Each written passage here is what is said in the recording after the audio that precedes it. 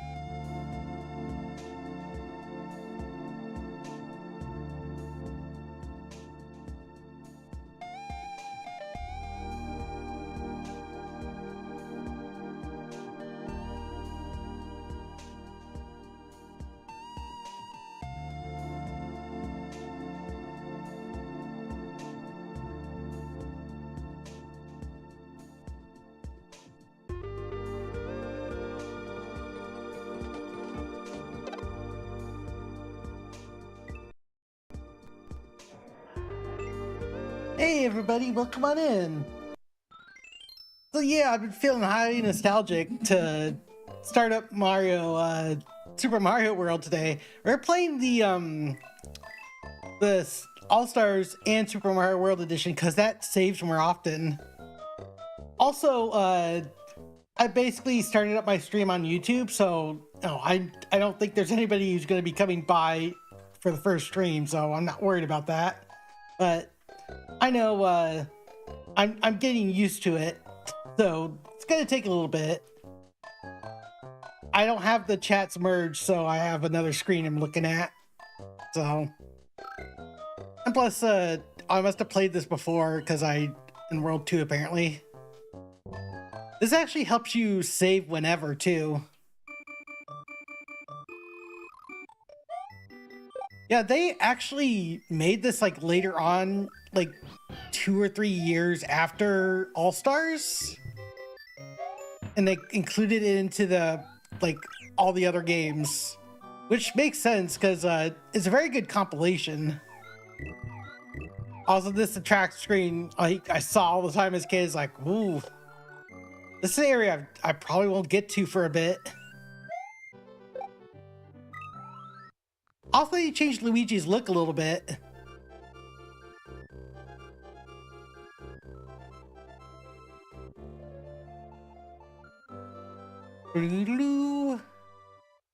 Bowser's always kidnapping the princess.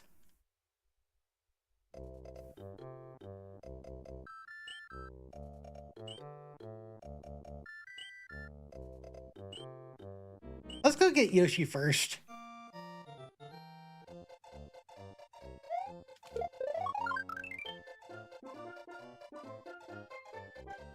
Oh, they get ran too fast away.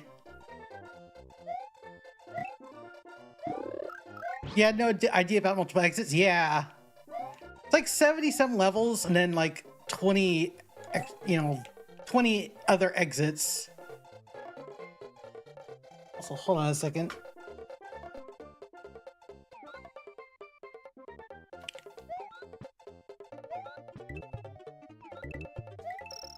Had to fix something there.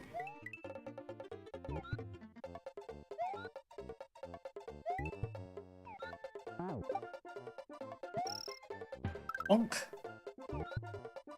Hey Dak, how you doing? Oh. No, not my Yoshi.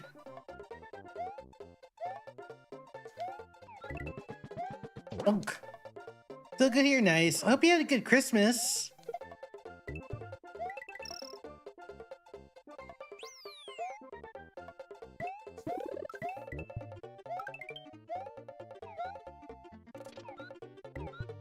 We'll be playing this for a few hours. I'm not gonna go for 96 because I've done it already. No reason to. We're just gonna have some fun tonight.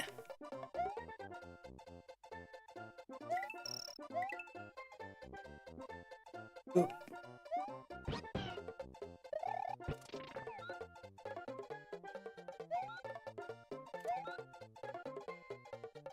Oh, this guy homes in on you. There's 2 moles out there. Ones are just really,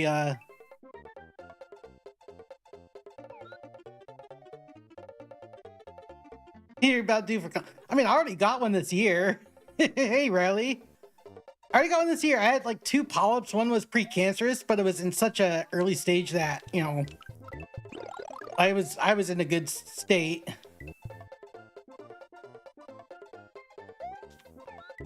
Panic about buying gifts. Yeah, I didn't even know if I was going to see my family because, like, scheduling is weird at my work. So, they told me, but I forgot. So it's like, oh.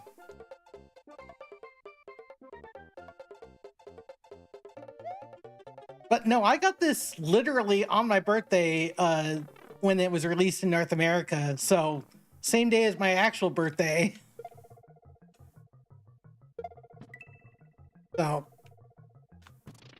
literally my birthday happened when it was released. I was 7, but I didn't get it till I was 8. Oh shoot. Hey Dusk. wants you to go old school on this game's awesome. Desk Agent wants to fight, yes. Well, come on in. 7 Days to Die. That's one of those like games you have to keep on trying to get better at, right? You don't hit cool people. Aw. Yeah, I think I remember it being something like that. I know I've seen other people play that, so that's what I was asking. Thank you for bringing people over. But yeah, like, I got this literally a year after it came out in North America, so it's like, I'm, you know, by the time I, you know, went from 7 to 8, telling me to hurry up. You know, it was 1 year old and I was like 8, so yeah, I was pretty young. But I already played with the NES at the time too, so.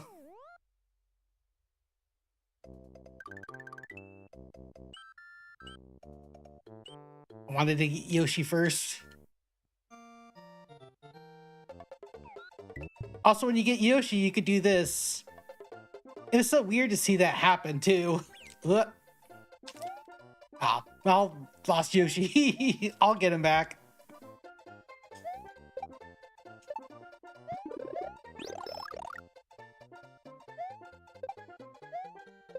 Also, there's like very few stages that these guys exist in. It's a shame, they should have been around more.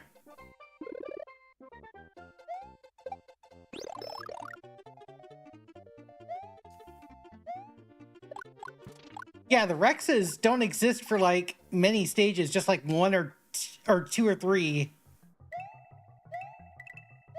Also, hopefully I'm streaming this on YouTube, so hopefully it catches the video. I don't know how it's gonna look, but you know.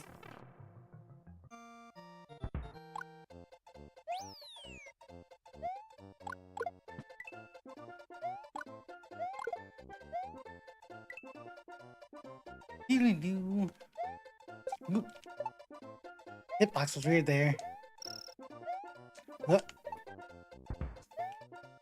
Bonsai Bill.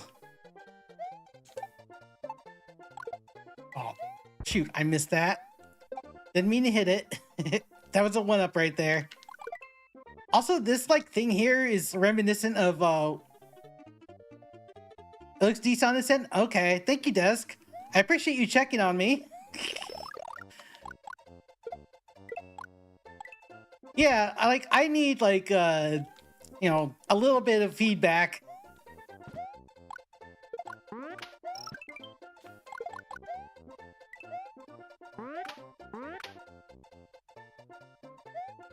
I'll definitely have to get more added people to the chat.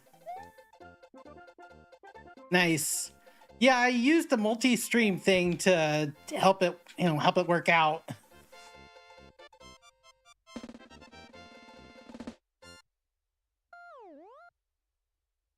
I appreciate you lurking in there. That really helps me out.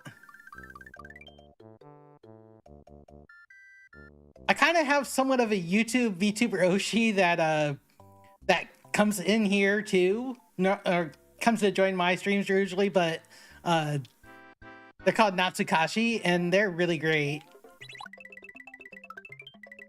I think they just got YouTube partner or something like that because like they, you know, hit the certain metrics.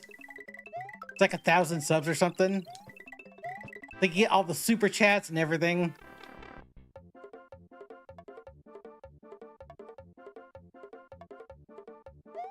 Oh yeah, she's wonderful. And I said I wanted to start. I'm glad this this basically has not been too hard to work with.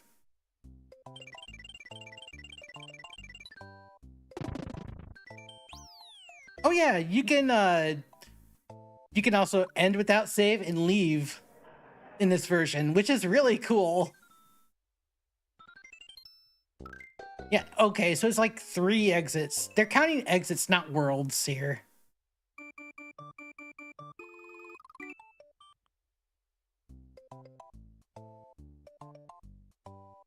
Yeah, it's true. I mean, they hung out with me for like something a little bit ago.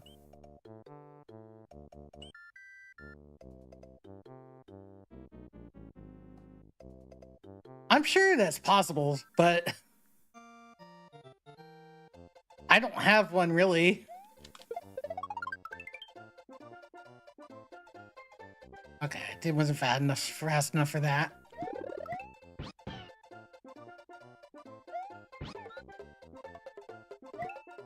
I needed a power up anyway.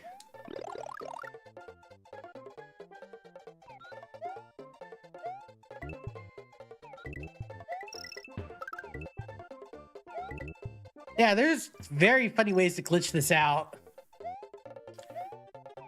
Also, Final Fantasy 2/4 is 35 too. Hey Taco, how you doing?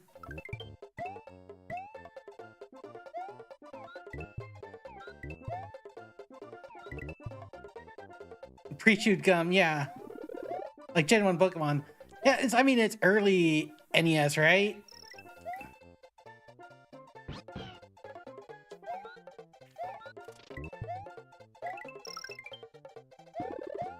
Get my power-ups here.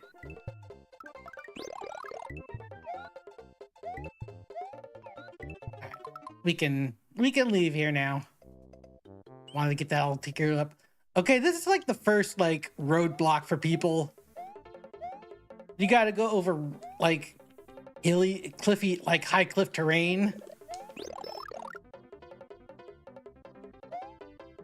Sonic prototype stuff. Like, is that the same people who did the Sega Channel stuff, or is that somebody else? Explicit Shadow Hedgehog. Yeah, I saw someone share that. It's pretty funny.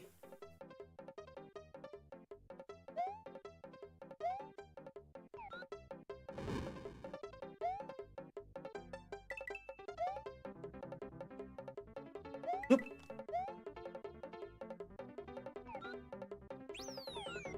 Honk.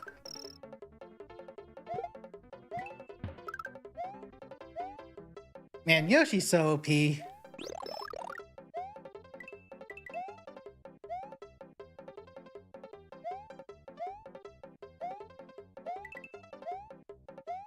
Trying not to put myself in a situation I have to launch from Yoshi. Like, you can always get another one, but I don't want to do that to this poor guy.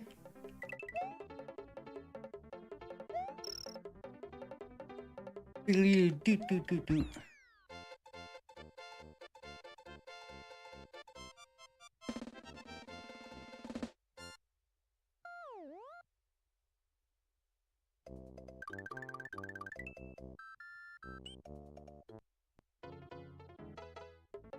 Kaizo hack of a game, yeah. I know somebody who does hacks on a regular. I could give him a shout out right now. Shout out Demon. Yeah, Demon King Ruza. I'll shout him out anyway. Yeah, he's a pretty chill dude.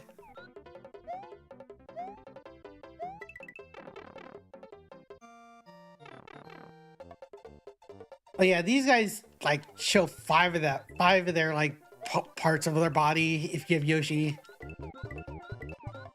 Yeah.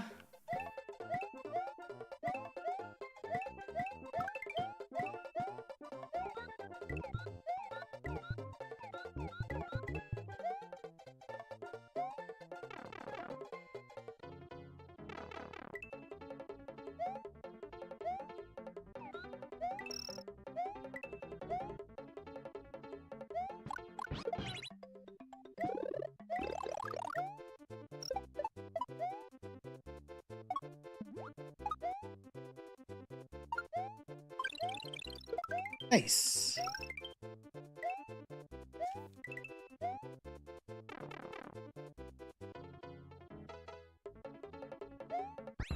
$24. Super freaking Mario. That's right, buddy.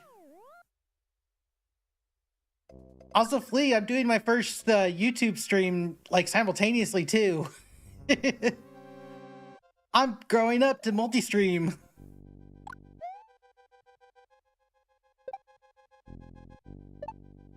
Yeah, somebody already confirmed I was doing good there.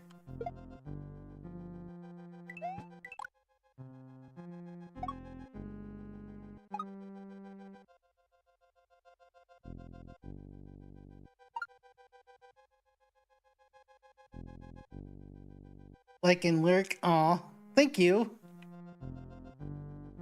Appreciate it, actual mad scientist.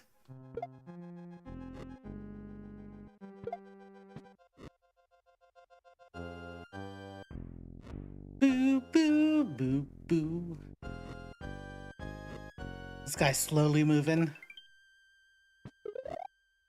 I wish they used more like the fence thing. That would actually, like, I feel like it would have taken off more.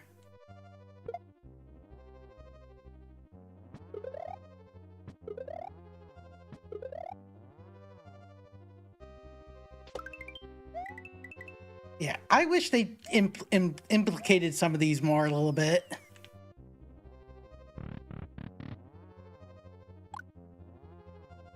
You give away free shawarma? Heck no. I don't even think I've tried shawarma before. I wouldn't mind it. How you doing, Sage? Run! Okay, this guy always gives me trouble.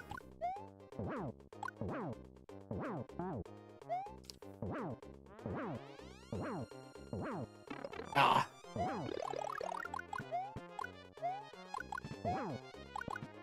There we go.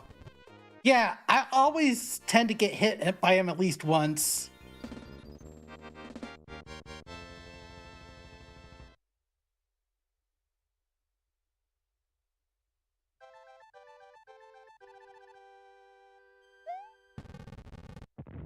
Bomb!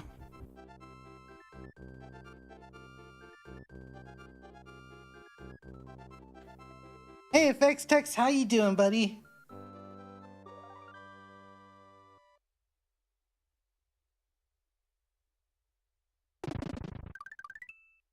I'm playing some Super Mario today. Doo-doo-doo. Oh, that was one with the cape. Oops.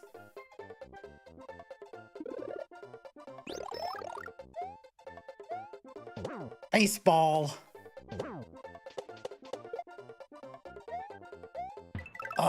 There we go.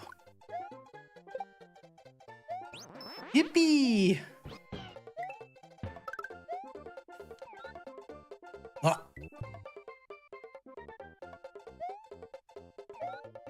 Ah. Oh no, it's all falling apart.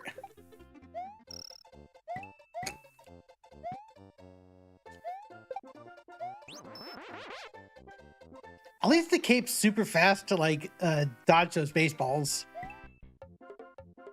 Also, game show. I didn't know that they were trying to do game show on this.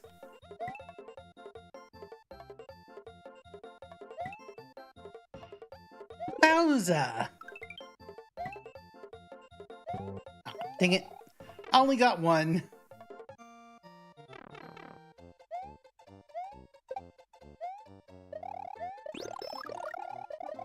Hey y'all. Hey, FX. You know, I need to fix that hey y'all alert to at least work for other people. Someone mentioned to me like it wasn't like working like it should. Scott here.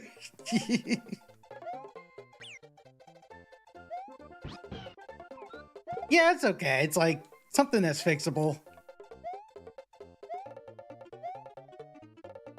Boing.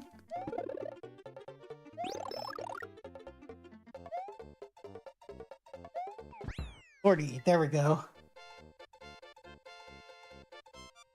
Hey, YouTube, Felly the VT here.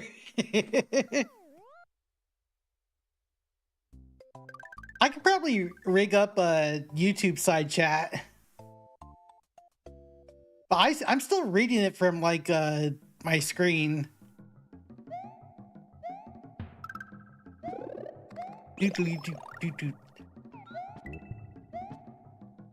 Oh, the cave version of this is very nice.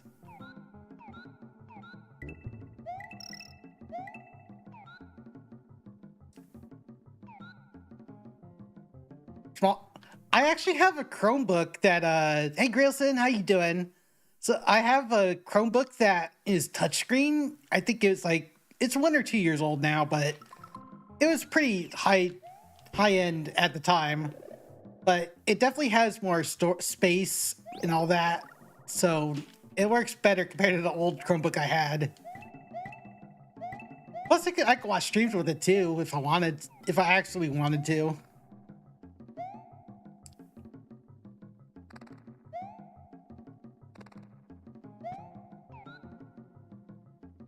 See that green dotted line? So there was a curious thing that I noticed that was mentioned is like the difficulty spike is not getting the switch palaces here. Oh, this guy does footballs. Oh, that's funny.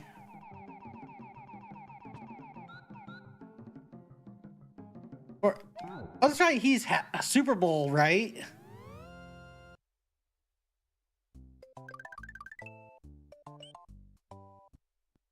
Snoop Dogg Bowl. Oops. Shoot, I didn't mean to do that. That on College Game Bowl.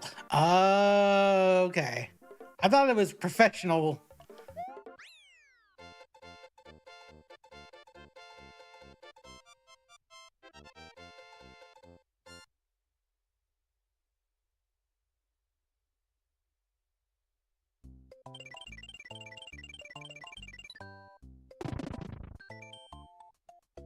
Yeah, I forget what day in February it is.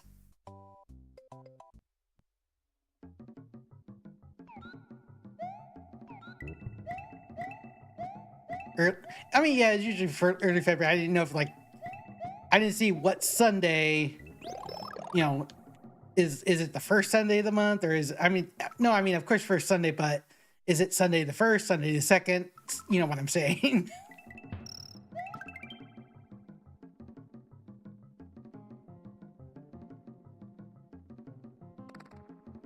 Only reason if there could be 5 Sundays in a month if it was on the 1st or 2nd of the... No, it'd only be on the 1st. But it's not even 2028 yet for that.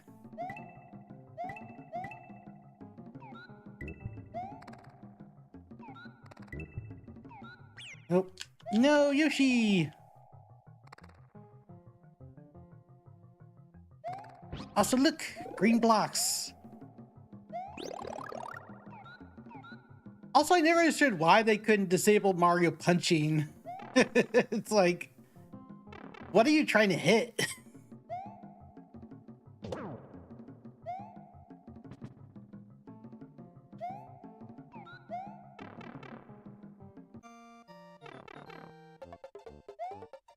$26.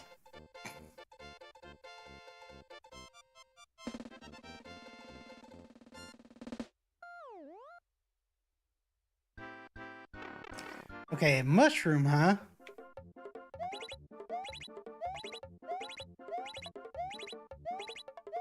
Aw, dang it. Okay. There we go.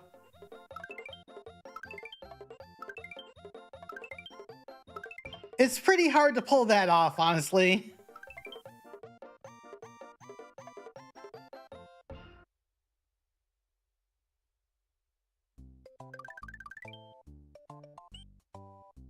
The ghost house. Everybody ready for being spooked?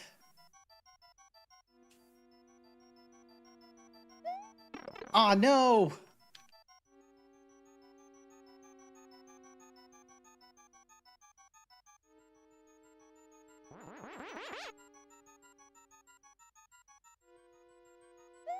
Yeah, I chose the wrong spot to, like, fly up to.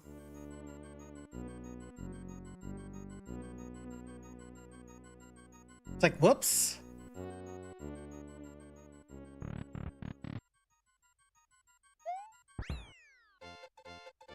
Pew, pew, pew, pew.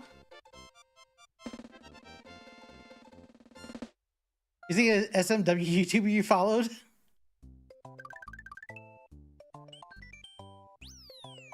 Speaking of which, this is my first YouTube stream, by the way, so I didn't make much of a fuss about it, like, elsewhere. So I was like, oh, hey, I'm live here too.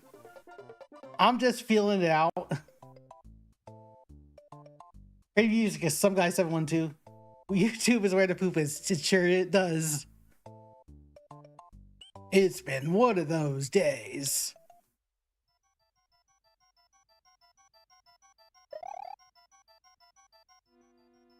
All right.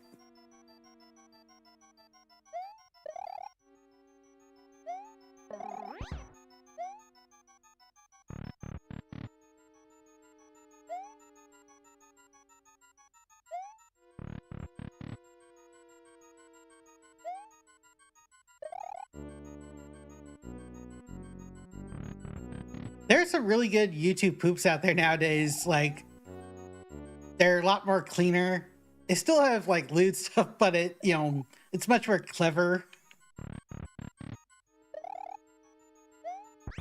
Oh, barely reached out to that.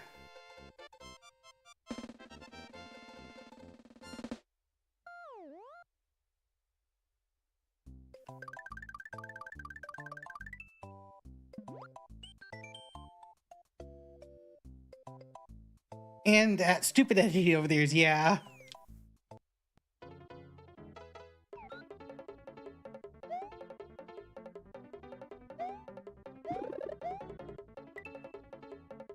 Oh yeah, I've watched him too. I like his Joe Hendry video. It's just like, how could you milk that so much, man?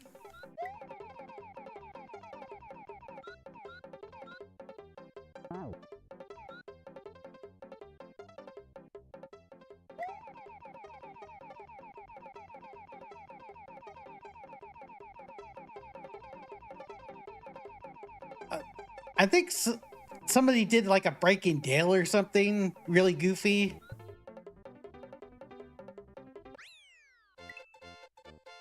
Haha, we cleared through the level.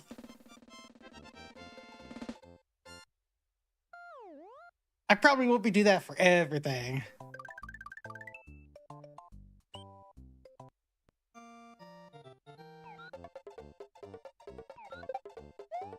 Bonk. But I hate those yellow Koopas, because like, dang. Oh.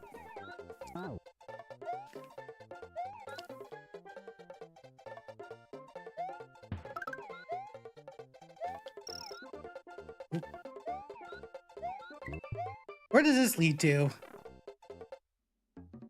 Okay. Just this funny looking area.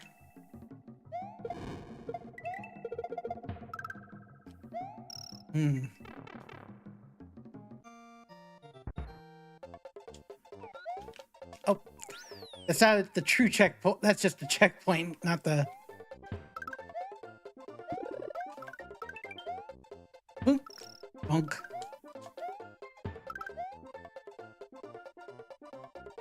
Never get the cheese breeze. Yeah, oh, I know what you're talking about. Yeah. That's a tough one.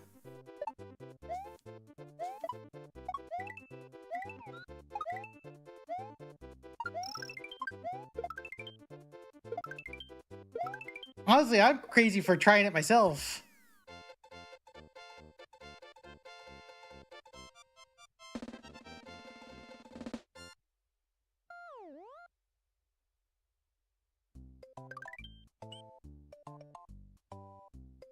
Yeah, Soda Lake's terrible.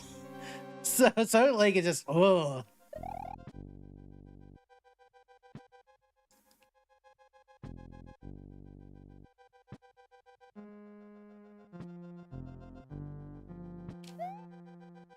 Yippee! I love this shortcut. Wrong.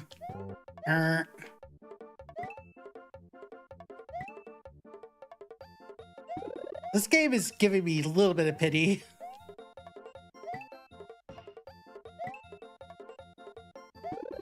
only 2.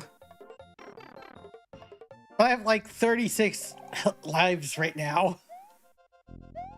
Also, hey, Bacon Wrath, I hope you had a great Christmas.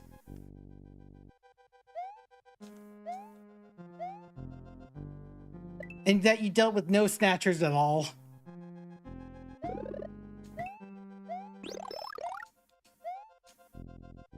I remember getting squished in this segment a lot.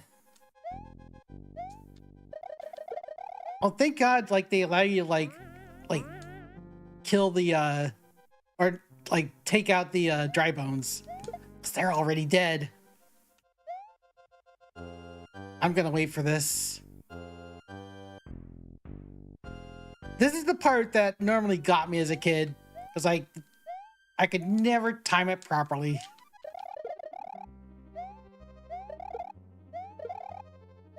Also, I do like how Bony Beetles and Dry Bones showed up at the... like, in the final dungeon of Bowser's Castle in Paper Mario. In a way, Paper Mario was kind of like a 10-year anniversary love letter to Super Mario World.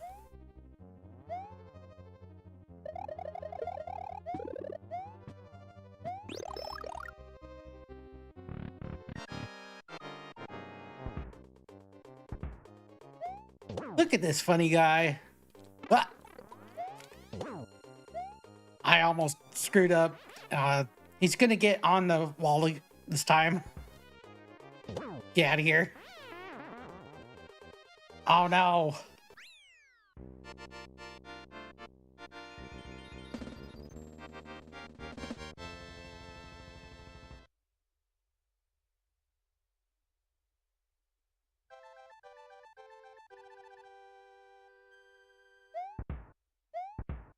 You hit them with fireballs first?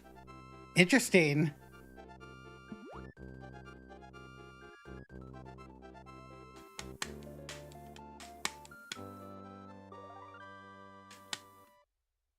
You know that one Australian speedrunner guy that got banned recently? Like, he kind of just rolled over and had, like, big name speedrunners try to, you know, call out Twitch and stuff. It's like, people need to have bigger spines. Like, if they get banned, it's normally like a slap on the wrist one day. It was just really weird to read about it.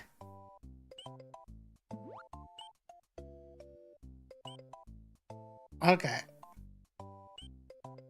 Also, I like how they put the dot there for that hidden level right there. And or canceled? Jeez.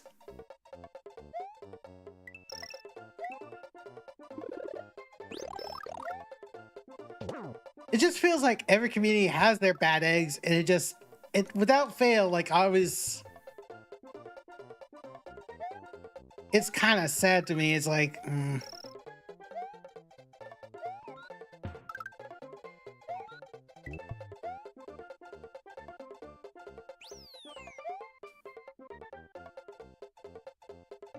but, you know, that's what happens when you know, oh, jeez. Nice save.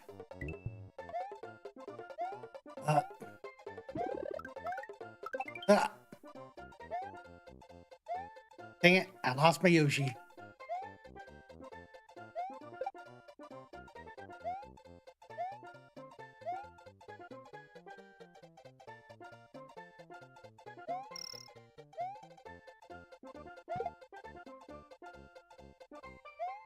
I wish, like, more people were decent human beings and stuff. That's all I want out of society, especially in the hobbies that we all share.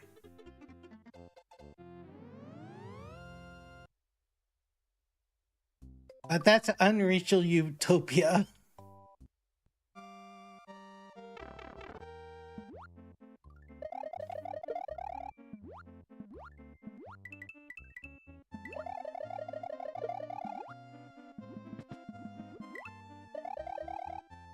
I'm always annoyed by the Rip Fan Fish. They just, like, you don't know if they're gonna reach you or not.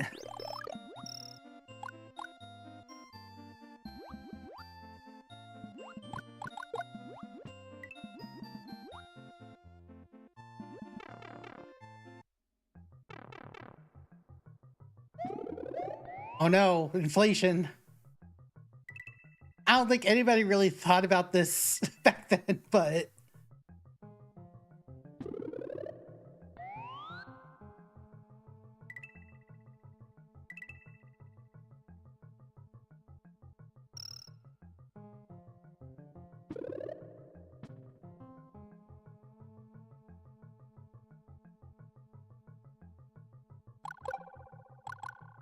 well, I don't want to get the both of them.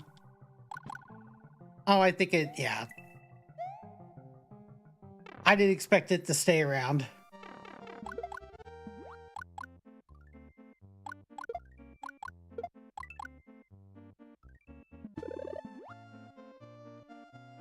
Do, do, do, do, do, do. Hey, Miles, welcome on in. Fire into the water. Why?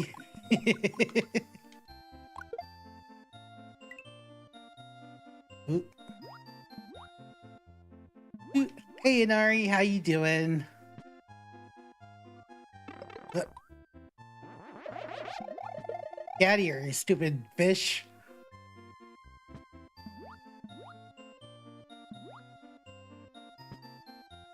Eepy? I guess I'm a little bit eepy.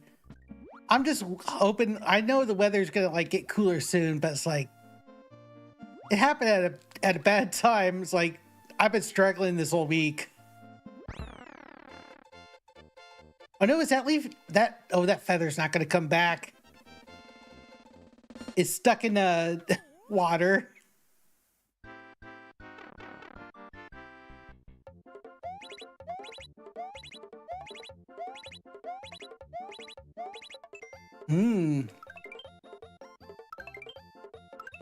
I hit the jackpot.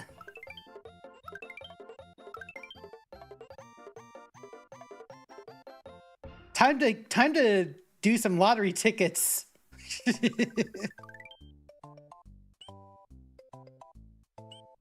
right.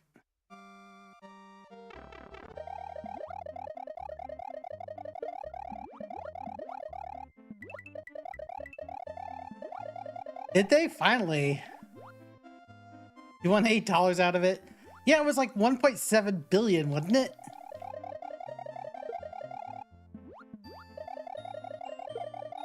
$1.8? Yeah, okay. That didn't surprise me it was gonna happen this time of the year.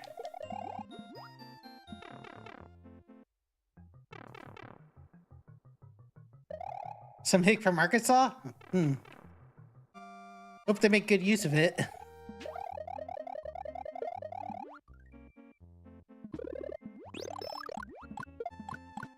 Doubtful.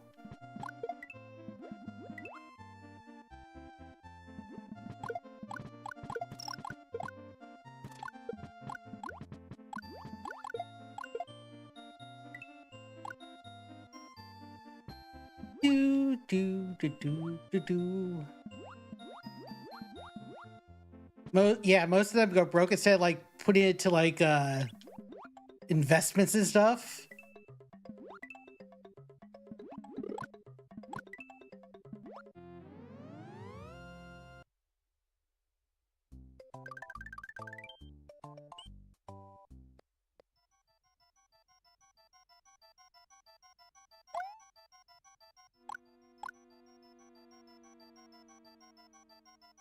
Spooky. In a failing animation company stock.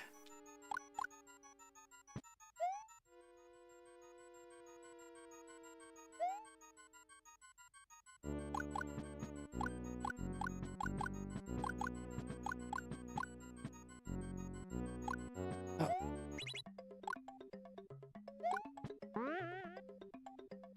Big leap.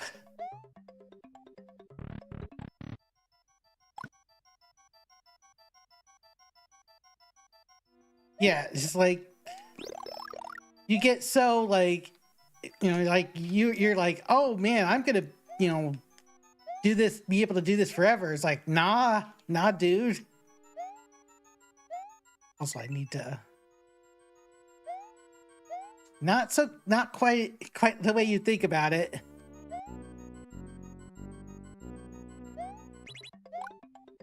Oh, dang it. I didn't want to go in there. I pressed up too soon.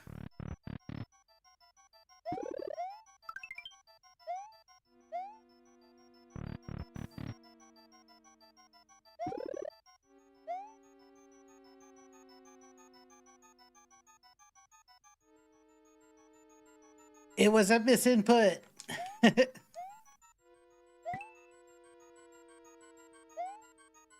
Doesn't pay for itself either. Yeah.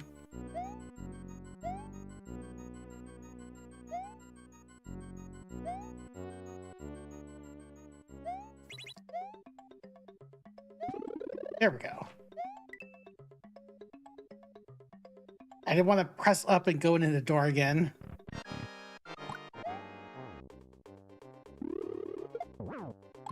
Wow.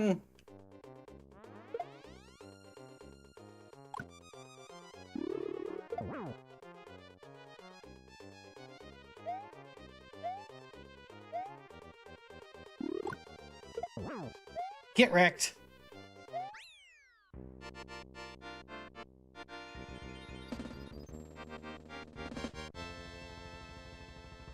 And super suffer super duper bankruptcy, yeah.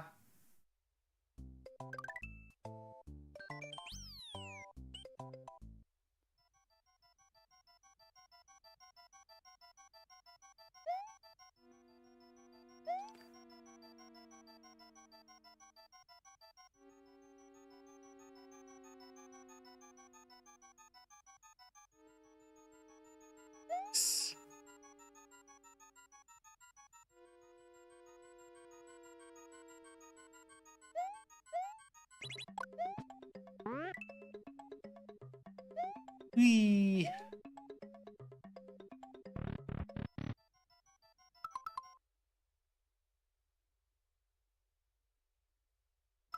Yeah, I would definitely share it with people I know, at least to help them out and make sure that I'm set for life. Of course, I use some of that money to go to conventions like out of the country. 'Cause that would be a cool experience.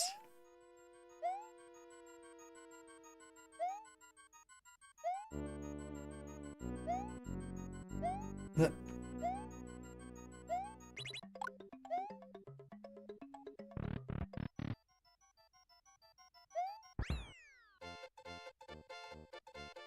Like the bunch of bumps they are. Oh, and Nara, I don't think you heard me mention it earlier, but I'm doing my first stream on YouTube simultaneously also.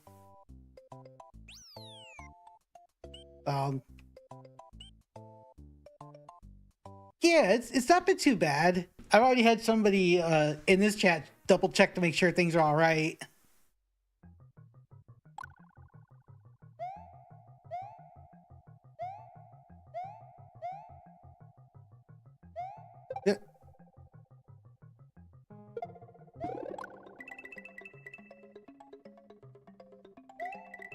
Also, I forget you can manipulate the coins here.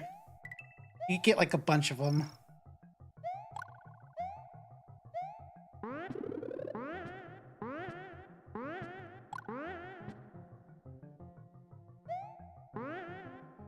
Let me see. Let me read that for a second. Lottery winner has a finite amount of winnings, regardless of how much it is. Whereas the official in charge of a giant company has a consistent replenishing income. Yep.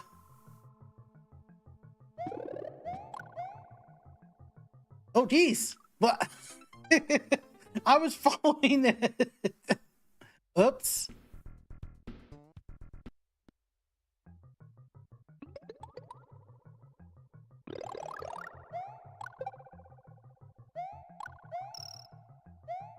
I know what I'm doing. Shut up, Riley.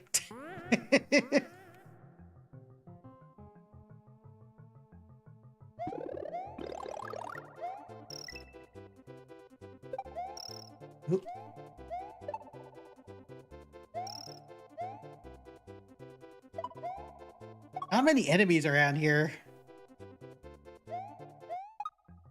Okay.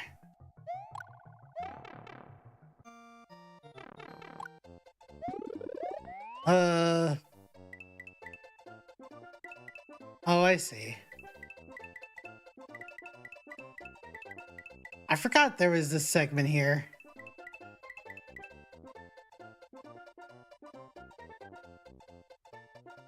Yeah, but this game in Mario 3 is like, no matter how much you try, you will still die in this. Oh, oh shoot.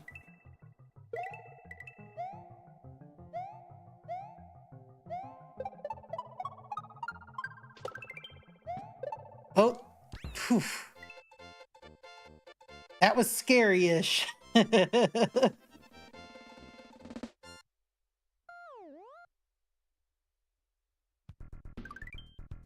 It's always been Mario 3.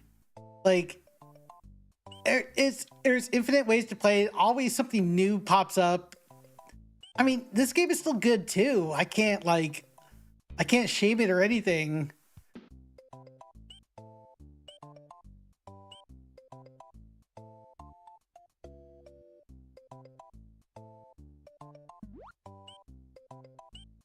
Are they really barbecue really pop? What kind of Pop-Tarts is the question?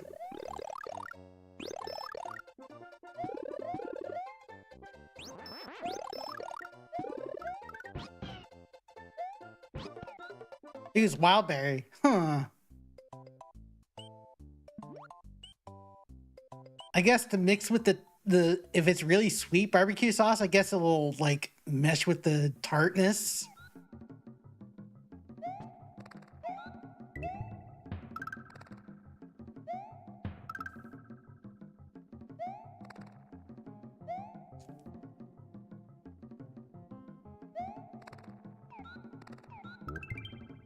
So it's BYU and who?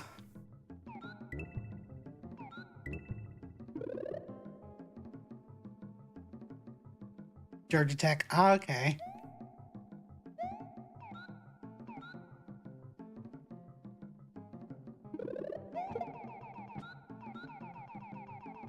Sounds like it's been a pretty good game.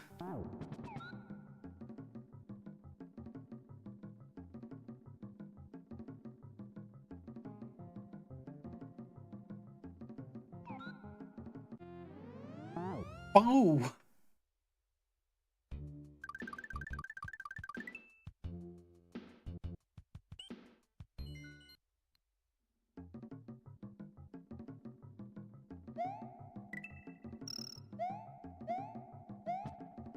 Hmm.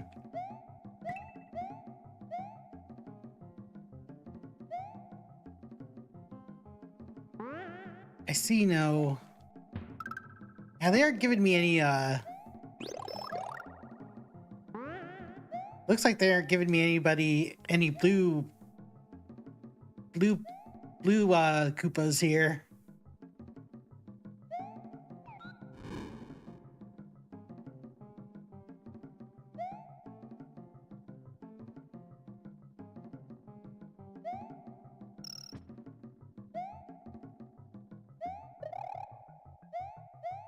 Yes, this means goodbye, Yoshi.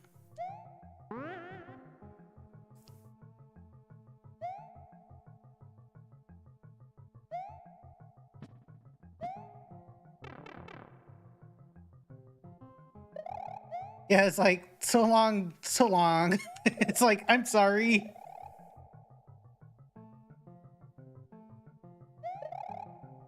He'll be fine.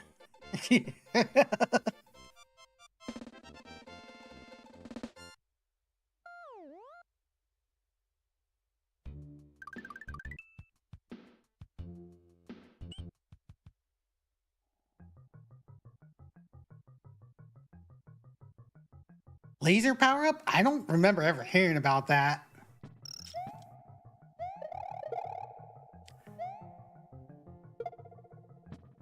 Just abandoned it 5 seconds later for a jump. I know. It's like, it's so mean.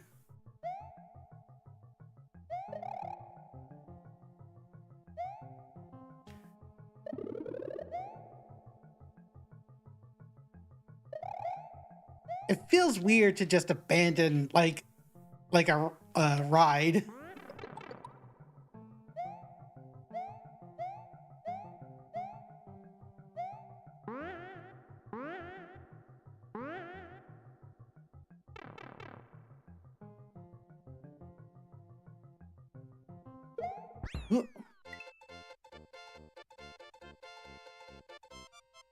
Father, why have you first taken me all in the same thought process?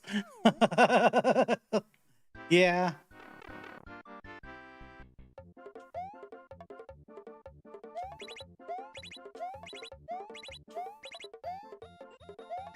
Man, this isn't looking good this time. Only one.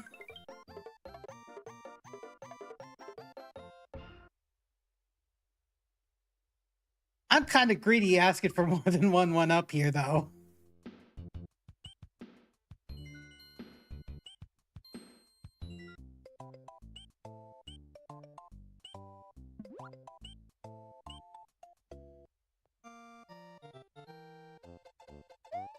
Well, your tank's full.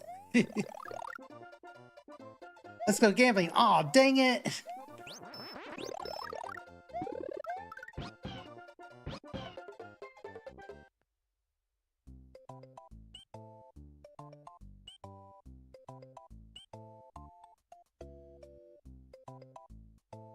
In the Switch, Mario. Actually, no, I'm playing on SNES Classic. Also, we're about to hit an ad break, so I'll go ahead and switch us to that. Be right back.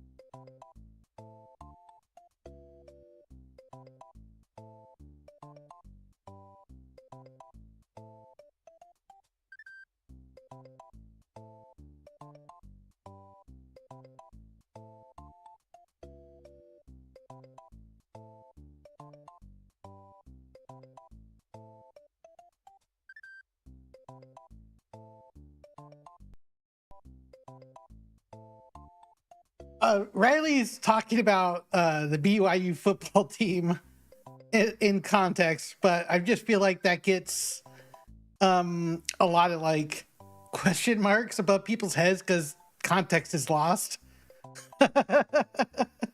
Pop-Tart bowl.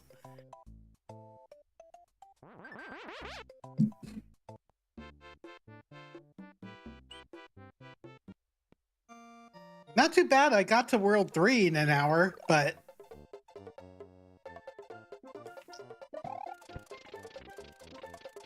I remember clipping in this area a few times as a kid and dying because I did it really badly.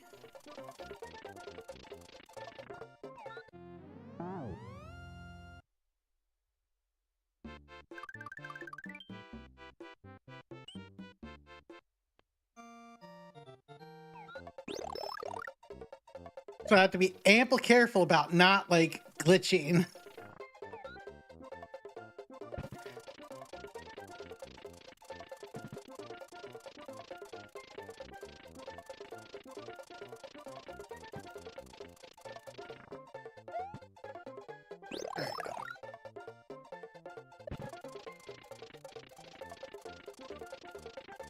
Oh, you've done it a few times too? Yeah.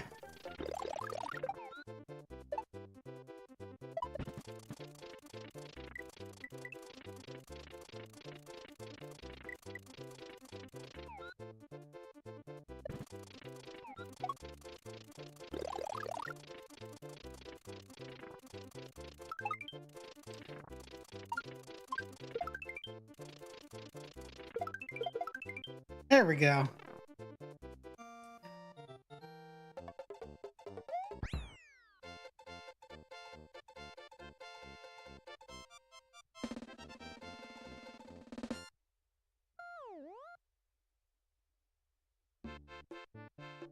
Okay. I have to make sure I do them both to get both the exits.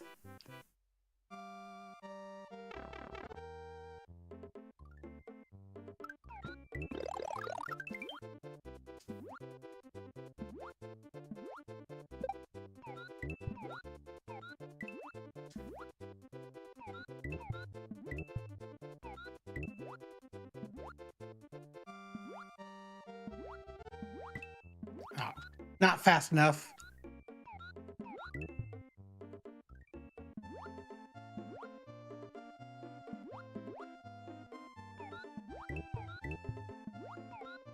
Oh, oh geez.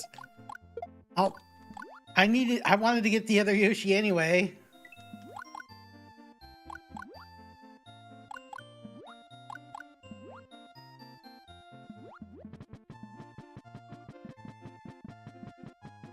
Do do do.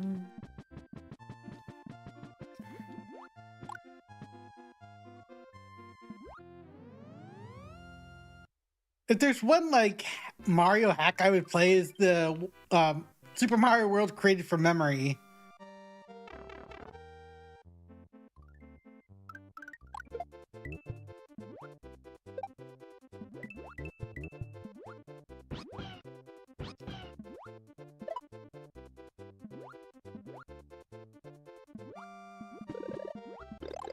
Nice.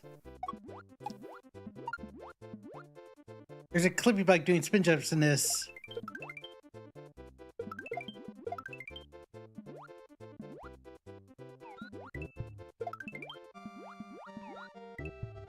I'll leave these guys alone.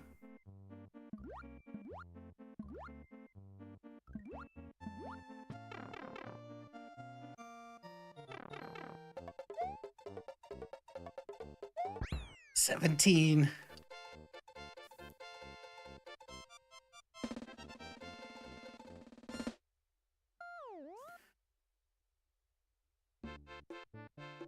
Just takes me back here.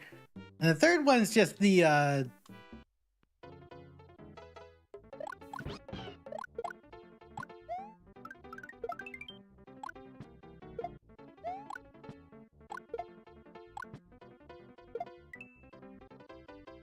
just run out of here.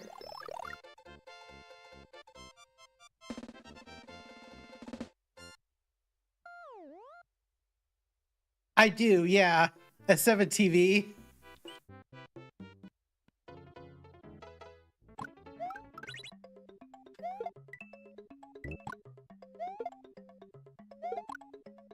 This guy's way too smart for his own good. There we go. Get out of here, nerd. There we go. I can barely jump over Tim.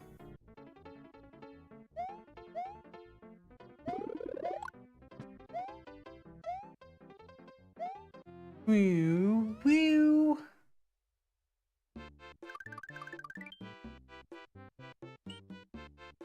Let me go back and get the blue Yoshi again.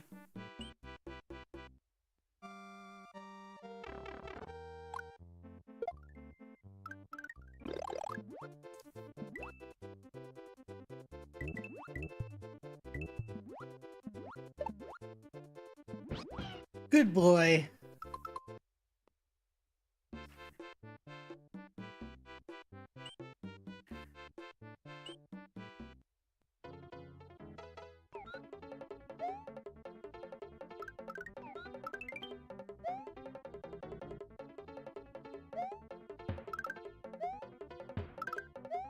Do do do do do do do. Ah.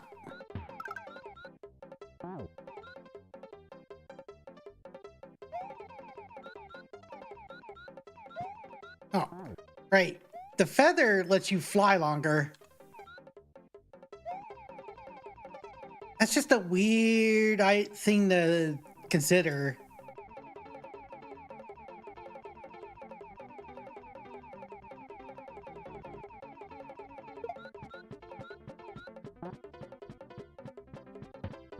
Oh, nice.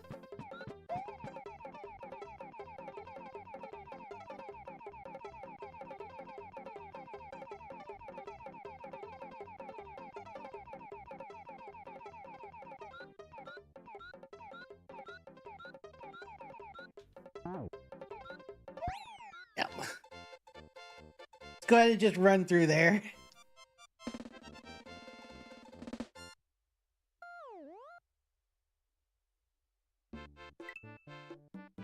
And now we have to find the way in there. Actually, fly over there.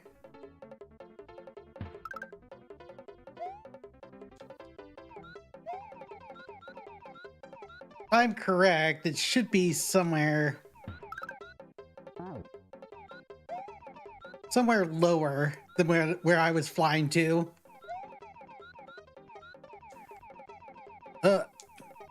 God, I forgot how high they could stack.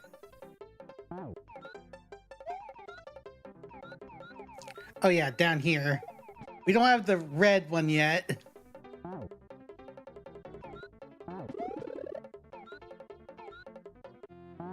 Wow.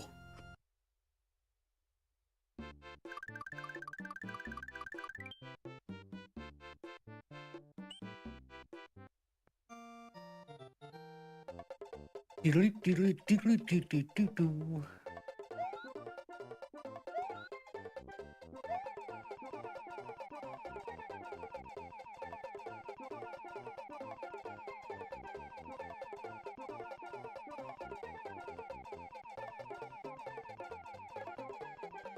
We should be able to get to somewhere. Oh, here it is.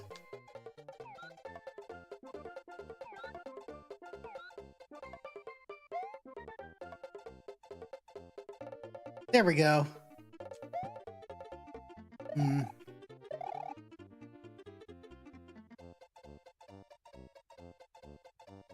Oh, dang. Wow, okay.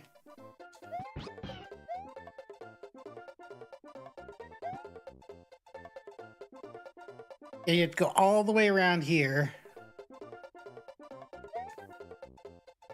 Yeah, you need all 4 of those to actually, you know, cross through there if you normally.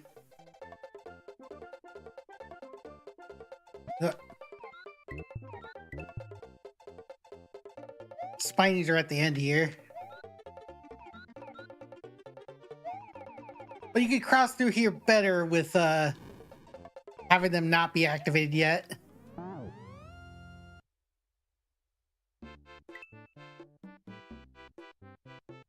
But let's finish the whole star first.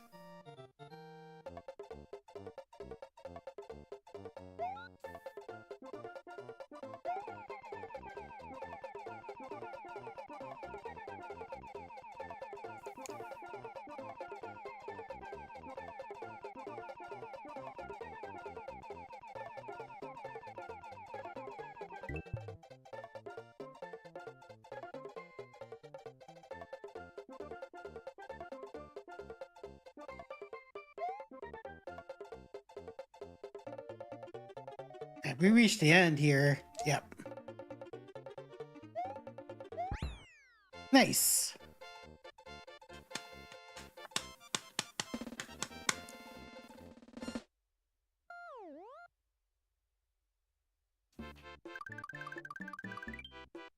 Sweet. Okay, there we go. And now we're at Special World. Let's go.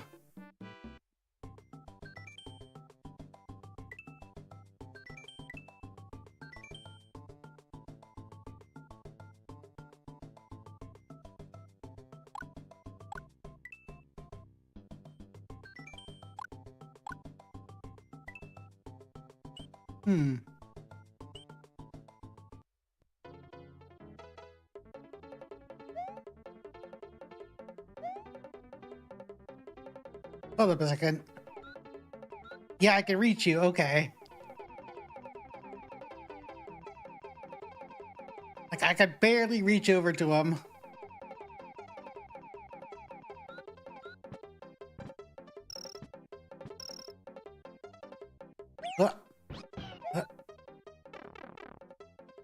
That's the fastest way to do it.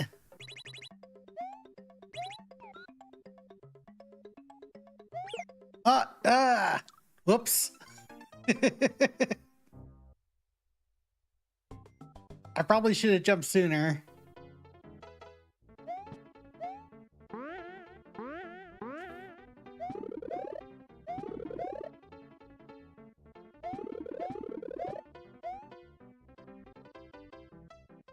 What was here? Just a block.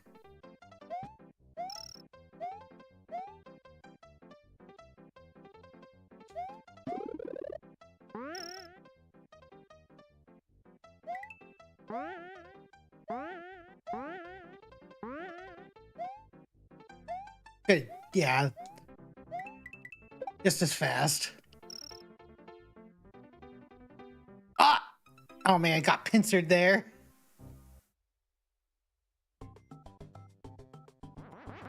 Actually, be right back.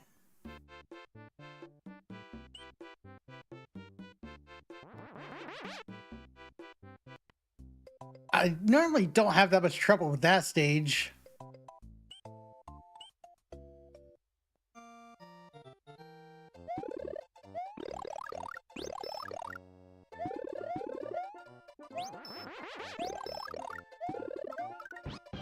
Yoshi?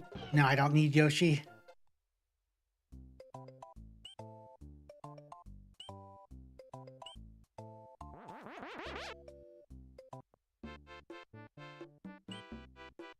Get our blue Yoshi.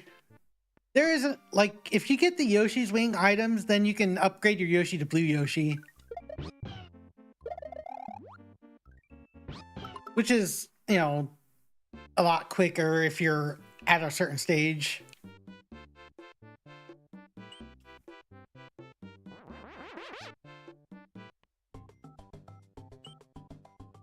How much do you win out of that?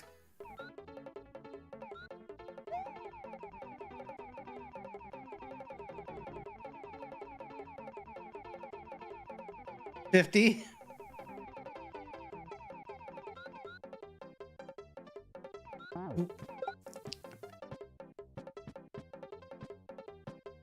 Ah. Neutralize the threat here.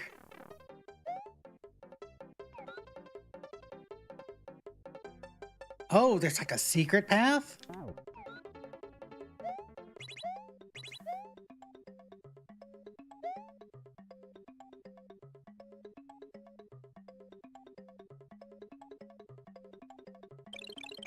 Okay. I didn't see anything there, but we're at the bonus.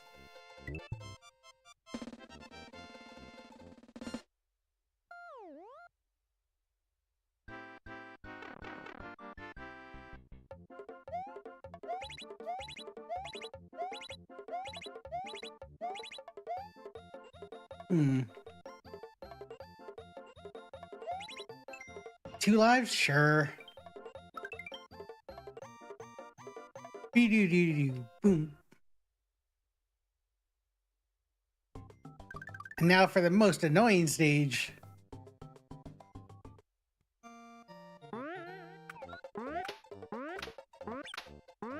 Sorry, Yoshi.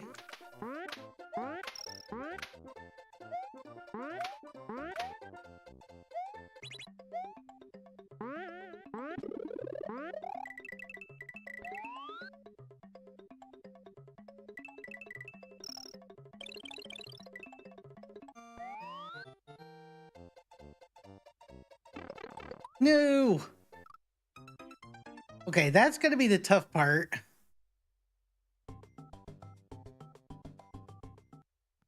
Maybe being small is better here.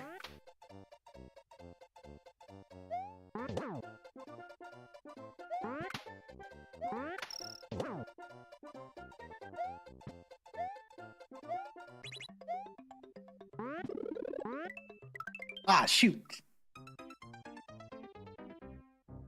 Yeah, I needed to, like, move a little bit better there.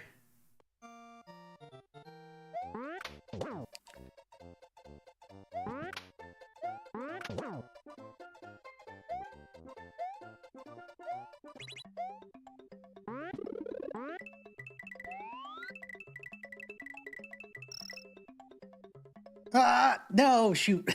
I forgot that guy was right there.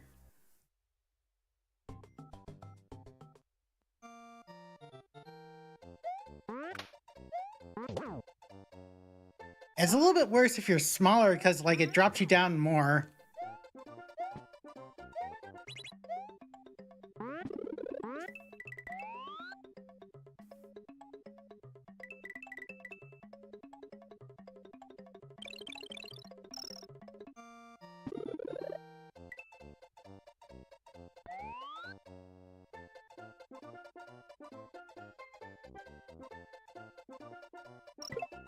Oh, okay.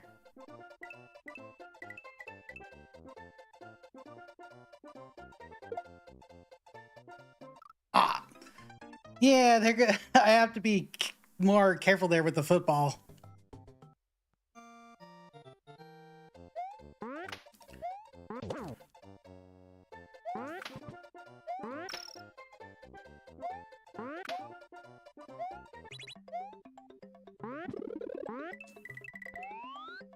God, that drops me so far down.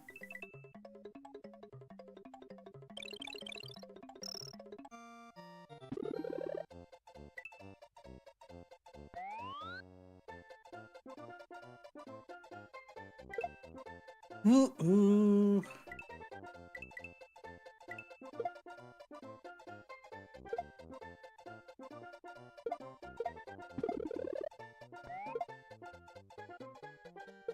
Ah.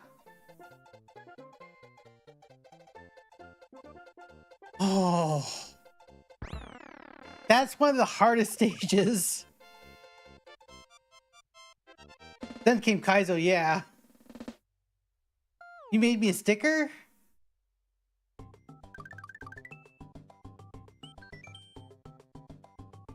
Oh, that's cute.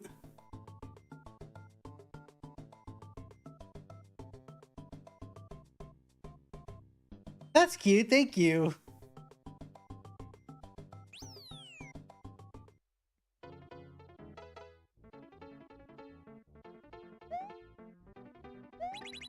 Oh, this stage.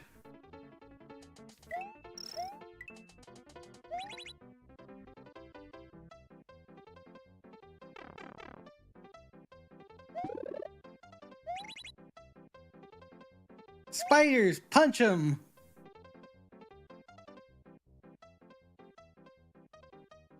These are called fuzzies, though, I believe.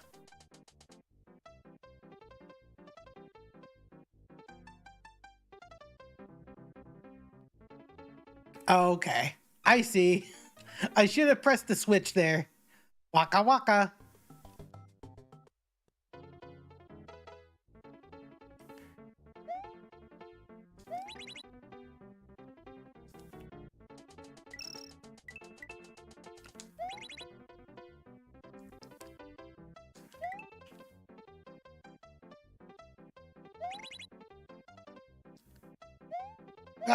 Shoot. The other fuzzies being drugs, yeah. You don't want to touch those fuzzies, you'll get dizzy.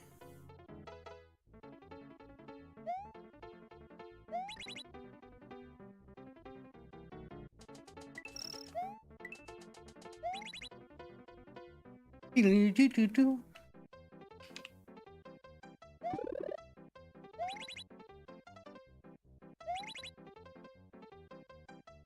Do-do-do-do-do-do-do-do-do-do. Yeah. Good idea to make sure to... Okay. Cool. Oh, Yoshi Wings is here. I see.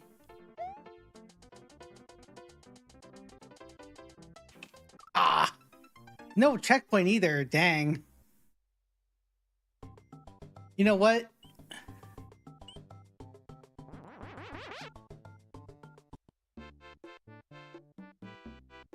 Probably a good time as any to get like a Yoshi to fly. Just get a Yoshi in general.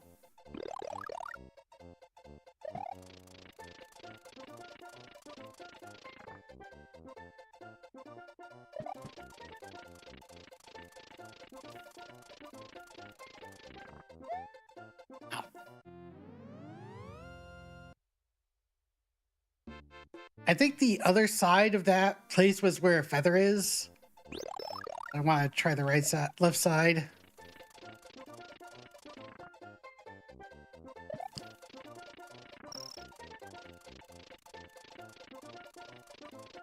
There we go.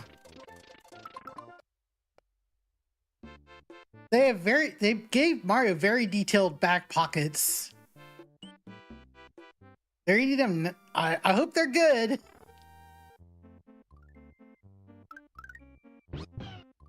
Oh my god.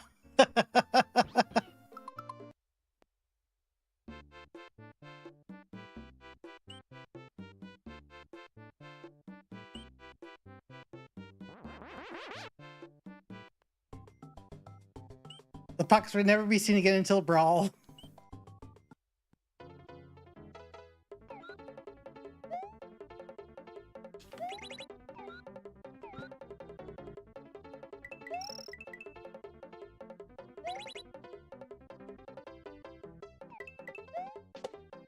Oh, I just phased through them. Interesting.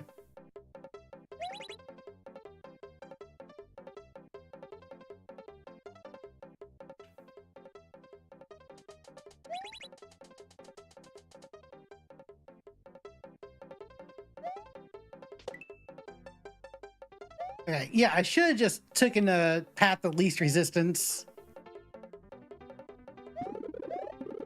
Just do that, and then fall down.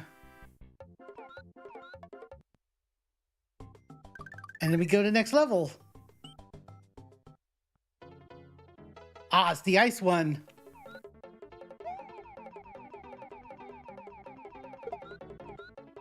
Oh, they knew what they were doing here. They didn't want you to get too far too quickly.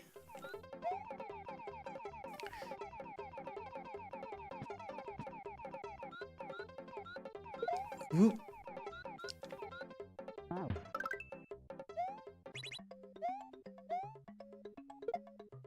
I know what you're doing, buddy.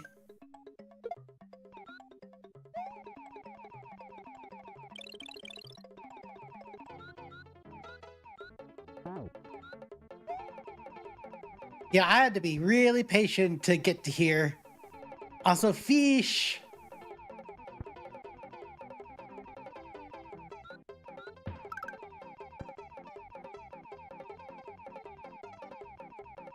Oh, thank goodness.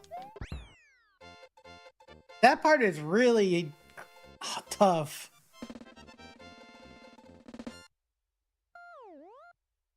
Flappy Yoshi. Save.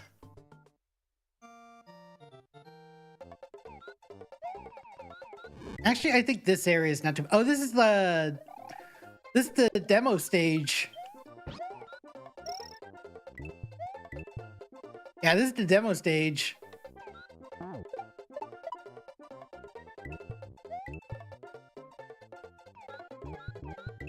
I think it was really cool that they did this like as a demo.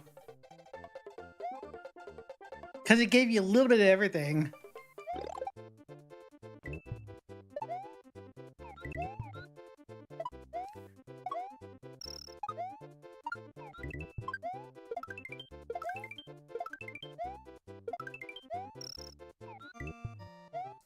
Oh, man.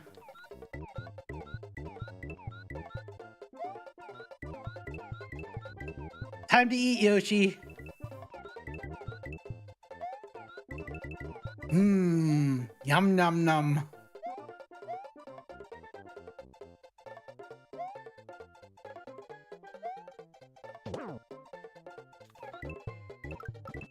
Oop.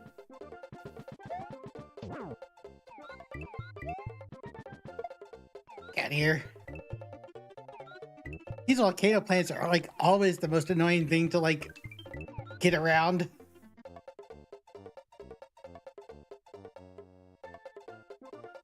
Yeah, they just keep on throwing them at you. It's like there's no way to get through.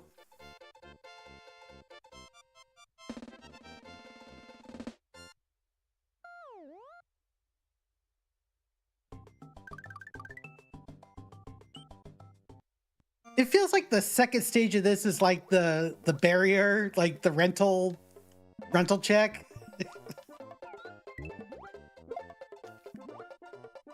Like, I don't think you get through this in a rental. Oh, Yoshi's fine. I'm not, though. There we go. It was a pack-in, yeah.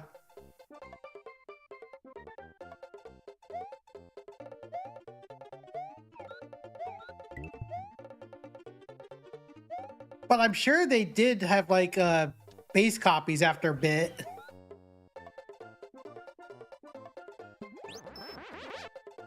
Yeah, they rented the SNES too. I think there was retail copies of Super Mario World eventually because they had like the 5-in-1 and Donkey Kong Country as other packs and stuff like that later. Yeah, they are pretty expensive. Was not seen very often.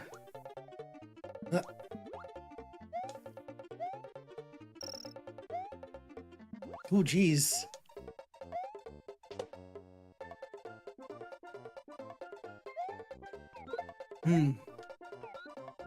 Here, Yoshi, have some fish for dinner.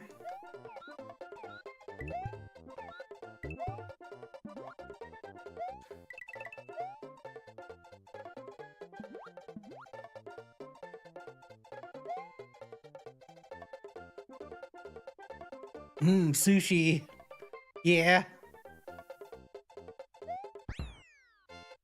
Do do do do do do do.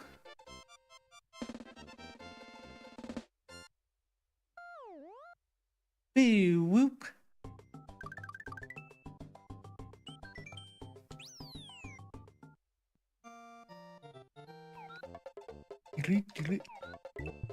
Oh. This is, if you're not at the Forest of Illusion and you do this first, it's like kind of funny. Oh.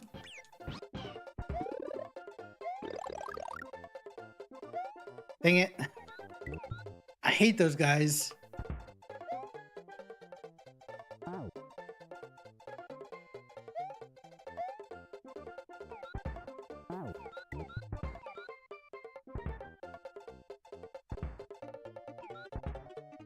Gotta avoid the fire.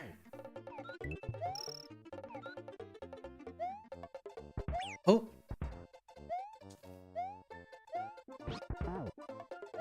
Ooh. Also, I've done like the life up trick in Forest Evolution.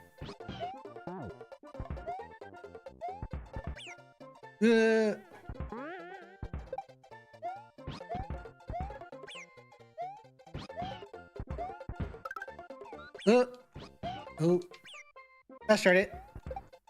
Get out of my way.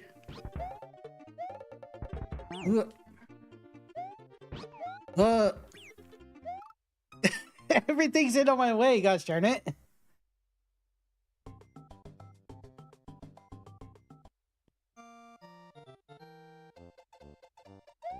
Punk. And they just get all angry. Ah. These darn hitboxes.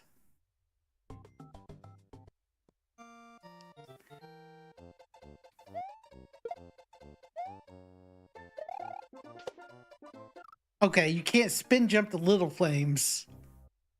That's annoying.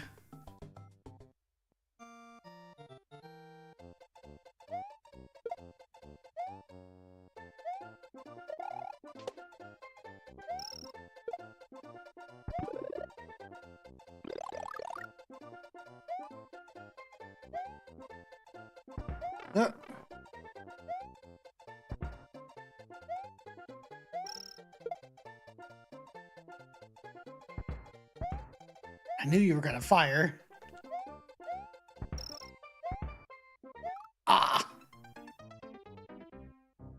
Yeah, this area is kind of tough.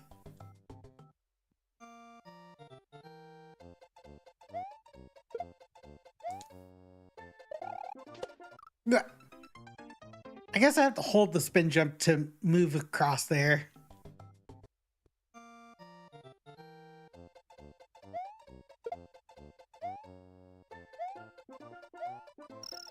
I usually try to do this more powered up.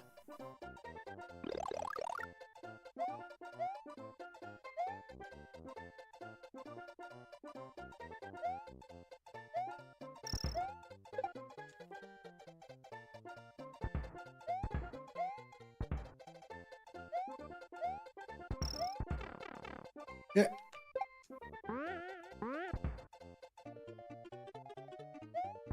Ah! Caught me. I've been sniped.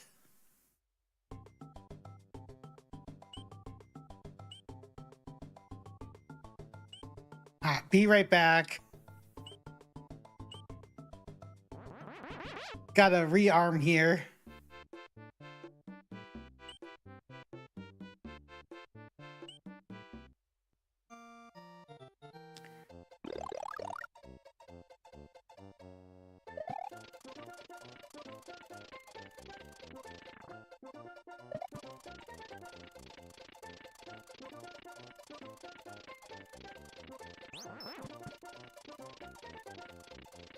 Okay.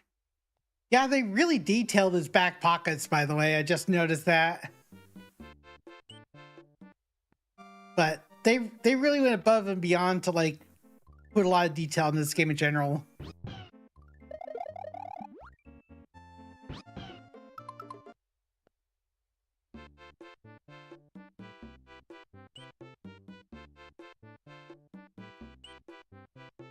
Do, do, do, do, do, do, do, do, do, do, do, do, do.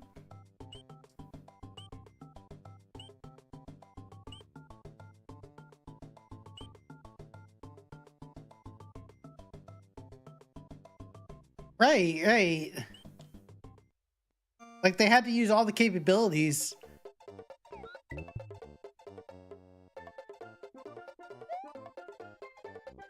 Of course, not every SNES game took advantage of that either, which is a shame.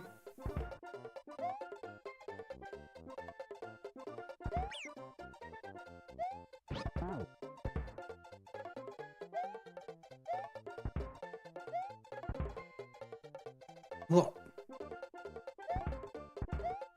Surprised I missed that.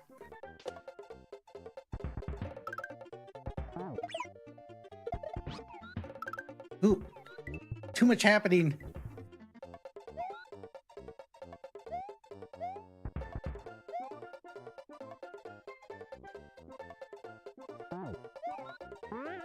course you need one of those. Yeah.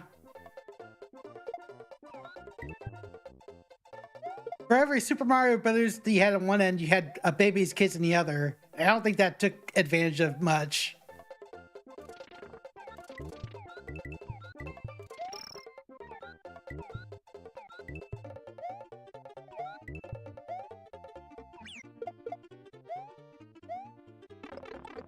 Oh, wow, okay. That wasn't good. Also, they gave you another chance at Yoshi here, which is good.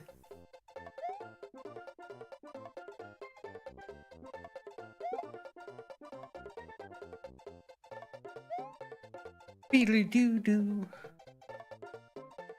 Oh, where'd you go? Like you disappeared.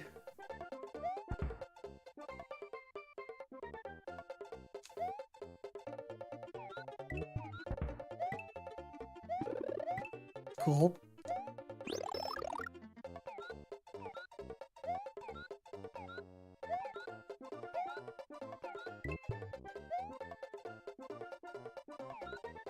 So it was a while ago, but I beat Pocky and Rocky, but I want to play Pocky and Rocky 2.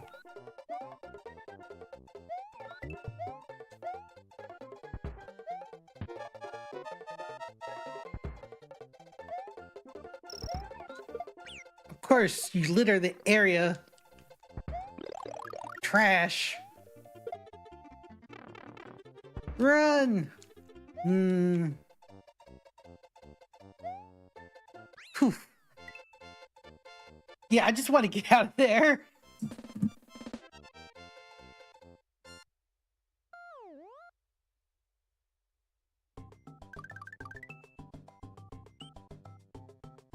Oh, hold up. By the way, let's see. There we go. Yeah. So if you guys haven't subscribed to my YouTube, it'd be a good idea to do that, because I might do like YouTube only streams with like friends who are YouTube VTubers or something like that. I don't know. I'm just trying to think of, I don't have any ideas right now, but I definitely want to like put more of my VODs on there and like edit them to like just be like the gaming segments, and maybe like for reacts with friends. Yo.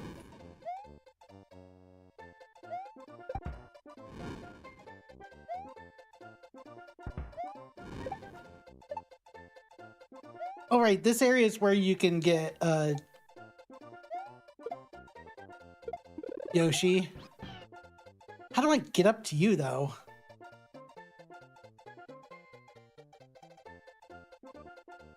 That's a question.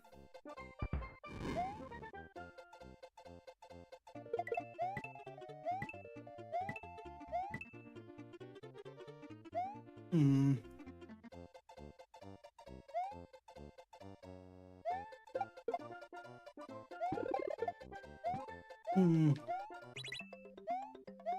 Oh, that's right. Okay. There we go. P-switch to the rescue.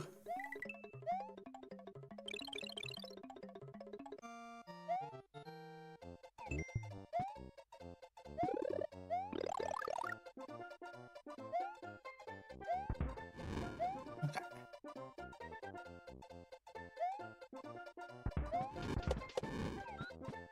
Oh, there we go.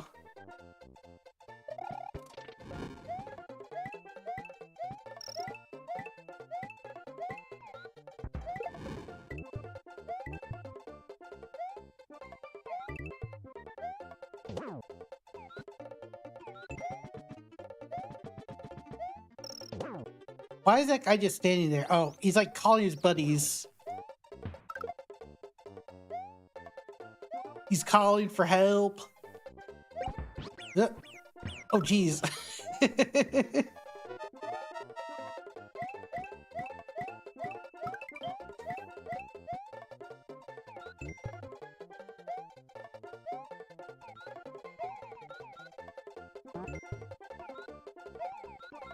Yeah.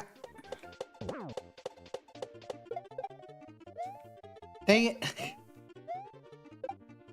This stage is crazy.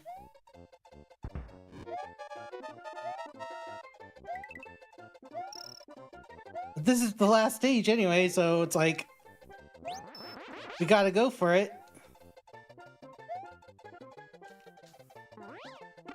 Aw, dang it.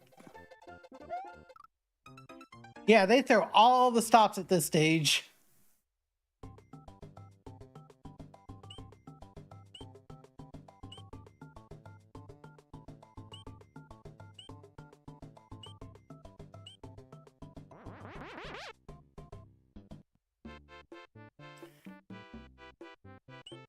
Do do do do do do do do do do do do do.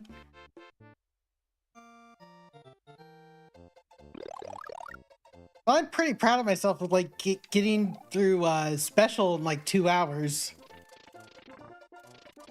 I couldn't imagine getting that far back then.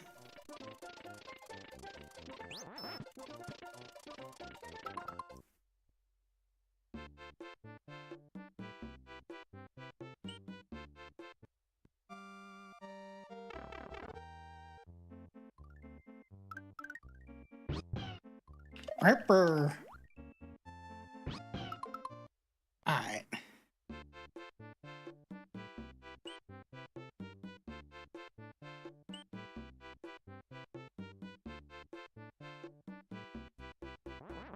That is true. That's the really fun part about it. I have a GameCube and Game Boy Disc and Game Boy Player. I know there's ways to mod it to like take off the interface, which is nice.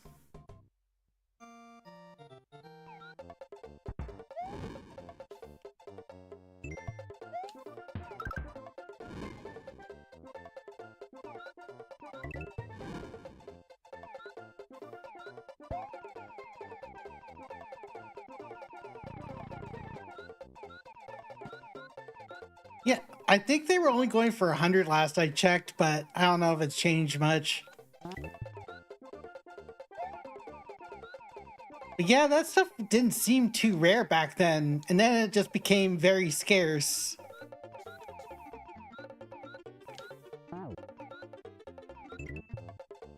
Oop.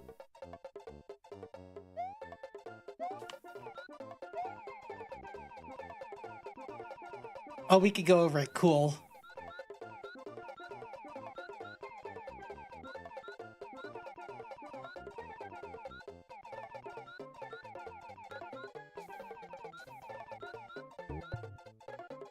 Huh?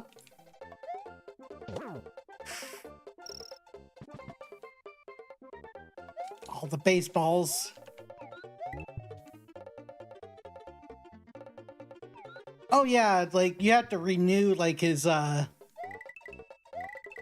renew his timer with the held item in his mouth. You are a super player. Hey Tasty, how you doing?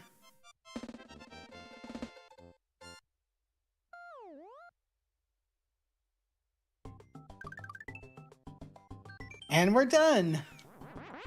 Doing all right, sick. Now we're in a different tone area. It looks like it's really fall.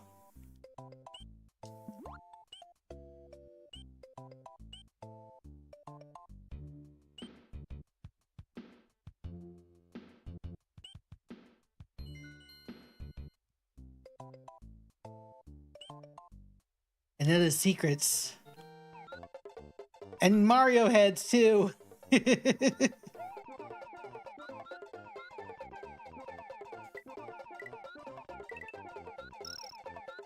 Yeah, like this whole area is just like bouncing flying Koopas.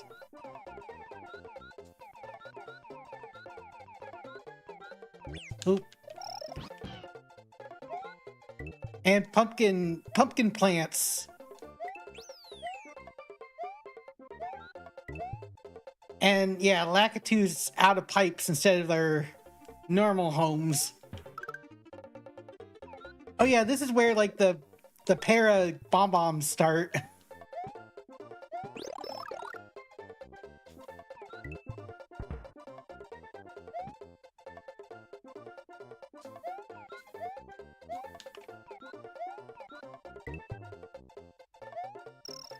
Yoshi certainly has an iron stomach, doesn't he? That's okay.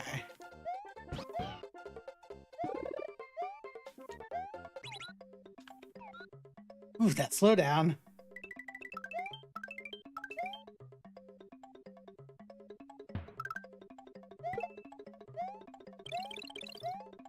Oh, there are more great coins there.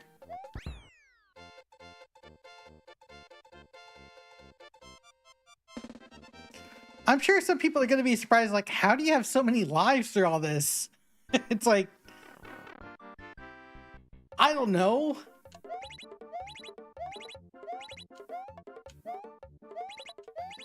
Oh man, that's some bad, like, hitting here. Okay, we got 3. 4, okay. And look at me complaining when I had like 2 perfect boxes earlier.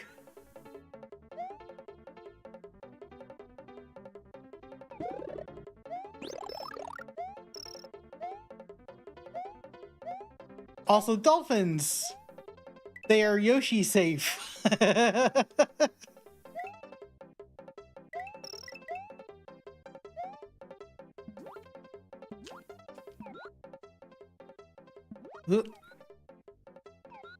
There we go.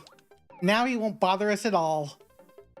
That's like the main thing about this stage is that Porky Fish just bothers you all the time.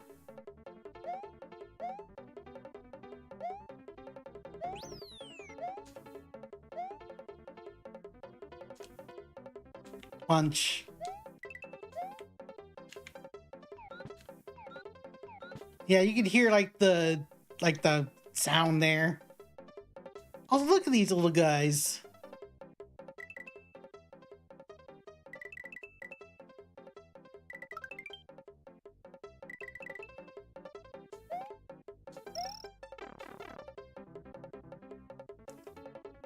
Oh, I missed that one.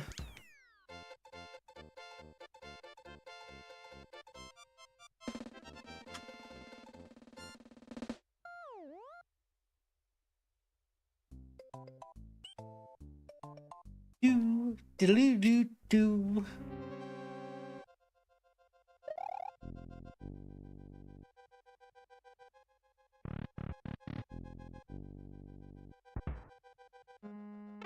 Pew, pew, pew, pew.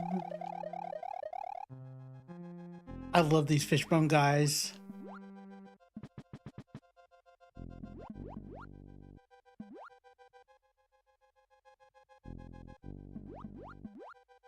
Of course, if you're small, you can just scoot down there, but since we're powered up, we don't have that luxury.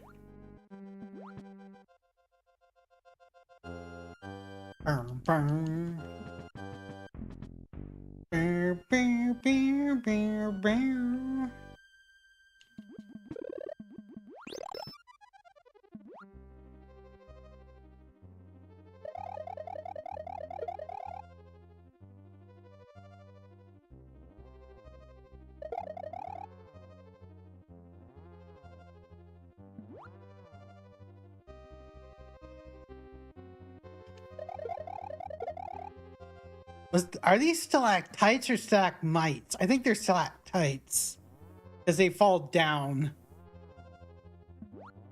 Or they're pointing down.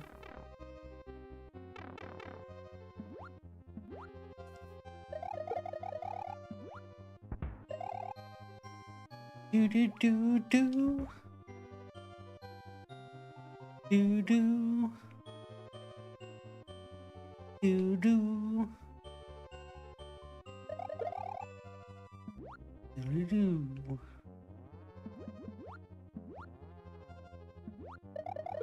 At least they have a power up here. Reznor.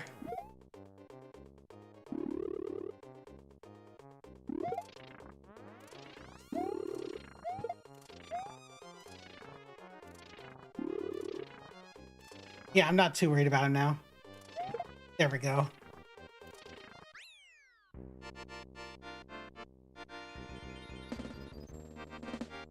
sights are on the ceiling. Okay. That's why I hesitated to say it, like, firmly.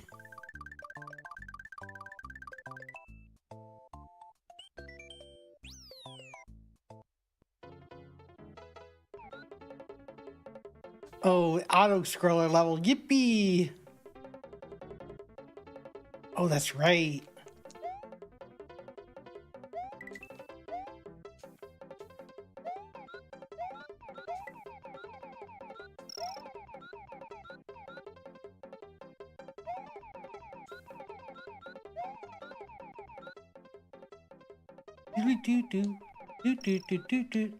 Hey, Ashton, how you doing?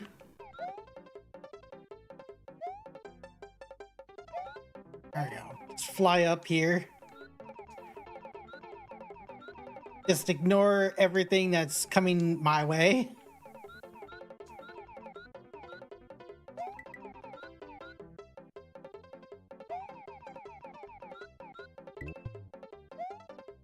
Uh-oh. There we go. I was like, you got some cool stuff? I only got a few gift cards. I didn't really ask for anything.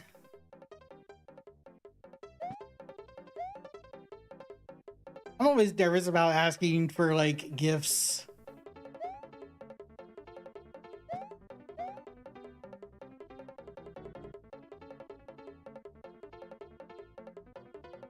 I wouldn't ask for anything like, you know, crazy expensive or anything.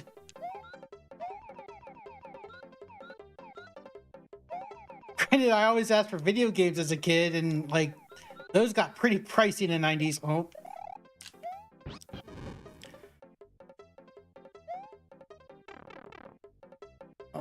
Oh, this is the exit. Okay.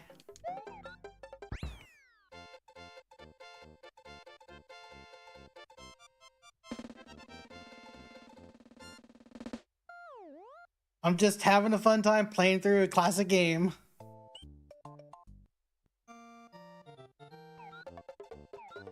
Oh. Okay, yeah.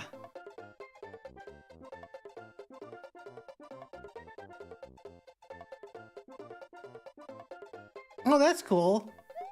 James Bond DVD sets really sounds really cool.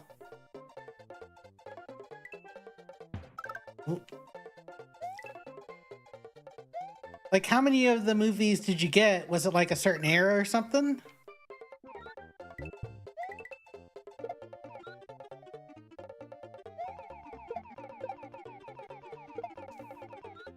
You need to get the rest? I see.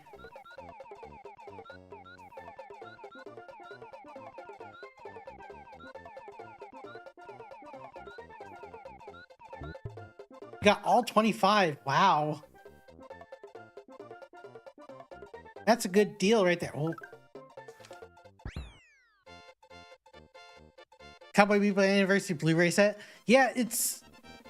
When did that released in 98? Well, that released in 98. But that was like the... I'm guessing that's like the 25th anniversary edition. Or 20th.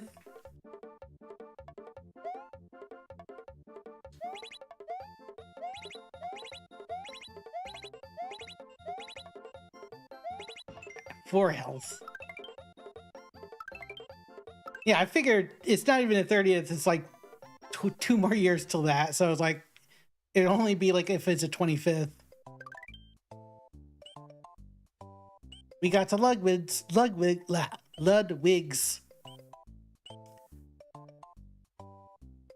I mean, yeah, people are like doing, it's not just me there's doing it, it's people doing Kaizos, but I'm guessing you're talking about more, like regular games, not like modded.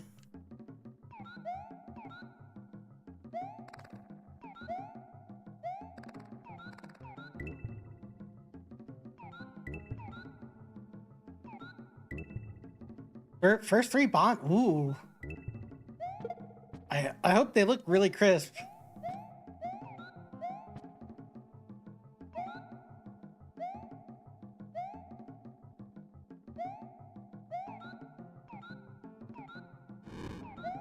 Get that imposter out of my way.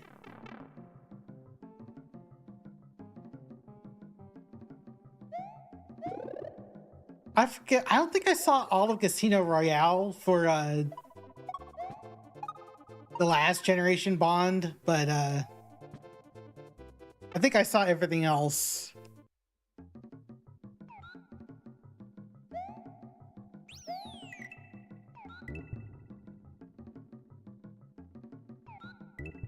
Oh yeah, that'd be cool to check out.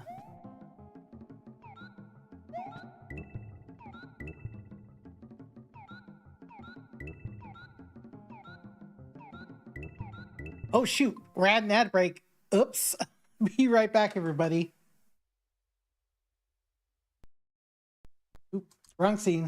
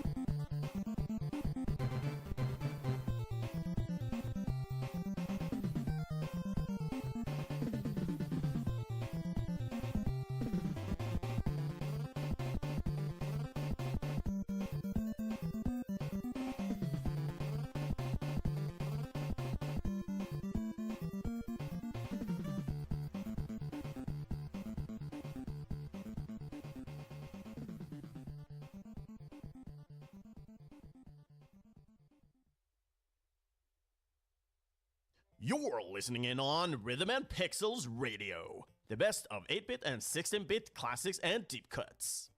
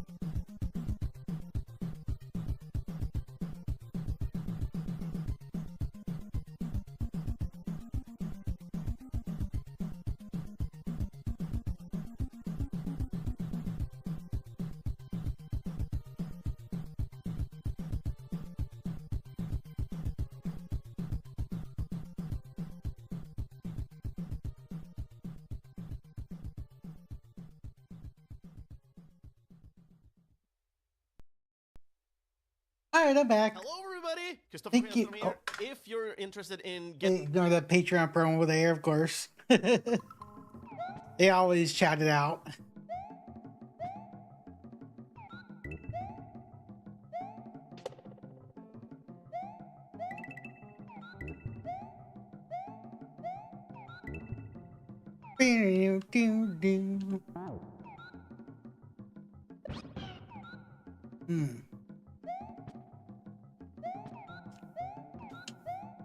He's through there.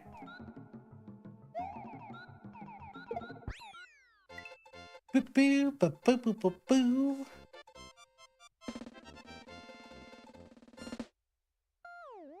I ended up waking up around 11:30 today, which is kind of unlike me. But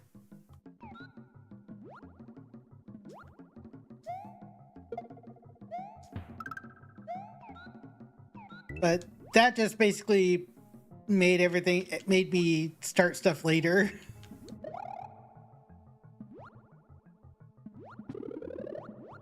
I definitely need to sleep better tonight.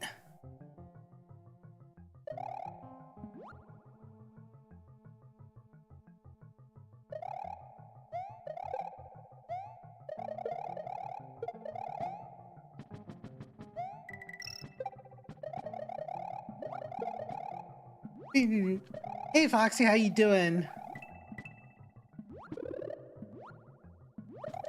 Just playing through some Super Mario.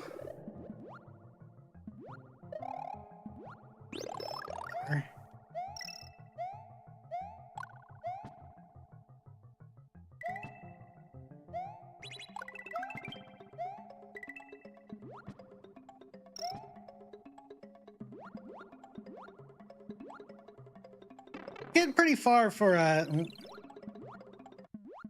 we go. I can't wiggle around there too well.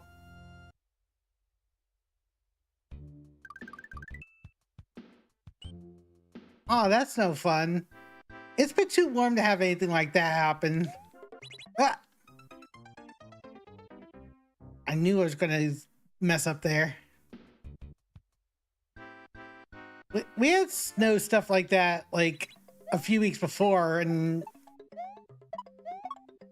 you know, I kind of wish, you know, there was more snow, but not so much to this time. But how much did you guys get? Was it like a foot or something, or was it a little bit less?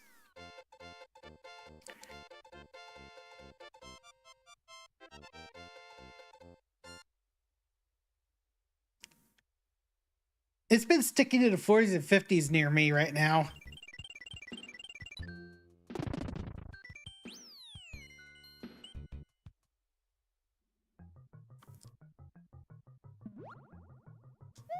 Okay.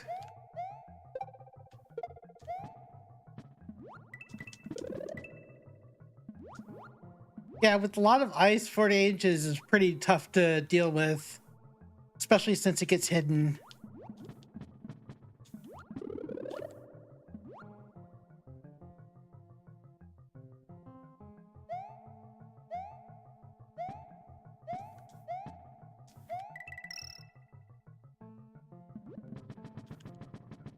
Barely get above him.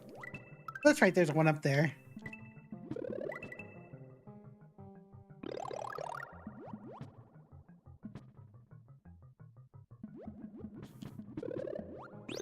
Take the power up here.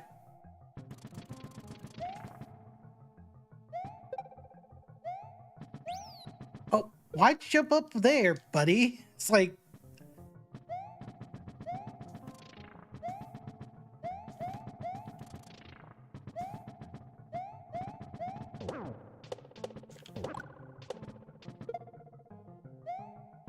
Okay, this is weird.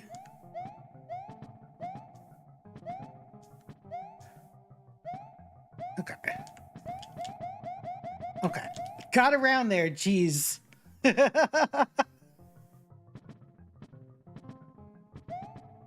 how am I gonna get out of this?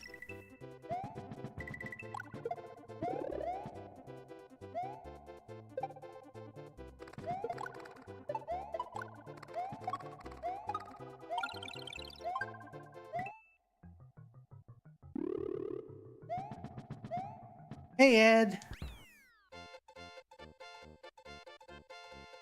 Do do do do do do do do do. Do.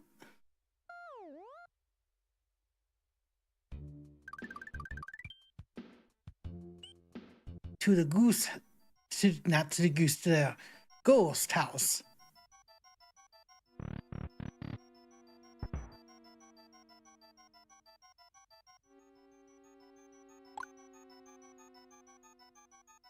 Oh, that's good. Glad to hear that.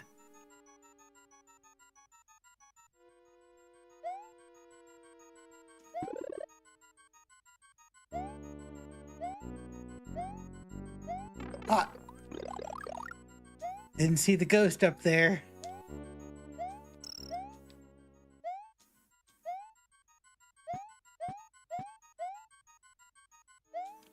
Ooh.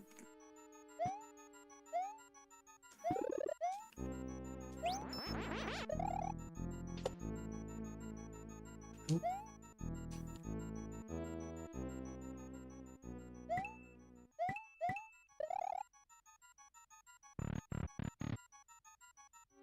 All right, the ectoplasm area. I don't think this has an enemy name or anything. I just call it ectoplasm.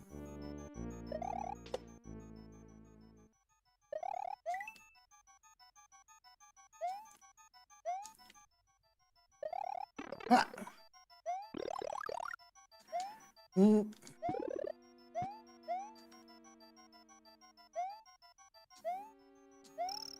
Ah.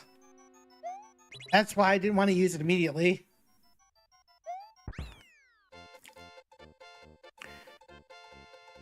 The thing with ghost houses is the tricky, like, hidden doors surrounded by coins.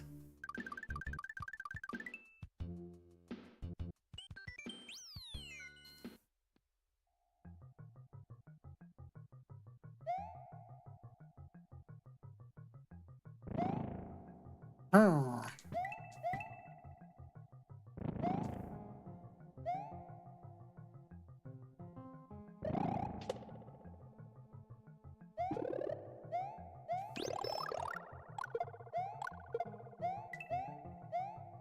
The pumpkin plant's always goofy looking to me.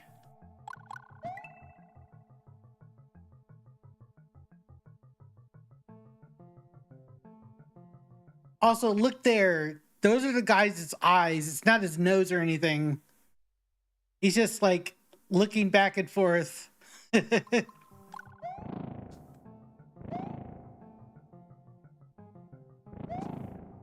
always thought it was his nose or something. Bill Blarg, yeah.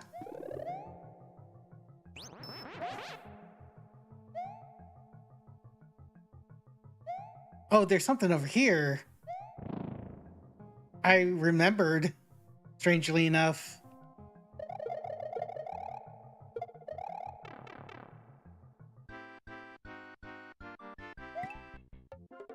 Something dark and dingy to bright and colorful. Almost kind of flashbangs ya.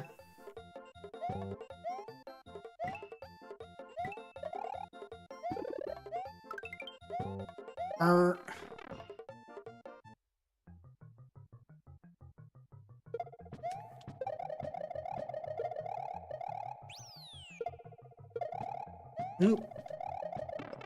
Gosh darn it.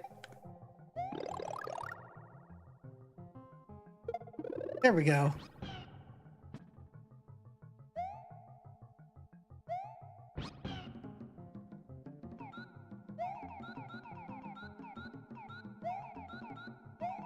I don't know why we need a blue shell here. We can't really fly high.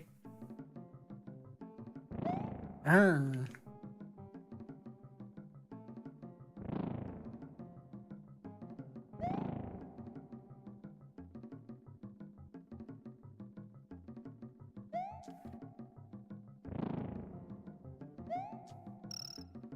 Doo doo.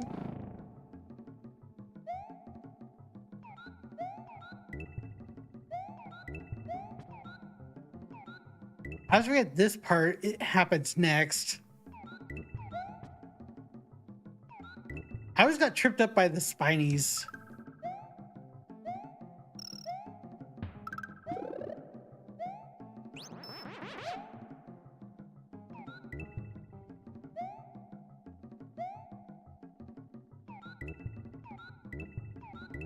Hmm. Ooh.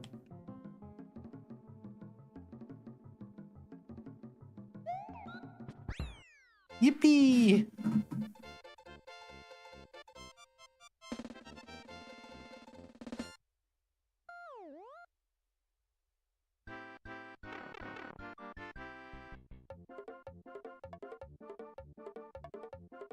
Let's see. Well, that gives me stars if I'm like right under there.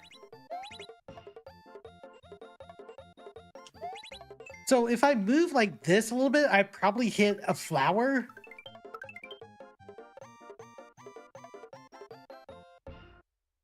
You just have to like be in the right position.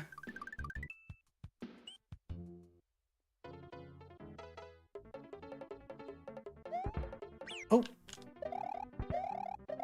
I forgot the little Pidget guys are here. They're like pigeons. They're like bullet pigeons.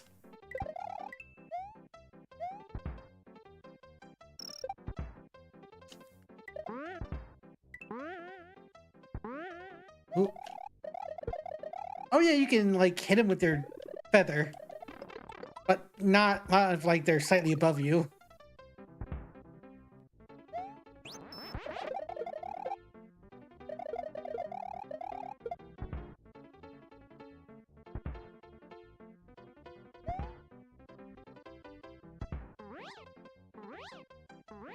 And let's hit the checkpoint here. Okay, so the sound still works for the pause. I thought I didn't hear it for a second.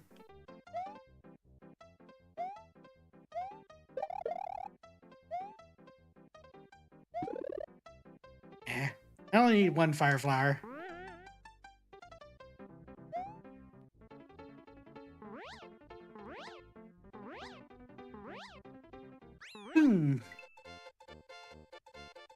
Man, I just love flying over that.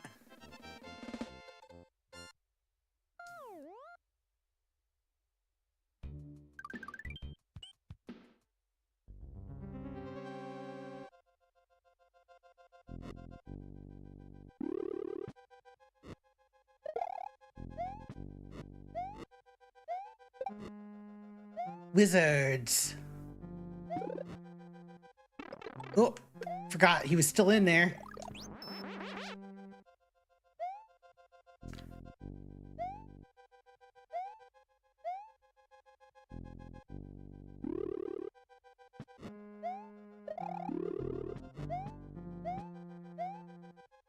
Get away from me, you stupid wizard.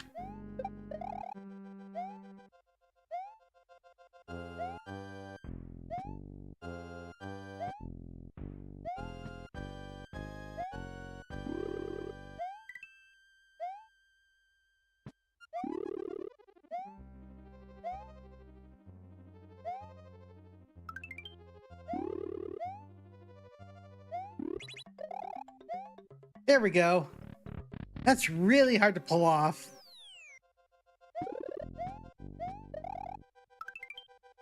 This is like a check. This is like a skip. If you don't set it up right, you can't like get to it like that.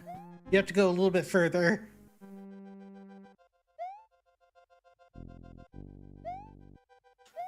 I guess the only way that you can have like a checkpoint too.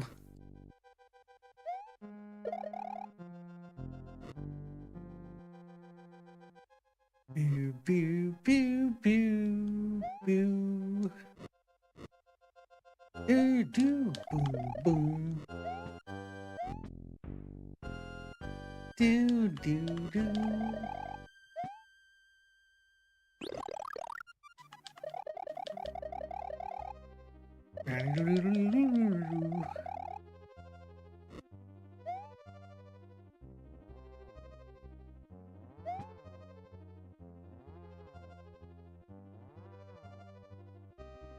Bear, bear, bear, bear.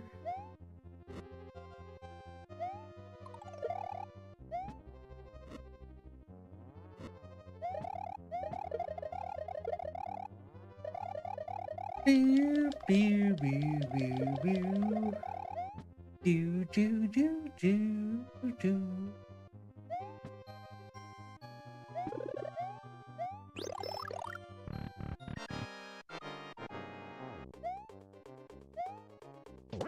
Gotcha. Quit sticking your butt out. It's like, oh, over here.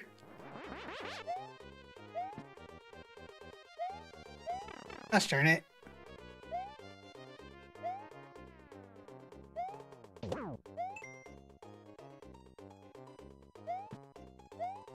There we go. Lava bath.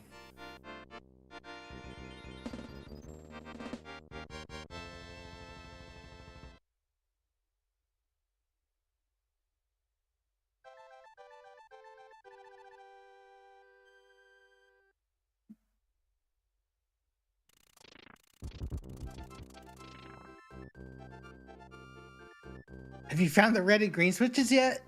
I like how they like inquire you to like go look for them.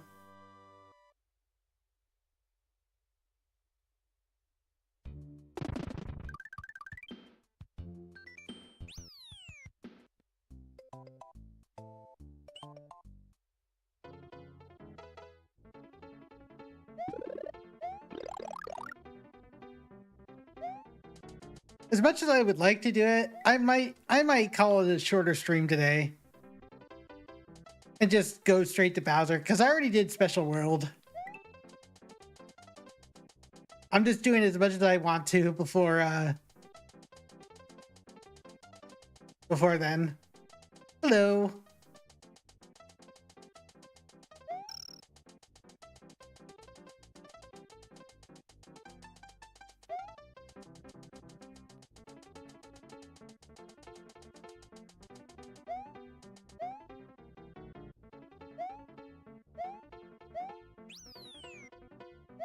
Actually, I'll just checkpoint there and go get Yoshi.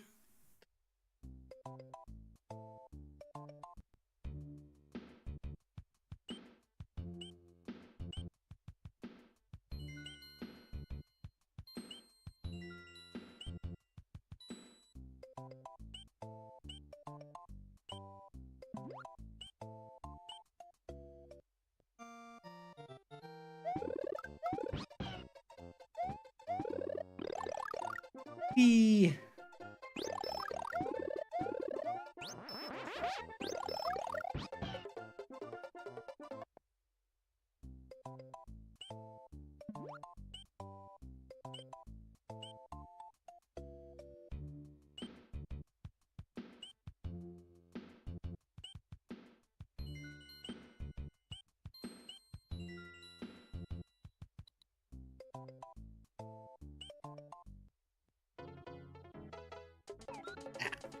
Better just get Yoshi here.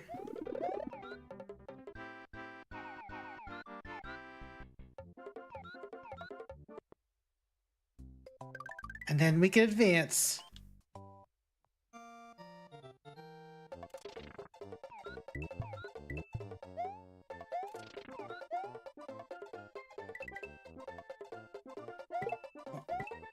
I guess he already stomped when I got there.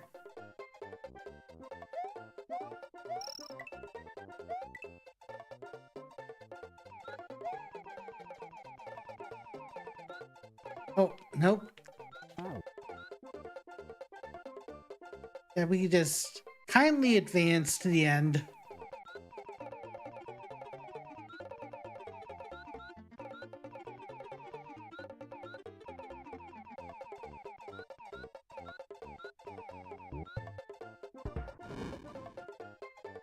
There we go. Do, do, do, do, do, do, do. Do.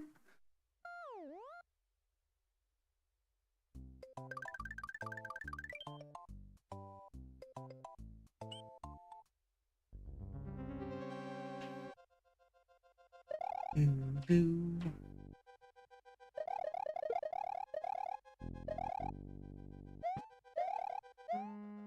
Pew, pew, pew, pew. Oh, I thought I was gonna hit by that.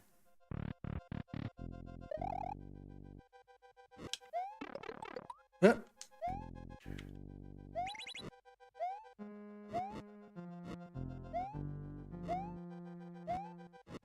Oh, yeah, I got two H's there.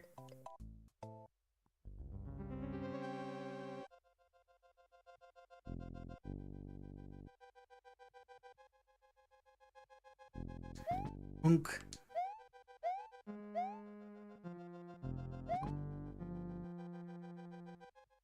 Boo, boo, boo, boo, boo.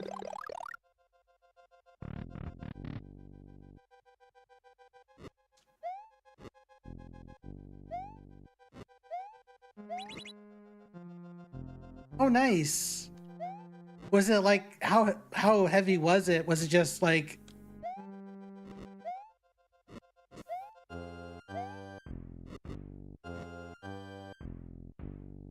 run?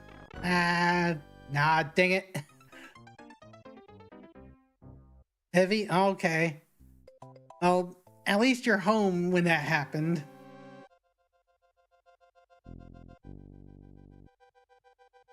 I just had to book it there.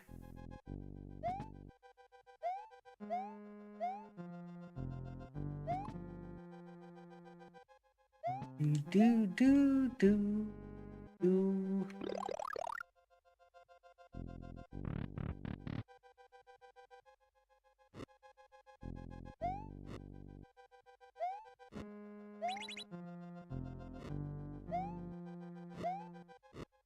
Make sure I go as far as I can before it goes back down. And then just Naruto run to the end. There we go.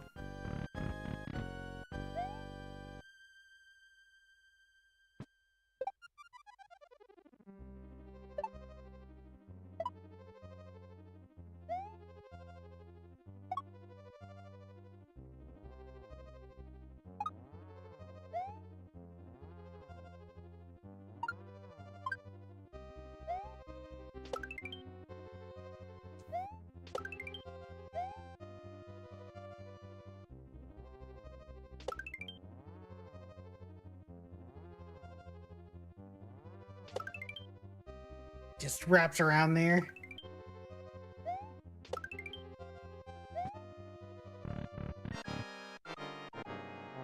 Oh boy, this gremlin.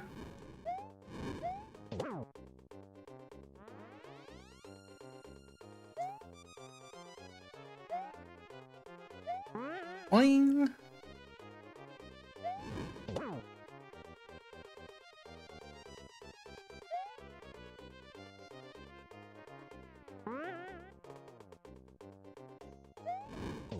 Gotcha.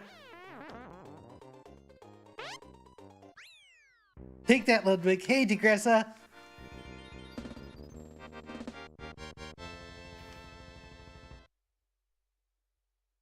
He hit him before he lands. Oh, I guess that sounds like a cool speedrun trick. Hey, Dove. How you doing? By the way, since you guys just got here, I'm doing my first co-stream on YouTube also.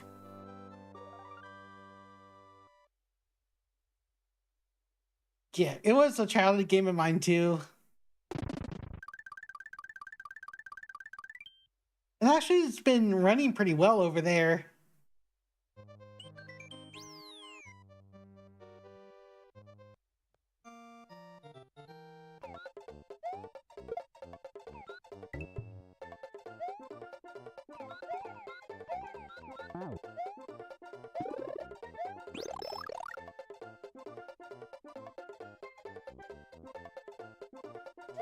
FOI?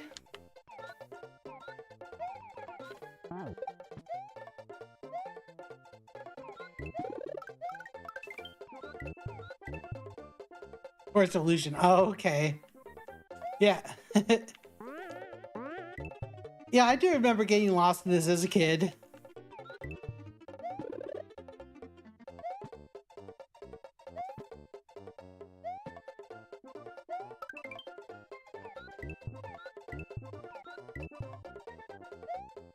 I do remember, like, before, like, going through the whole game ever, I just got to the end earlier.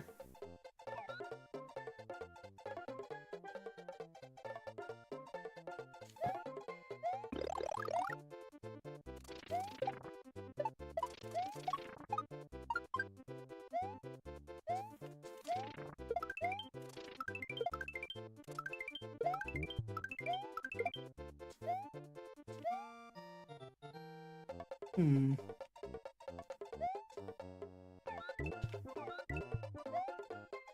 Uh,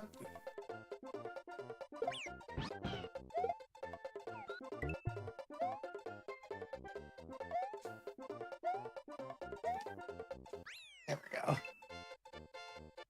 Between cooking? Okay.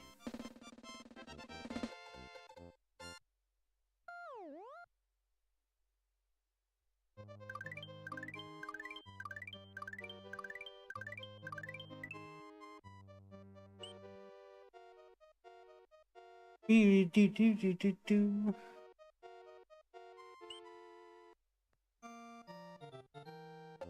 Hey Mario, look what I made.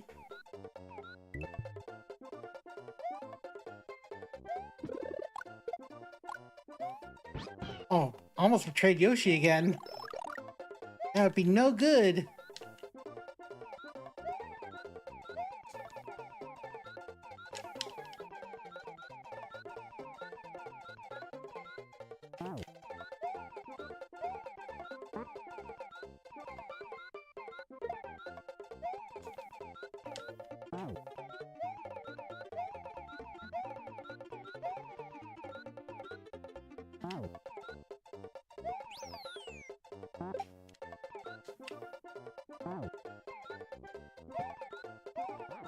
There we go.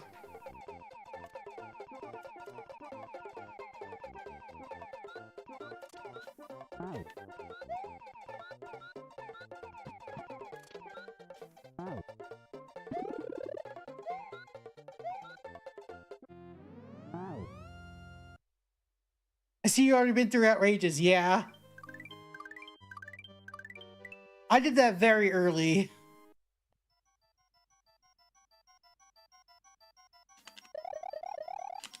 Oh.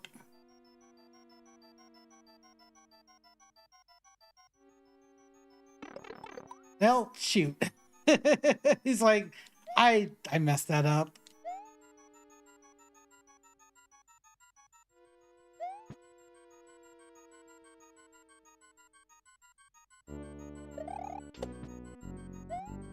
Was that stage 2 or was that later stage?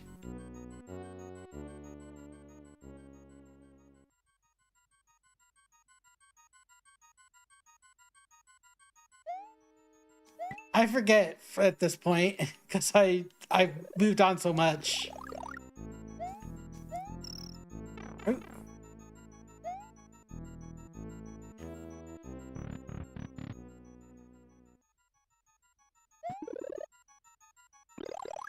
Oh no, these guys are back.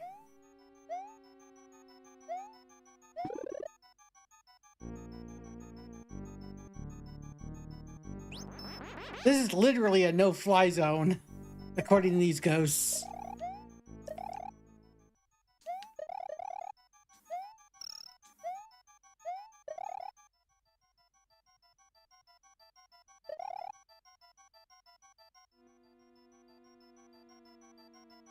Who are you people? Out? Well, if you're from a raider, you're from what was it? Desk. If I don't know who else he got raided into, but you must have hit a raid train. I'm a retro streamer. I'm Felly. Nice to meet ya.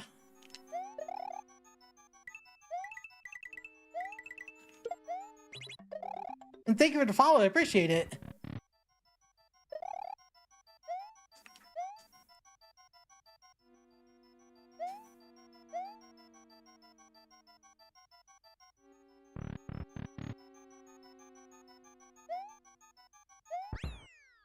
Yeah, I've done this for a little bit. Like, we've gotten to nerd out on like old stuff that we're nostalgic for.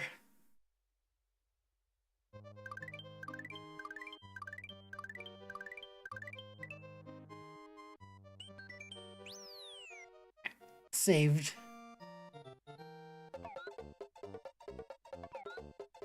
Oh yeah, the fishing Lakitu's here.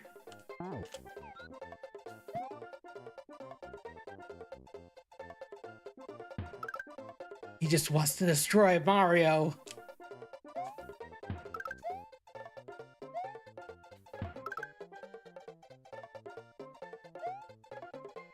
Oh, is there a Mario that you like more?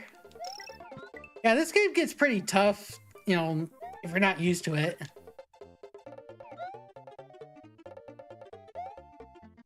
Why doesn't it even show up here? That one up seemed legit, yeah. It's a legit one up, but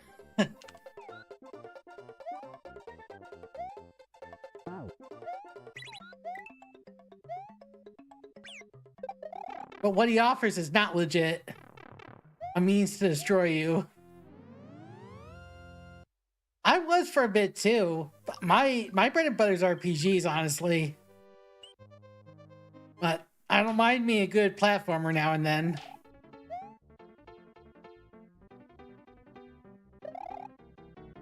This isn't my favorite. Mario 3 is my favorite because it has like so many power-ups and like, you know, many ways to use them.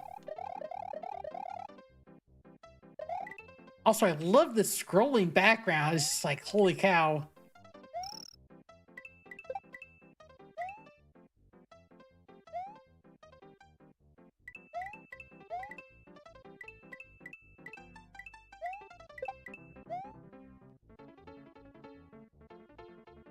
Also, if they have Mario heads, that's because I beat the special stages, and it changes a lot of like details of the game.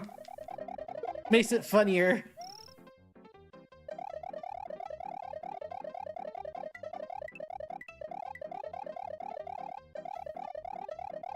Chicken tendy's nice. I got me like something from Texas Roadhouse.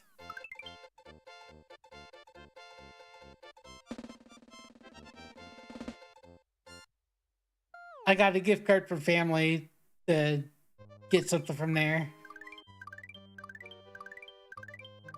Like candied sweet potato, fried chicken, mashed potatoes. Like,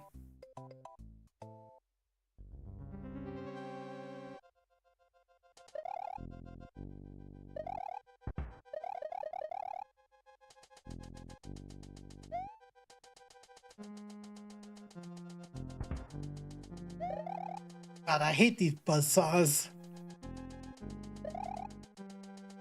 Miyamoto, what were you thinking when you put these in here?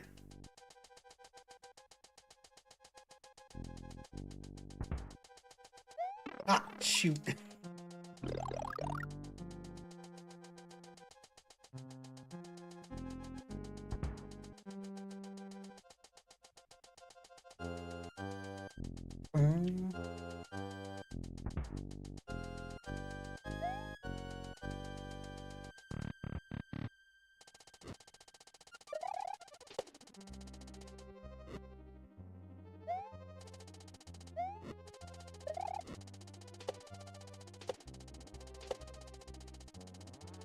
Yeah.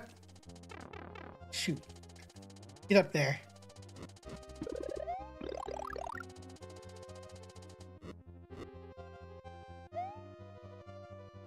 Oh yeah, it's I do, you know, I run into a lot of 30-something VTubers, so even 40-something VTubers, like, it's a good way to, like, you know, if you're not feeling up the cam streaming, it's just like, just have, you know, whatever you can imagine. Ah! Shaw blades. Yeah, this is a tough fortress. I'll be honest, there are not as many fortresses as there were in Mario 3.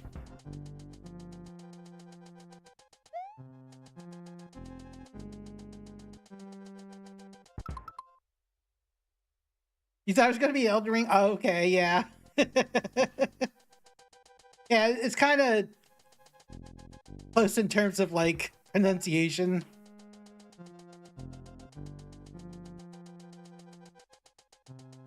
Run!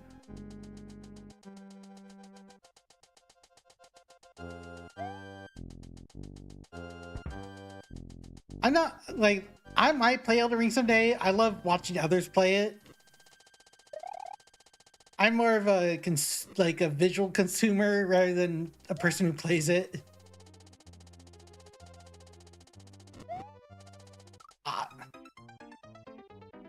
Probably should have just tried to spin jump on that.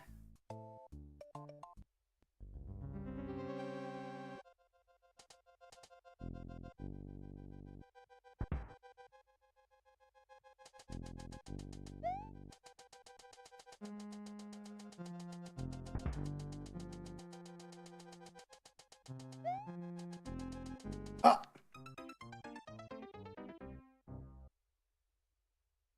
I might have to go back to that eventually. Alright, what was... I think there's another way to go here. Yeah, we just have to get to the normal goalpost. There we go.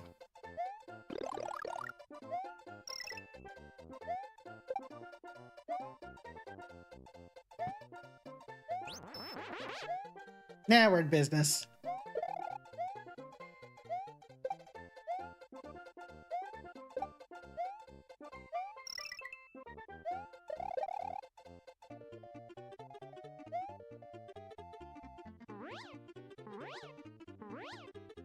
Also, for people who don't realize, you mostly float in this game instead of fly, because you just set up to fly. You set up to, you know, fly high in the sky, and then you just, like, hover with the wind.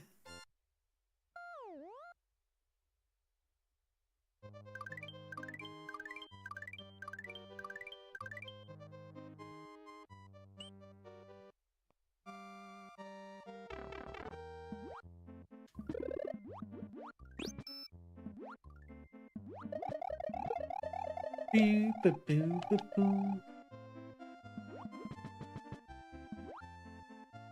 Do, do, do.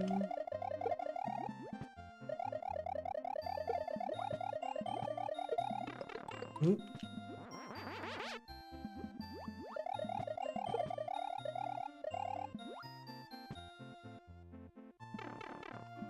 Darn it, I couldn't, like, get around him.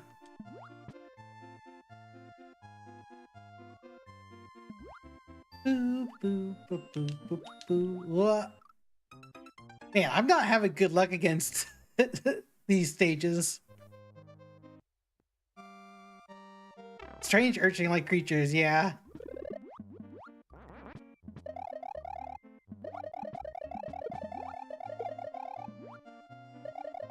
And they're only in, like, one stage, too.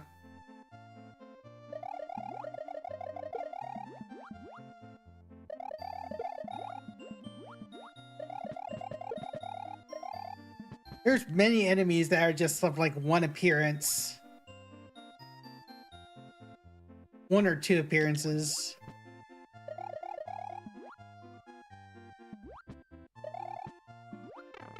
Oh, really? That missed him? Gosh darn it.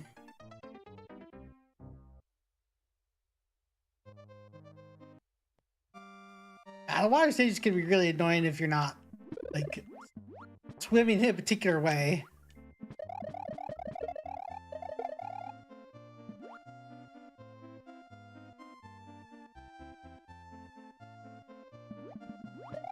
I can be pretty impatient.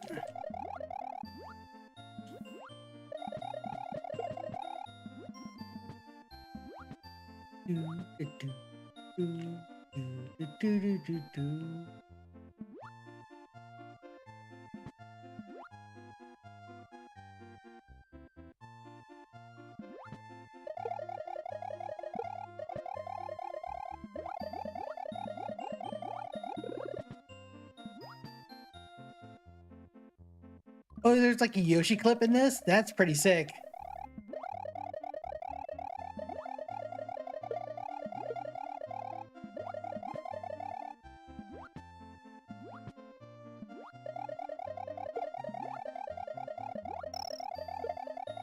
God, there's slow down right there. Too many sprites on the screen.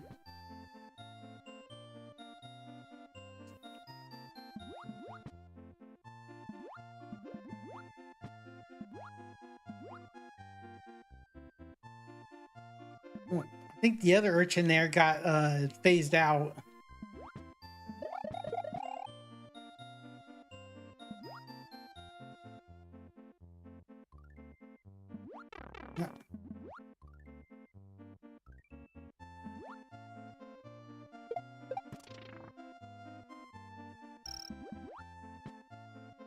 Wait till he comes back down.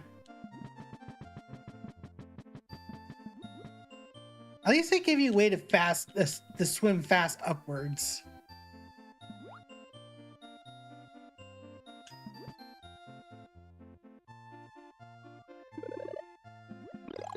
I'll take that power up. There's the exit.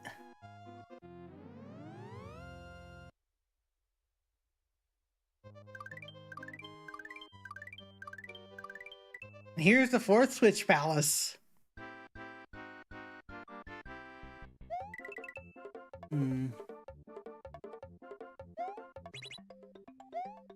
Spicy secret. Oh, shoot. Oh, yeah, I forgot. Oh, well. I don't need more lives. I have 94 of them right now.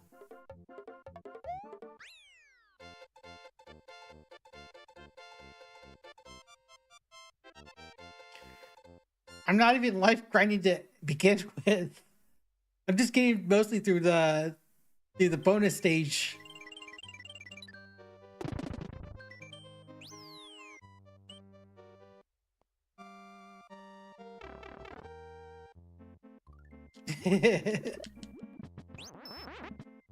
Yeah, I mean, I'll always like find a way to die in this game and in Mario 3. Every Mario, I guess. But usually I end up like at a really good plus because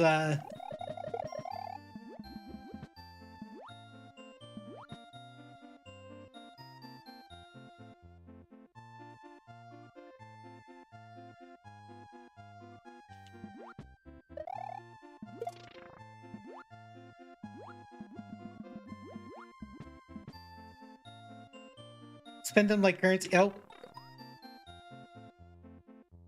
That's what happens when I look away. It's like I get hit.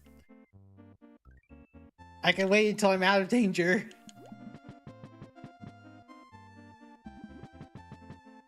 Oh, dead end right there.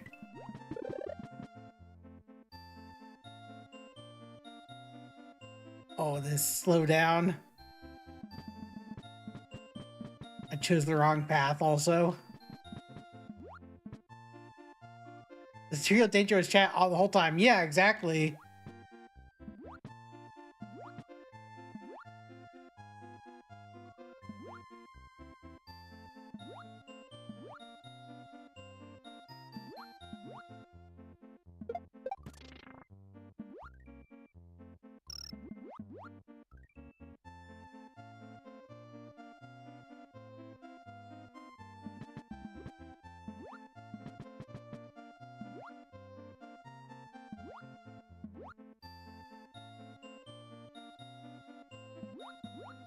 I gotta race against these quick little guys.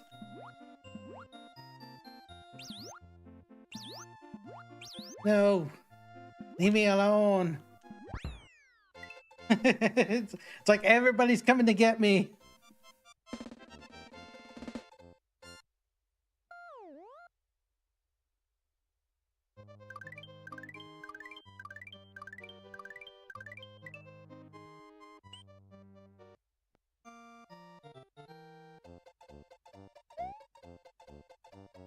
Boo, boo, boo, boo, boo. Boo, boo, boo, boo, boo, boo.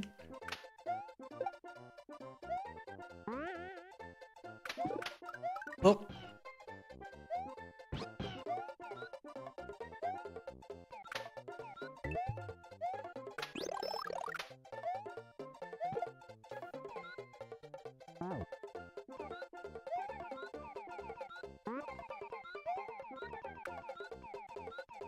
I hate how much your flight is stinted if you don't have like the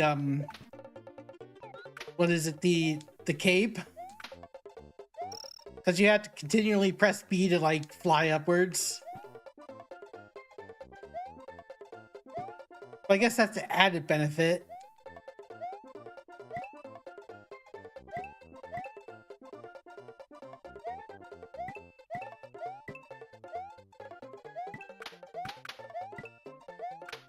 So many question blocks. Nothing pops up.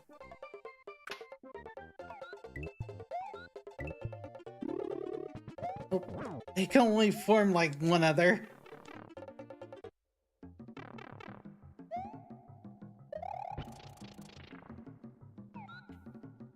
Secrets. Oh. Oh.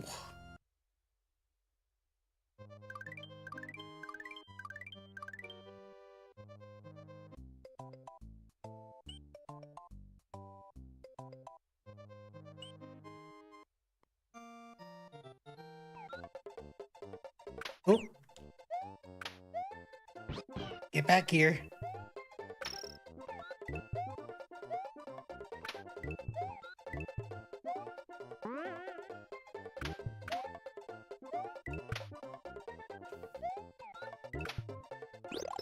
We have to get to the actual end this time.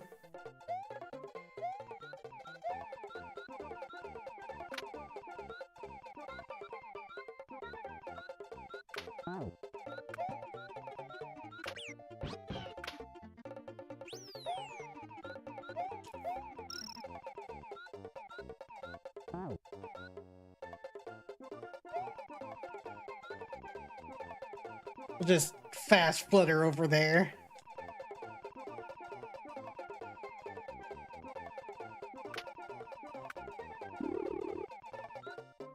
There we go. And he ate it.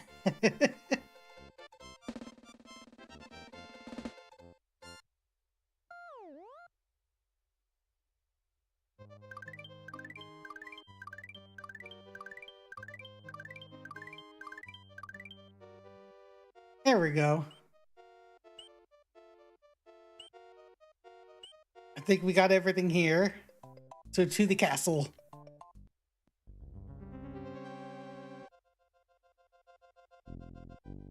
Oh, is this one?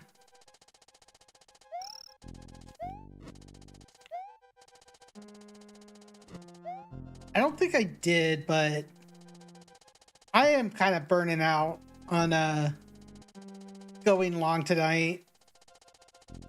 But at least take care of this castle.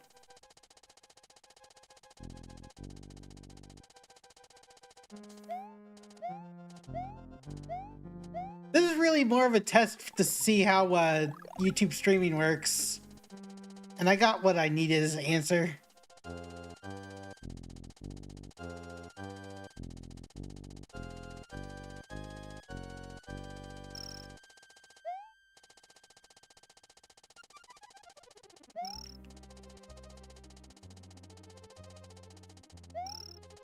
I don't even think it'd be worth investing into, like, doing multi-streaming.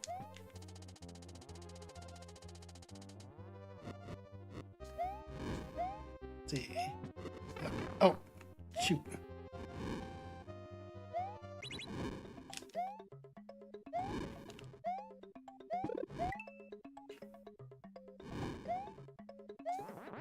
Didn't mean to goof up there. Ah! No!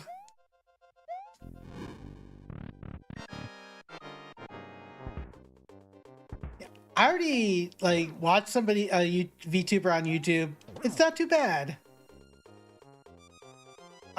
They have a really cool community.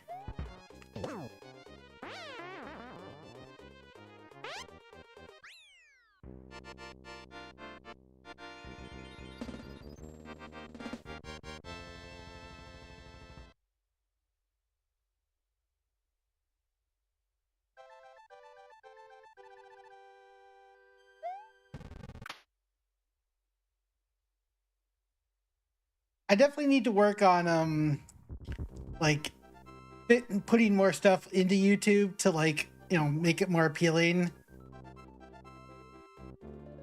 But that's something I will start working on in the new year more often.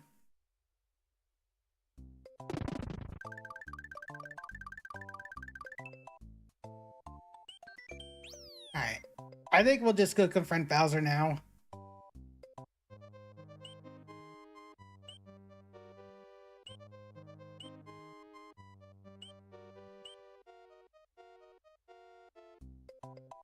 Actually, oh yeah, we don't have access there, but that's fine.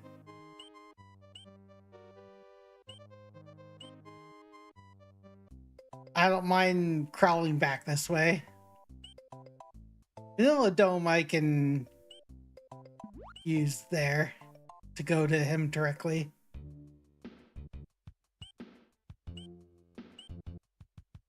I say it would probably have taken like many more hours to get that far as a kid.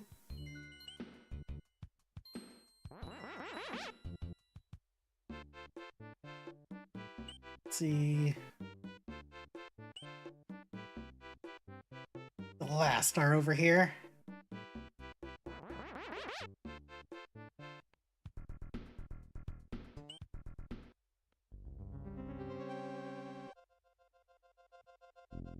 Alright, so I'll pause right here. We're about to hit that break anyway, so I will be returning in about 4-ish minutes. So, give me a little bit.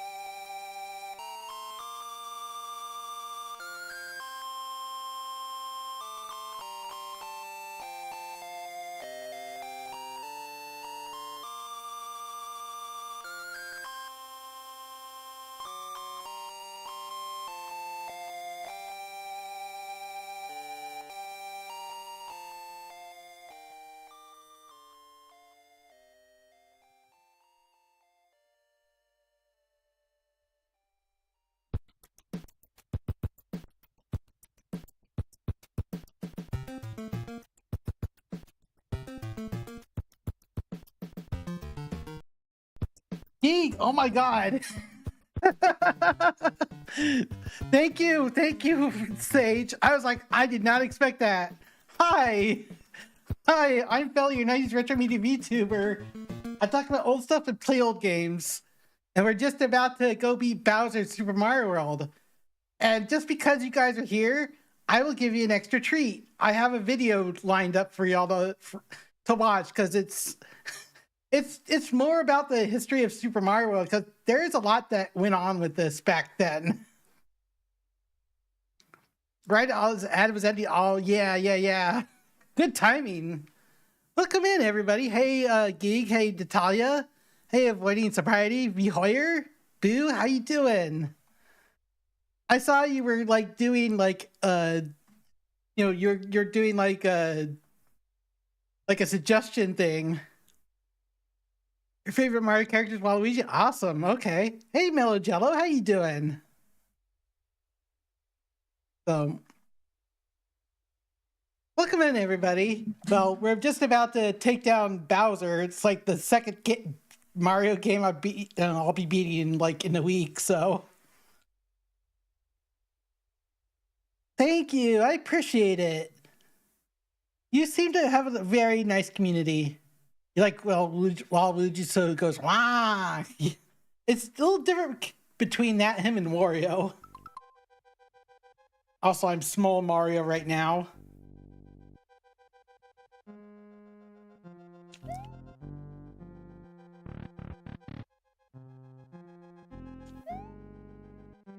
Oh, I think the stage I hate the most because, like, all the shifting platforms.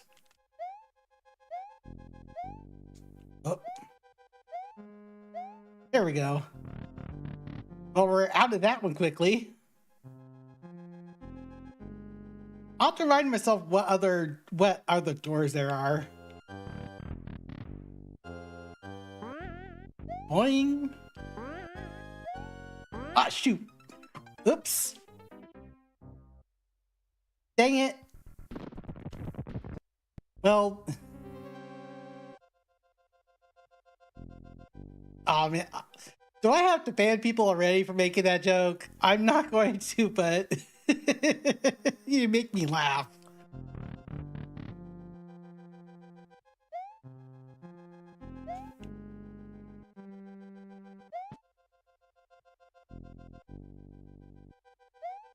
It's a harmless meme by any means, so it's like, whatever.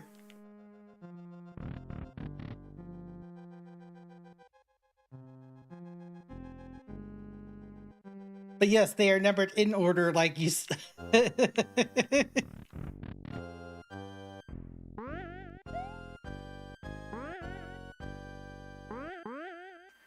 Boing. I have to get rid of these guys. Nothing but trouble.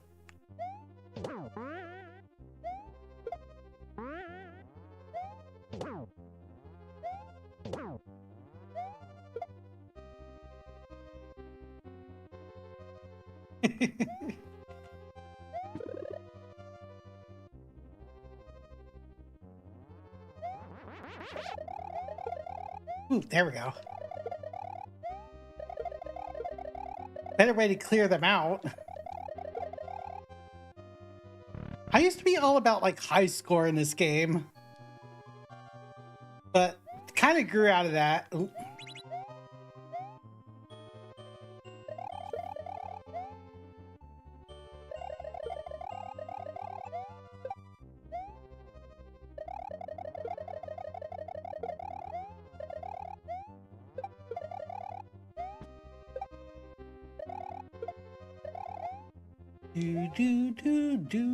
Do. Ah, here we go.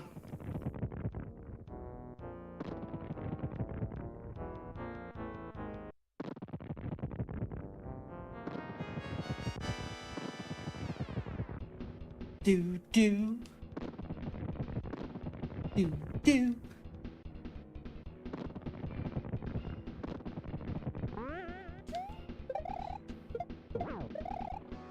Wow. Easy. Also, Mode 7 graphics. Let's go.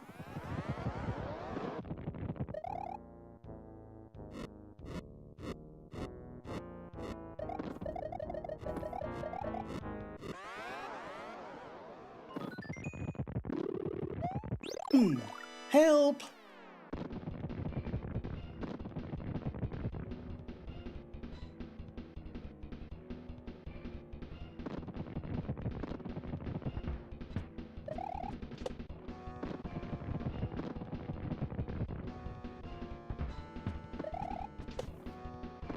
Boo. Do do do do do. Aw, dang it. Just got one out of them.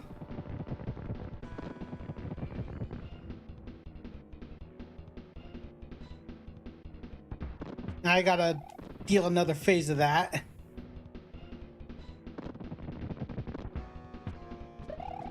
It's amazing how the clown car became a staple in this series.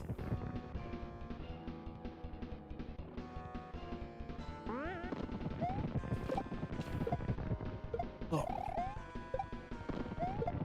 There we go.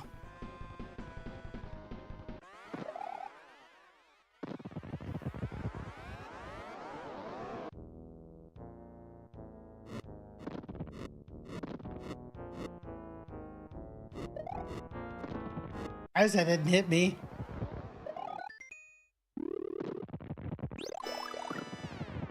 Now he's stomping the ground.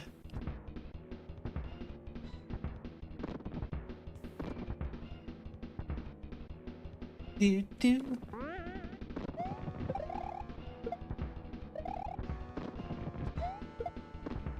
There we go.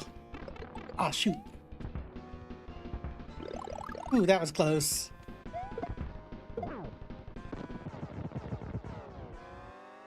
Those sure words. GG's, everybody.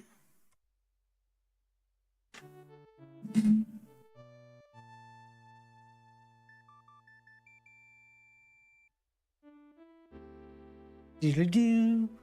Do-do-do-do.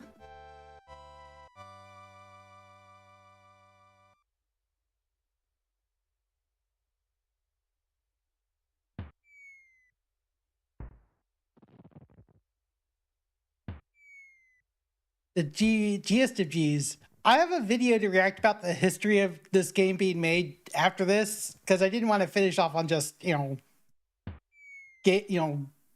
end. I wanted to give a little history lesson. It's more my way to do more interaction with people.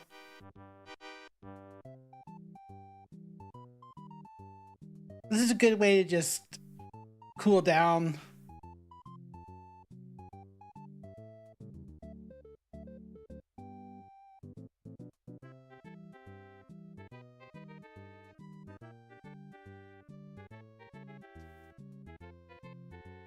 Do do do do do do do do do. And since I finished Special World, we get to see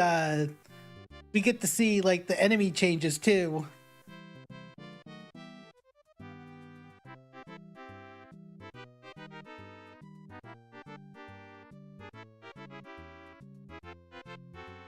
We get to see Bowsette. No. That's not even a concept for like another, what, 17 years?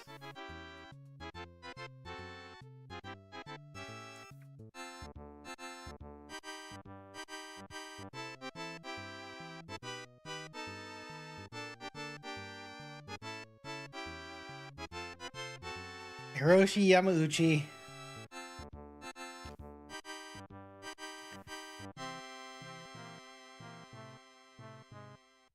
Dude.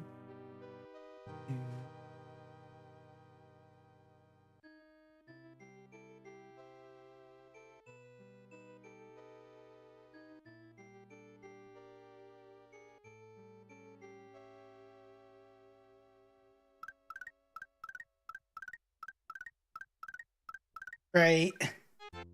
Thank you. Do-do-do.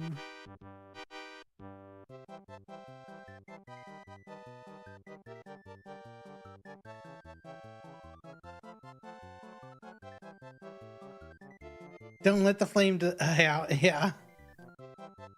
Jumping pumpkin plant.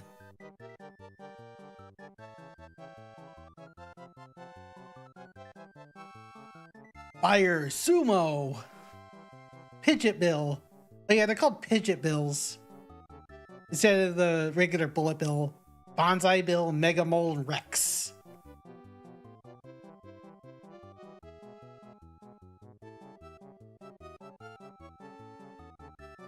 Mass Koopas.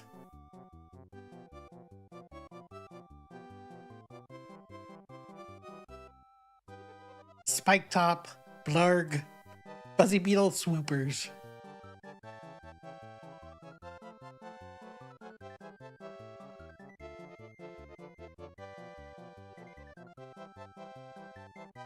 Also, Rip Van Fish would have been, you know, more people would have known what Rip Van Winkle was back then compared to now, sadly.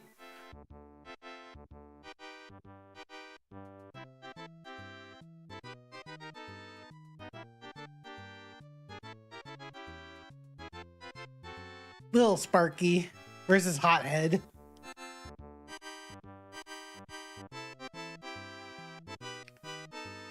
Do do do.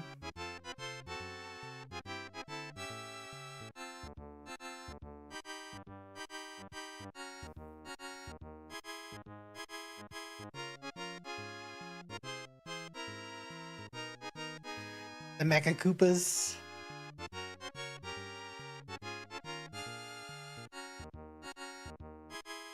And then there's the children along with Bowser. The end.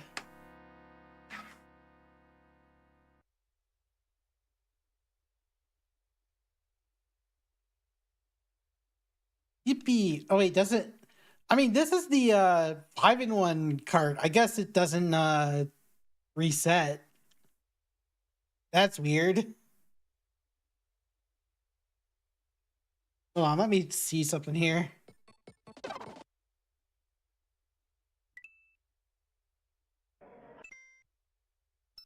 I don't know if it auto-saves for you, though. That's 70. Oh, we did 70 in one stream. That's not too bad. That's exits, but not levels themselves. That's not too terrible. If I had more Steam, I probably would have finished off the other 26.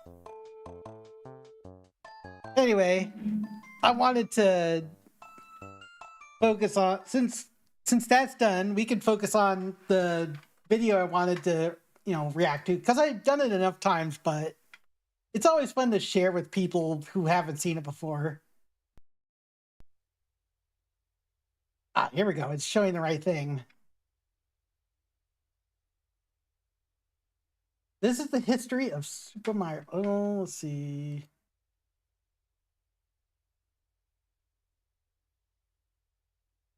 Okay, so this is the history of Super Mario World. It's a long one, but it's always good to go through. Oh, did I press it again? Okay. In 2015, Retro Gamer magazine asked readers to list their top 10 video games for the magazine's 150 Greatest Games of All Time feature. Coming in at number 1 on almost 20% of all ballots was Super Mario World. It was a landslide victory, and for good reason. Super Mario World not only showed off the new bells and whistles of the Super Nintendo, it redefined what Super Mario games could be. The goal was no longer to get the high score and defeat Bowser. It was to explore an entirely new world, finding hidden paths and secret levels. Mario had an arsenal of new power-ups, moves, and friends. But above all, the game gave players more freedom than ever before.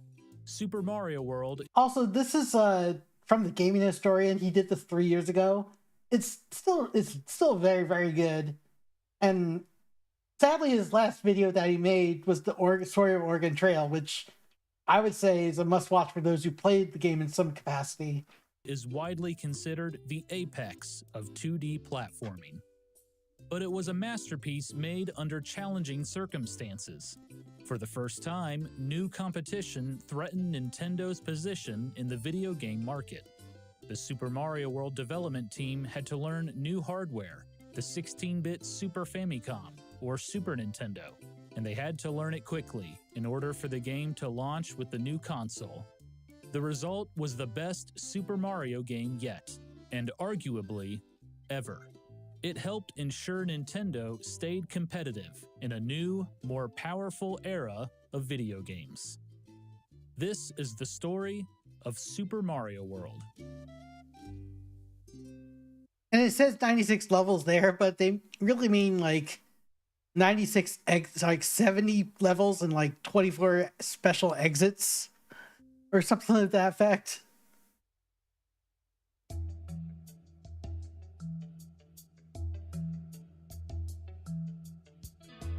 The end of an era.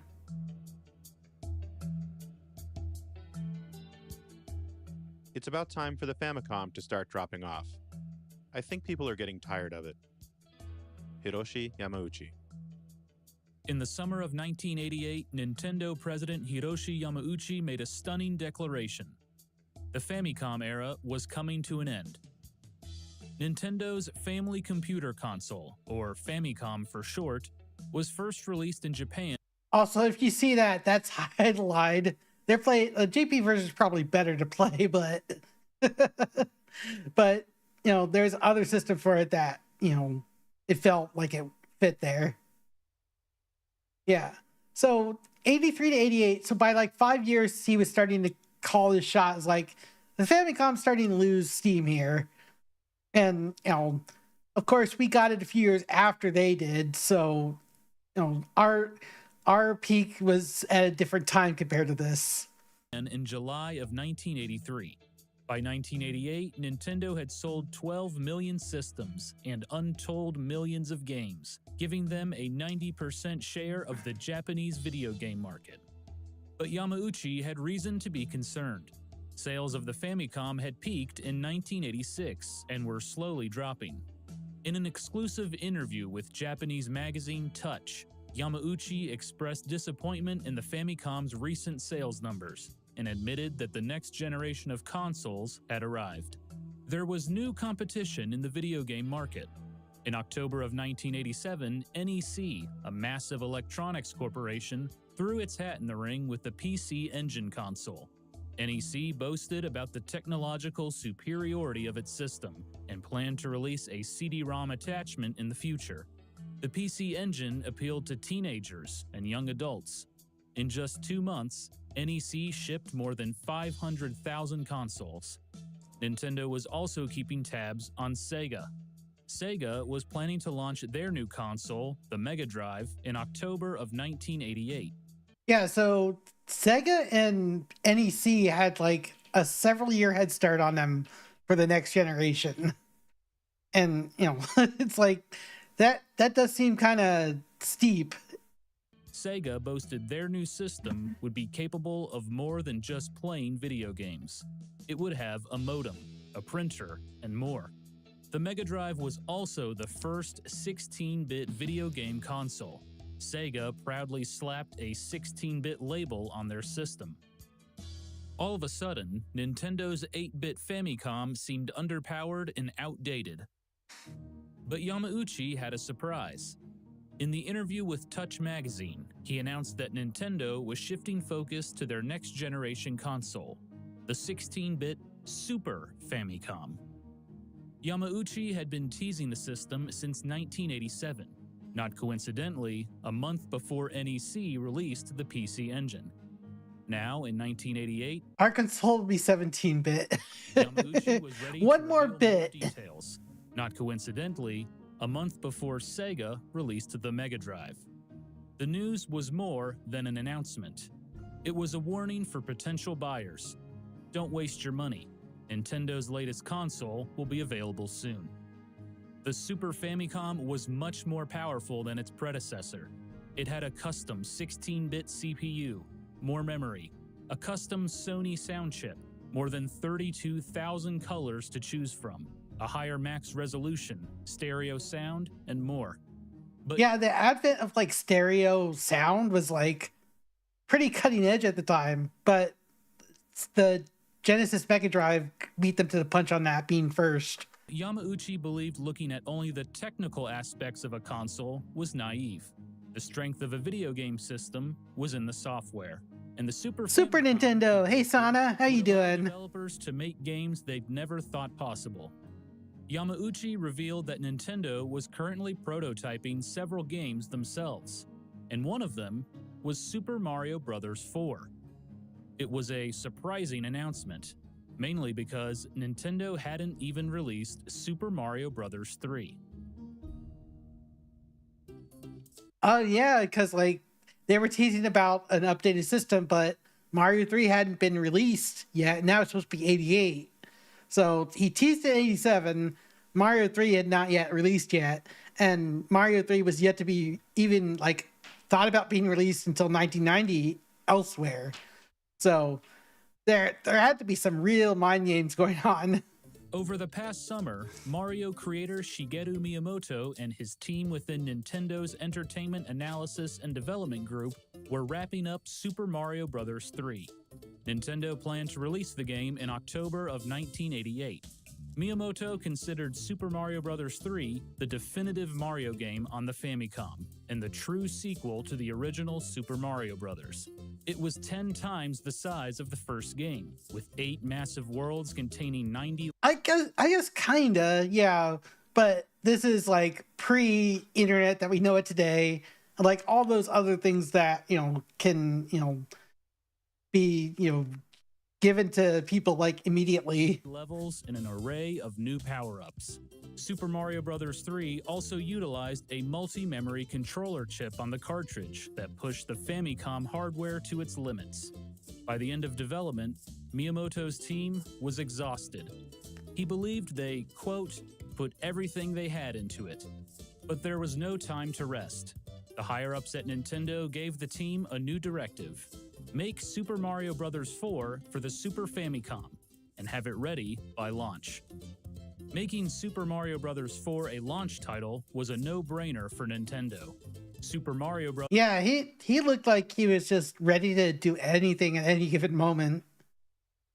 It's like you look at him now, it's like, man, he looks like he's been through all the wars. Was easily the most popular series on the Famicom and its international counterpart, the Nintendo Entertainment System. Making a new Super Mario game for Nintendo's new 16-bit console was a surefire way to sell hardware. But with new hardware to learn, I think Tezuka, yeah. the team needed more resources. So they grew in size, adding additional programmers, testers, and artists. They also brought back veterans. Of the 16-plus staff members assigned to Super Mario Bros. 4, 9 worked on Super Mario Bros. 3. Among them was Toshihiko Nakago. Nakago was a programmer from Systems Research and Development, or SRD, an independent development company with an office located conveniently inside Nintendo's Kyoto headquarters. Nakago served as the director of programming for Super Mario Bros. 4. Koji Kondo, who had written music for the series since its inception, returned to compose the music and sound effects. Hideki Kono and Katsuya Eguchi were once again in charge of maps and stage design. Then there was Shigeru Miyamoto. By 1988, Miyamoto was Nintendo's rockstar developer and chief software producer. And with the Super Famicom in development, Just clicking a few things here. responsibilities increased dramatically. Along with consulting on the Super Famicom's console and controller design, Miyamoto had to work on 3 other upcoming games. So out of necessity, Miyamoto took a step back in his role as producer for Super Mario Bros. 4. He later recalled, "Basically, I stood by and watched closely, interjecting various ideas of my own here and there." And finally, Takashi Tezuka, an unsung hero of the Super Mario series, was put in charge of the Super Mario Bros. 4 project. Tezuka first joined Nintendo in 1984 as a designer, making instruction manuals and playing cards. But occasionally, artists got teamed up with game designers to work on projects. And one day, Tezuka got paired up with Shigeru Miyamoto. The two formed a powerful partnership. Together, they designed and developed the first Super Mario Bros., The Legend of Zelda, and more. During the development of Super Mario Bros. 3, Tezuka may have taken on too much work. Along with director duties, he also created character art and visuals for the game. Tezuka later admitted development didn't come together well. As a result, Nintendo delayed the release of Super Mario Bros. 3 by 6 months. Tezuka would not make the same mistake again. "I didn't think it was good to take on too much," he said. As the director of Super Mario... I'm at least glad that they stretched out the production for a little bit longer to give them a break, because they were really trying to just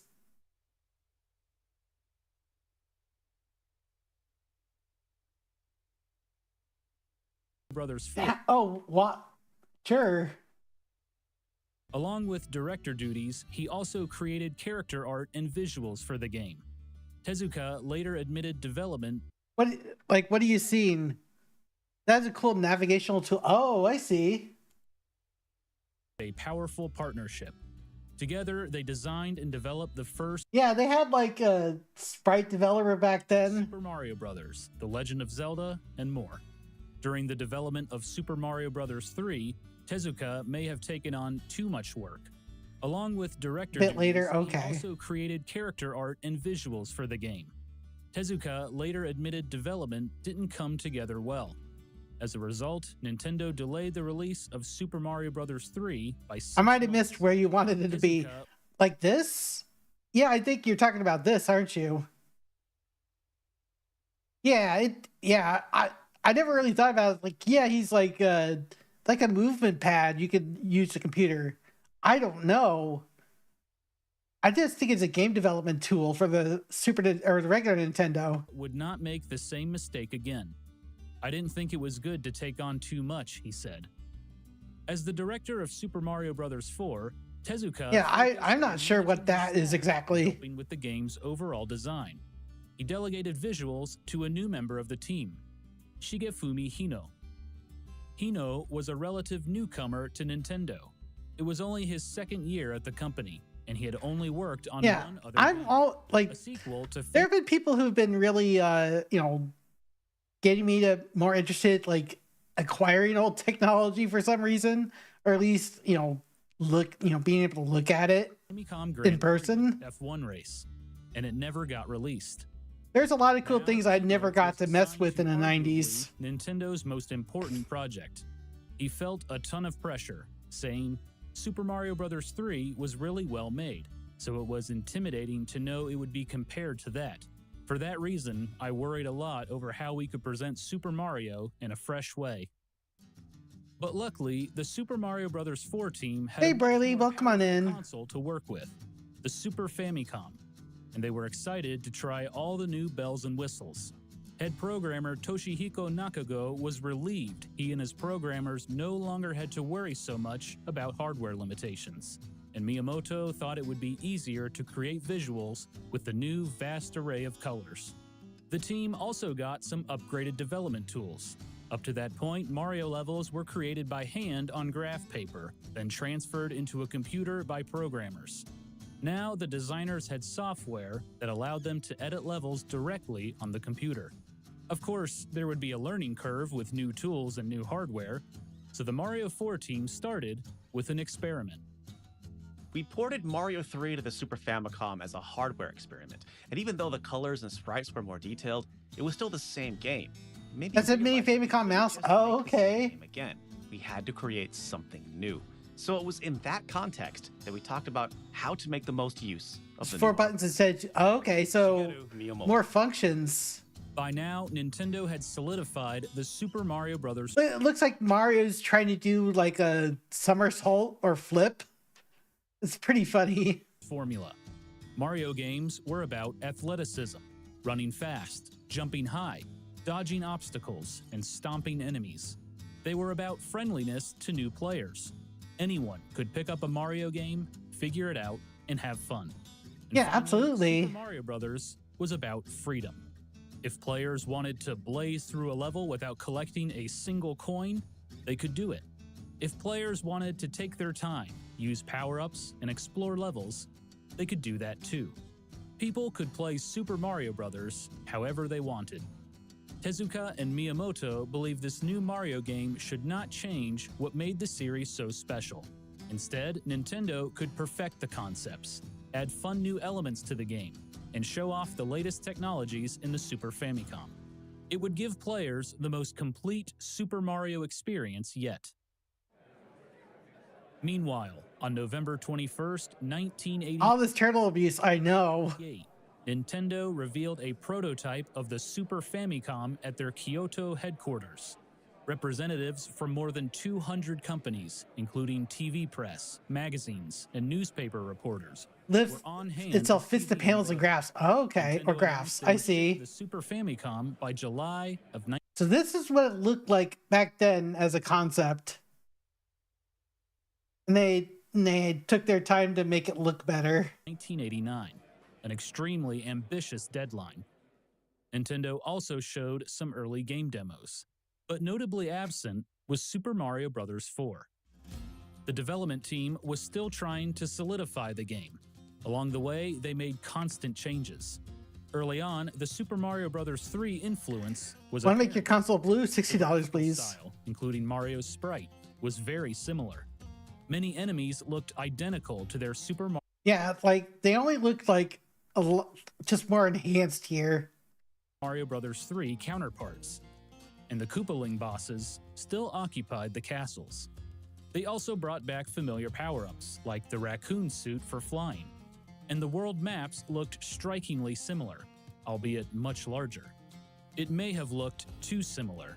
Co-workers frequently commented, "It doesn't look all that different from the Famicom games." Yeah, it doesn't at all here. But these are just like concepts at the time, and I could see where like this and the final product of Super Mario World came to be. Tezuka took the criticism to heart and made some changes. Shigefumi Hino gave the sprites more detail.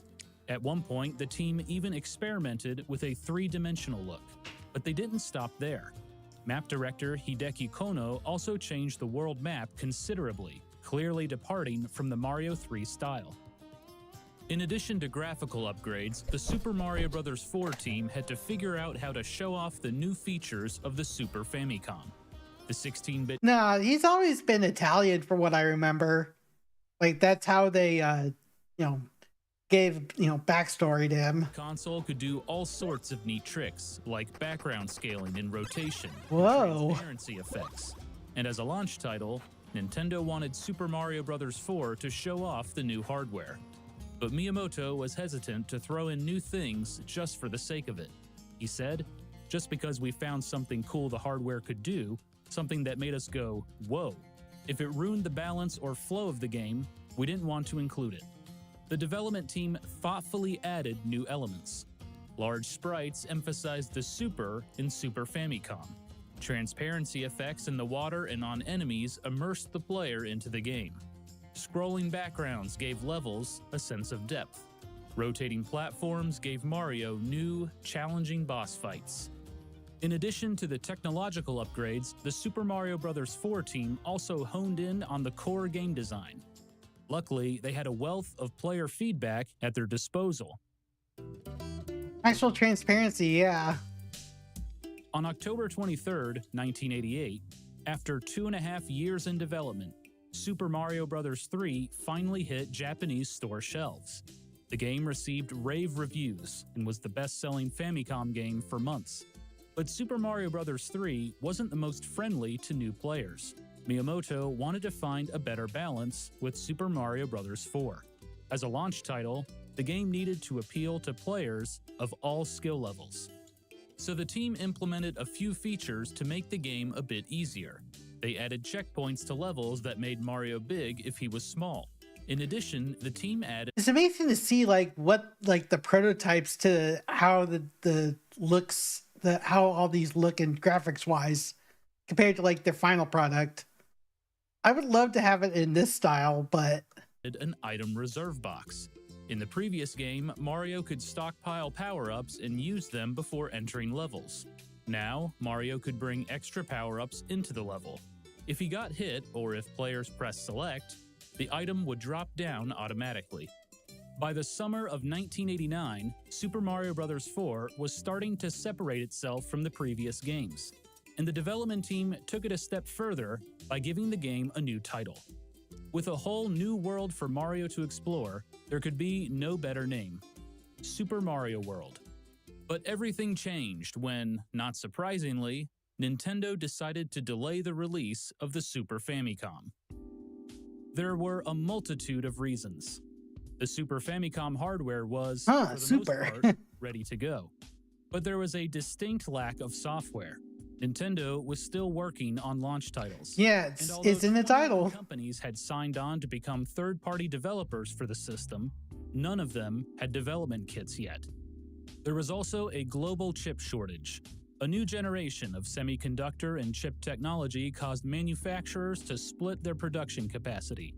That drove prices up considerably. Yamauchi hoped to keep the Super Famicom at a price point of around 20,000 yen, or around $150. However, with the chip shortage, the cost of the Super Famicom could shoot up beyond 30,000 yen, or around $225. And with the chip shortage, Yeah, it kind of comes and goes when you think about it. Nintendo maxed out its manufacturing capacity. At that time, Nintendo produced 3 million Famicoms and Nintendo Entertainment Systems per month. They were also dealing with stock shortages of their new handheld system, the Game Boy.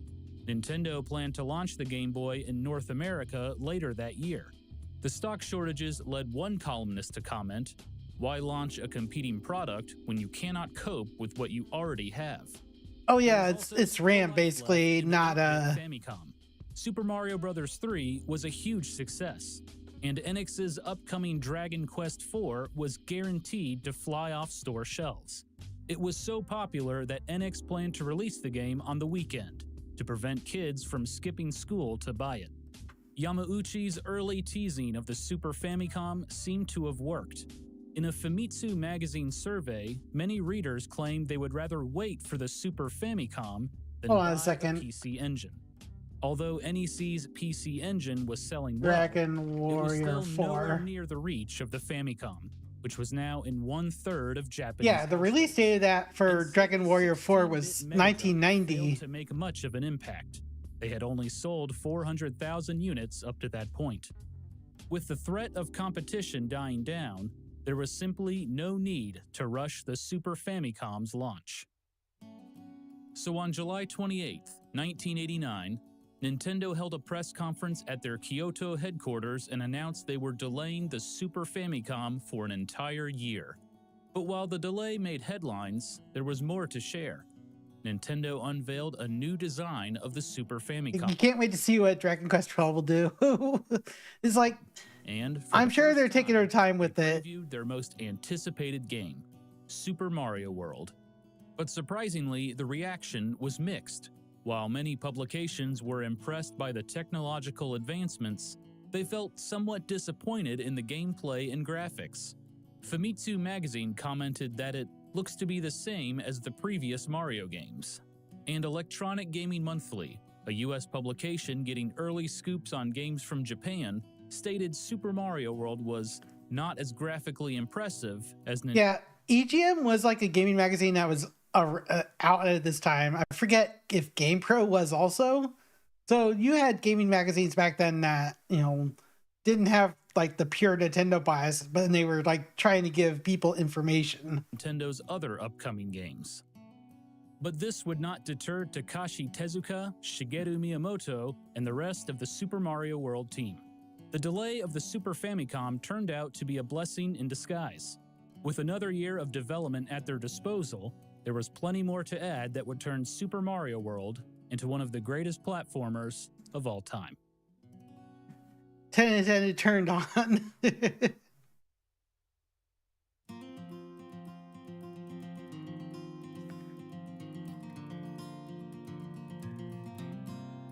They just want to play the game, yeah.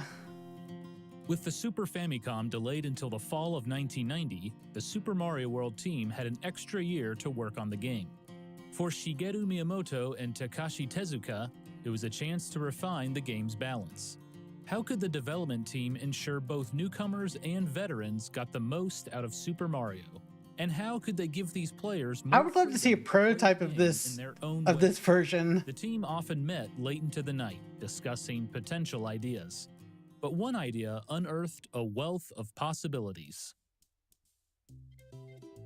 I think great video games are like favorite playgrounds, places you become attached to and go back to again and again. Wouldn't it be great to have a whole drawer full of playgrounds right at your fingertips? Shigeru Miyamoto.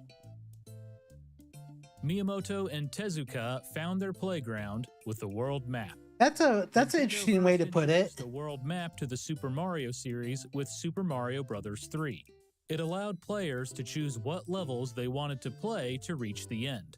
However, it was still a fairly linear experience to get to Bowser and save the princess. The development team initially carried this concept over to Super Mario World, but besides some updated visuals, it was functionally the same. But what if the world map was more than just a map? Miyamoto said, "We were thinking that players should be able to play with the map itself." So the map got a complete overhaul. Mario had a whole new world to explore, Dinosaur Land, and players were free to explore Dinosaur Land how they wished. Rather than having 8 separate worlds, Dinosaur Land was one massive area with interconnecting regions. Players could backtrack and replay levels, or explore new areas of the map. The development team filled the map with secret levels and hidden paths. This gave Yeah, that's why I'm like, I'll play up to a certain point, then go fight Bowser, and I did. And it was like, I did like 70 of the 96, did 70, 96 exits. That's not too bad for like, a casual playthrough. gave players new ways to experience the game. For example, players could find a secret passage to Bowser's castle quickly, or take their time. Oh yeah, the Japanese version called it Koopa. And beating Bowser was no longer the end of the game. There were 96 exits players could find throughout Dinosaur Land's 74 levels. Sometimes Mario found a secret So there's pipe 22 that led more to a new exits, exit. not Other 24. times, a key opened up a new pathway on the map. Players might find an area that they previously thought was unreachable. The development team provided clues to help the player find these secret exits. For example, levels that flashed red had multiple exits. Visual clues like a notch on the cliffside or a pipe off the beaten path might mean a nearby secret. And thanks to a save battery on the cartridge, players could take their time to find all the exits. A number on the main menu let players know their progress. But the changes to the world map were not just about levels and secrets, they also brought balance to the game.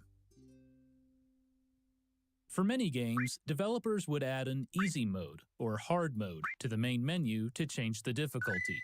But Miyamoto was not I just have a audio whiplash of hearing Final Fantasy VII sound effects. I was like, man, I want to play the original someday again. a fan of this design choice. Instead, he wanted players to adjust the difficulty as they played. So the director of programming, Toshihiko Nakago, came up with an idea: dotted line blocks. The idea started from a simple addition. The team wanted to try new block types and levels. From there, it evolved into much more. Throughout levels, players came across various colored dotted lines. When the player found the corresponding switch palace on the map, the blocks activated. It made levels easier by providing a new platform for Mario to jump on, or providing power-ups. If players wanted to make the game harder, It's weird because none of the blocks give you like power-ups for fire flowers, and I would love that, honestly. they could ignore the switch palaces. I mean, those Dinosaur like the Land switch now blocks. resembled a board game. There were 9 unique areas to explore, like Forest of Illusion, Twin Bridges, and Star World. And many regions were named after food, like Donut Plains, Vanilla Dome, and Chocolate Island. With a new map and unique regions for Mario to explore, character designer Shigefumi Hino saw an opportunity to update many of the game's visuals. Mario got a makeover with back pockets on his overalls, an emblem on his hat, and improved shadows. Miyamoto specifically requested Mario have white in his eyes.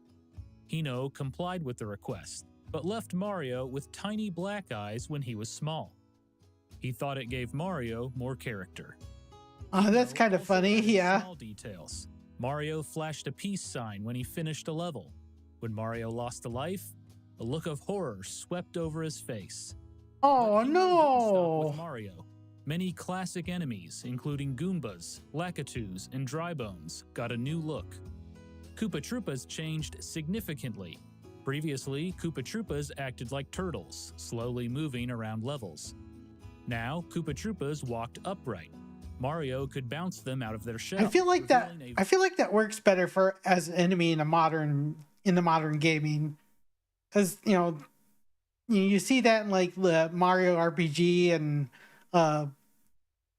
not Mario RPG, but Paper Mario. Like it seems like you're able to enjoy being around them more. vulnerable little reptile in its underwear.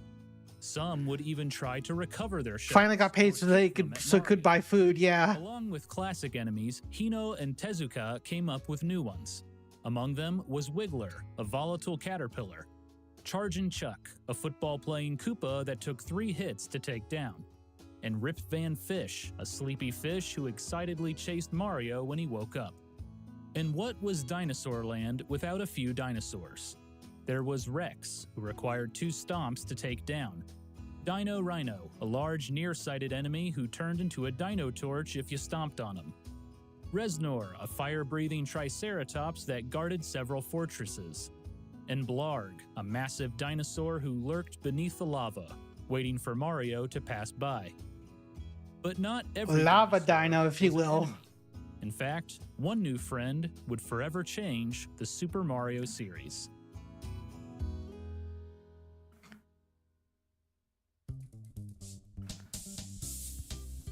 For the past 5 years, Shigeru Miyamoto had a sketch of Mario riding a dinosaur taped up at his desk. He had wanted to implement the idea since the first Super Mario Bros. Game.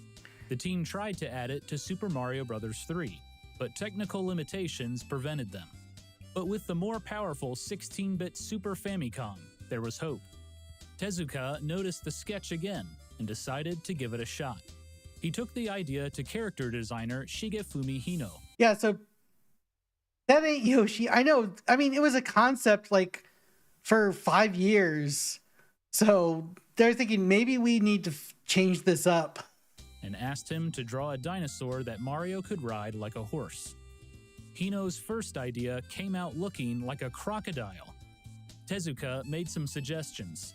The dinosaur should be smaller, cuter, and related to the Koopa Troopas. Hino made modifications, and, over time, the character's final form took shape. A green dinosaur with a shell on its back that doubled as a saddle. Tezuka recalled that, quote, he turned into quite the cute character. Aww. As a placeholder, they named the character Yoshi, a nickname of Mie Yoshimura, an artist on staff. But the name stuck. Writing Yoshi was a fun new way to explore levels because he offered more than just transportation. Yoshi could eat enemies or grab hard-to-reach items, help Mario jump extra high, and traverse rough terrain. Yoshi could also gain new powers. For example, with the different colored Koopa shells, Yoshi could breathe fire, temporarily fly, or stomp the ground. In addition, he could eat berries scattered around levels to earn more time, power-ups, and coins. Yoshi also provided Mario with a free hit. When an enemy hit Mario, Yoshi would run away, but the player had an opportunity to get Yoshi back. I like his animation when he looks Also like he's added scared. Adorable baby Yoshis in various colors. Mario could feed the Yoshi's enemies to make them grow up. and each colored Yoshi had specific traits when they gobbled up Koopa shells. Essentially, Yoshi was a new, robust power-up for Mario to use on his journey. The development team brought back old power-ups as well. There were the usuals, the Super Mushroom to make Mario big, a Fire Flower that let Mario shoot fireballs, and a Superstar that granted temporary invincibility. The development team initially brought back the Super Leaf, which turned Mario into a raccoon and allowed him to fly temporarily. But with all the other changes happening, they thought they could do better. So they experimented with a few ideas, such as wings, before finally settling. Yeah, see the middle one right there? Like, who's going to be like a pilot or something? Also, like bird wings on the left side. On a cape. The cape, acquired by picking up a feather, worked similarly to the raccoon suit. Players could hit enemies with it and, after a brief runoff, could temporarily fly. But it offered so much more. Players had more control mid-flight, and by rocking back and forth, they could stay in the air much longer.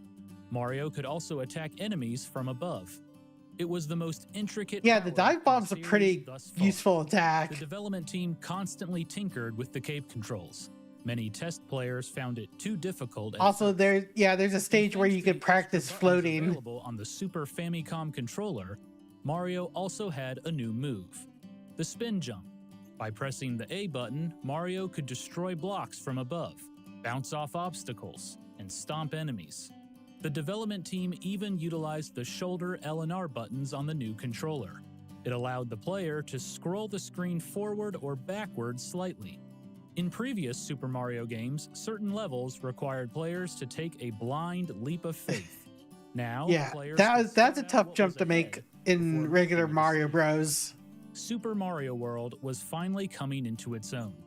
The development team overhauled almost everything.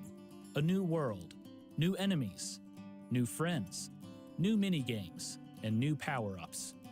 And to complement everything were the brilliant compositions and sound effects from composer Koji Kondo. Since the beginning, Kondo had worked on the Super Mario Bros. Series, composing the memorable original theme. While working on Super Mario Bros. 3, he composed a plethora of new music with a distinct reggae vibe and a ton of percussion. But after completing the project, Kondo thought he may have composed too much music. As a result, he felt like each song made less of an impact. I don't know about that, because like Mario 3 had a lot of good tunes to listen to, but if he pushed himself too hard, I understand. It's like the songs that he made in Mario World, like they're different variations, which probably took less effort, but were still like memorable in their own right. Kondo's favorite songs were ones with beautiful melodies. He felt they left a more profound impression on people. So, with Super Mario World, he wanted to focus on one melody and incorporate it into multiple songs. But due to the new hardware, he found the work, quote, 100 times more difficult. Kondo had to make all the sound samples himself and learn new software tools. But he quickly realized the Super Famicom allowed him to do so much more with the music. The 8-bit Famicom only had 5 audio channels and was limited to electronic sounds. But the Super Famicom had 8 dedicated sound channels and supported samples and sound effects from all kinds of instruments. As a result, Kondo got to completely rethink what game music could be. Kondo used a variety of Thanks, instruments for Sony. both Yeah. music and sound effects. It resulted Their sound in a chips are rich, pretty good, warm yeah. sound, unlike anything players had ever heard before in a Super Mario game.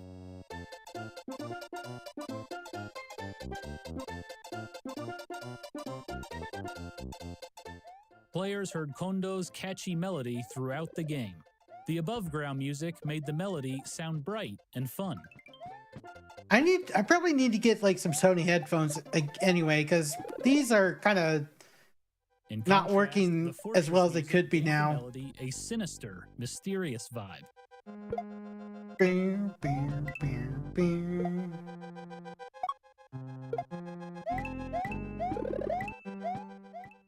Kondo added a few subtle musical cues too. When Mario found Yoshi, a new percussion track kicked in over top the music. And this is always the nicest addition to a Kondo video even game. added a reverb effect to the sounds while Mario was Riding your underground, mount adds more adding music to the level's game. atmosphere.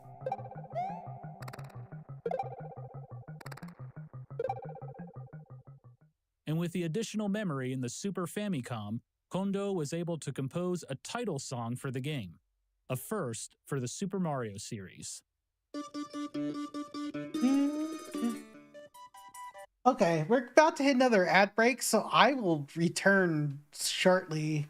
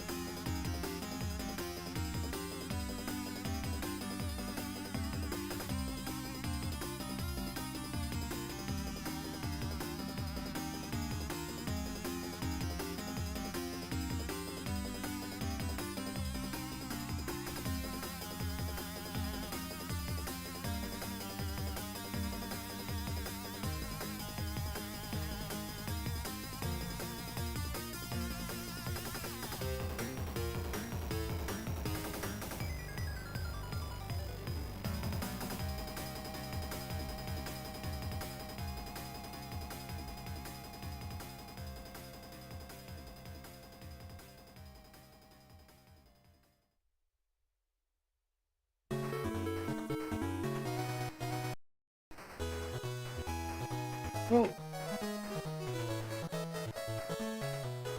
Don't know why I was showing that for a second. Anyway, let's continue with the video.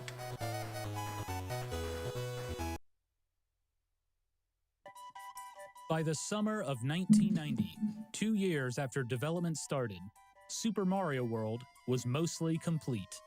Tezuka and his team felt they had taken the concepts that made the series so special: freedom, athleticism, friendliness, and perfected them. It was a massive, side-scrolling 2D platformer.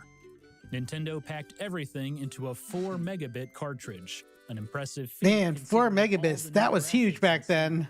On the game's packaging, Nintendo added Super Mario Bros. 4 as a subtitle, reminding players that this was a continuation of the beloved series from the Famicom. Super Mario World was the quintessential launch title.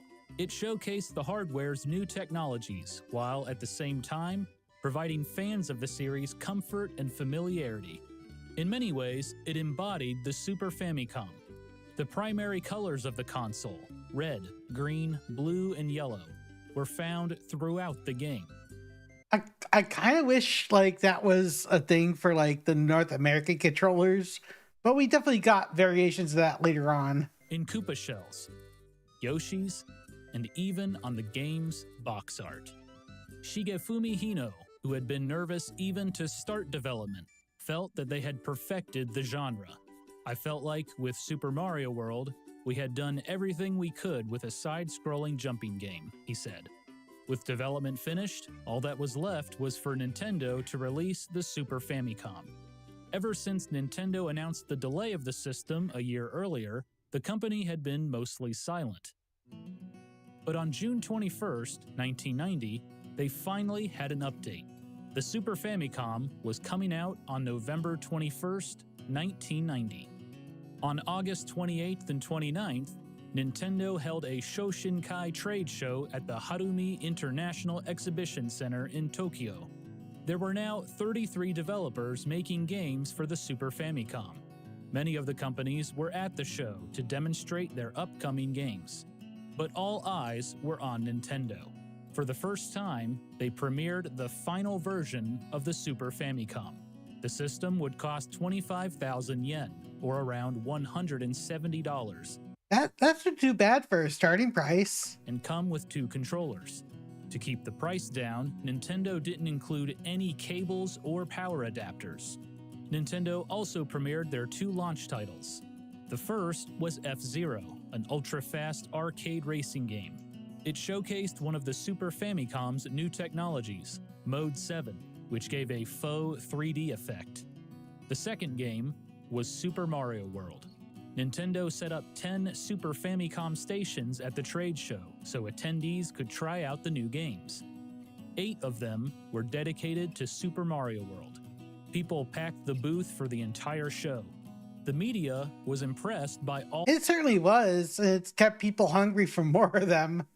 But unfortunately, that didn't happen until like 7-8 years later. the latest changes to the game. Electronic Gaming Monthly called it the premier piece of software shipping with the Super Famicom. The hype for Super Mario World and the Super Famicom was bigger than ever.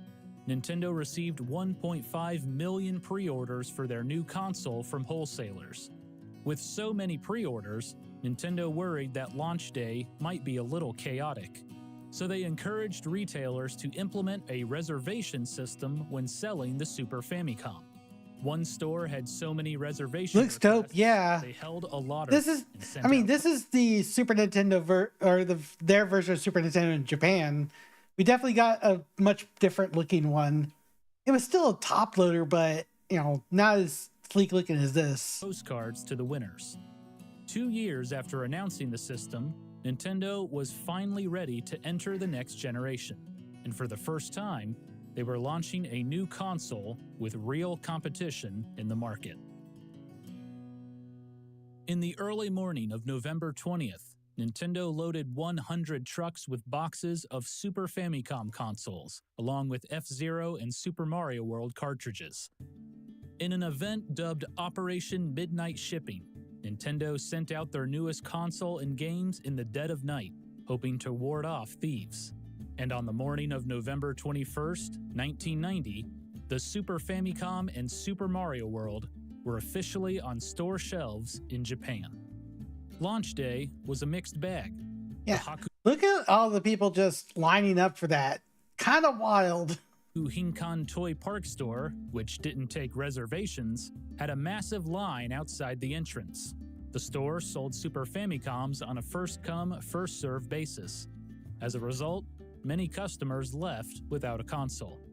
But other stores, like the Odakyu department store, were relatively calm. The store issued reservation tickets 6 weeks ahead of time, anticipating that kids would play hooky to get the system. The store sold 1,500 Super Famicoms on launch day. But the biggest issue... It's amazing that they had that many in stock to sell to people. ...was the lack of stock. Although Nintendo had 1.5 million pre-orders, they could only ship 300,000 consoles. Many smaller stores, particularly mom-and-pop shops, didn't receive any consoles. Still just a lot of product, yeah. Shortage by offering the Super Famicom bundled with software at a marked up price. Retailers accused Nintendo of stalling production to create a false shortage and drive up demand. Nintendo responded by promising to increase their manufacturing capacity in 1991. Despite the issues, the Super Famicom was a hit. According to a report from Nintendo, the initial stock of 300,000 consoles sold out in just 3 days. And Super Mario World was the crown jewel of the system. To put it simply, it's everything a game should be. Challenging, frustrating, rewarding, and most important of all, unbelievably addictive. I'm still nursing an injured finger from a weekend solid, and I mean solid, play. If you've got a Super Famicom, this is as essential as the power supply. It wouldn't now, yeah. Original Mean Machines. Super Mario World received rave reviews from the press. Famitsu magazine gave the game a score of 34 out of 40. They wrote, I mean, a lot of the problems like in that time were because of like world events going on, like chip shortages, you know, like recession, stuff like that. So the Mario series repeatedly powers up, and this may surprise some players, but I felt a lot of power in this entry. It feels like it has 3 times the ideas without impacting any of the fundamentals that make Mario games so much fun. But even with all the also praise, just production, some yeah. reviewers came away slightly disappointed. They expected more from Nintendo's new 16-bit console.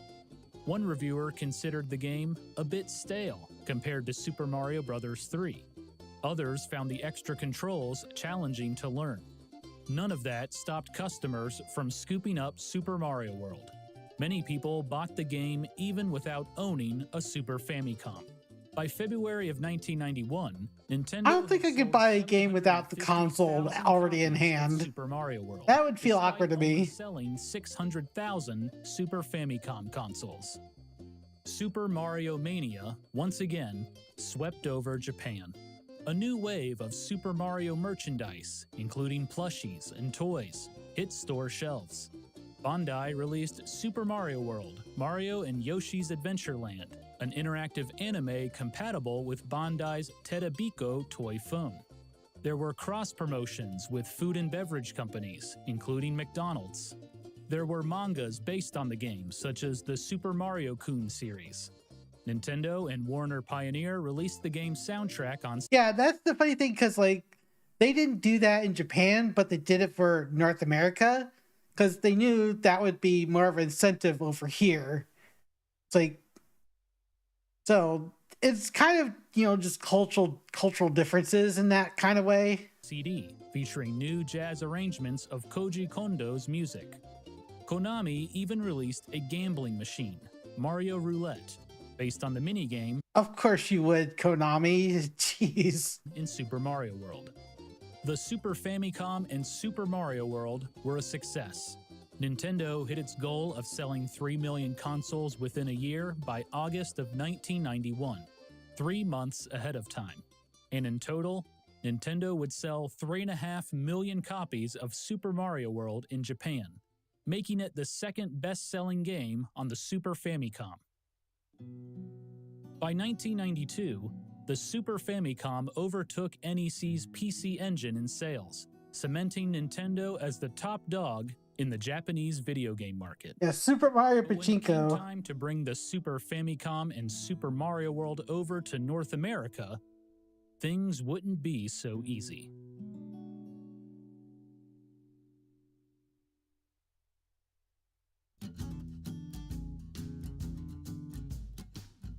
No, compared to Japan. So that's the thing, because like the NES was technically like out in most of North America by 86, but there was like some places that got it 85. So we had a few years less compared to Japan for the NES. So basically, by the time the SNES was out, is like, didn't we just have this like come out? It's like, come on, give us more time.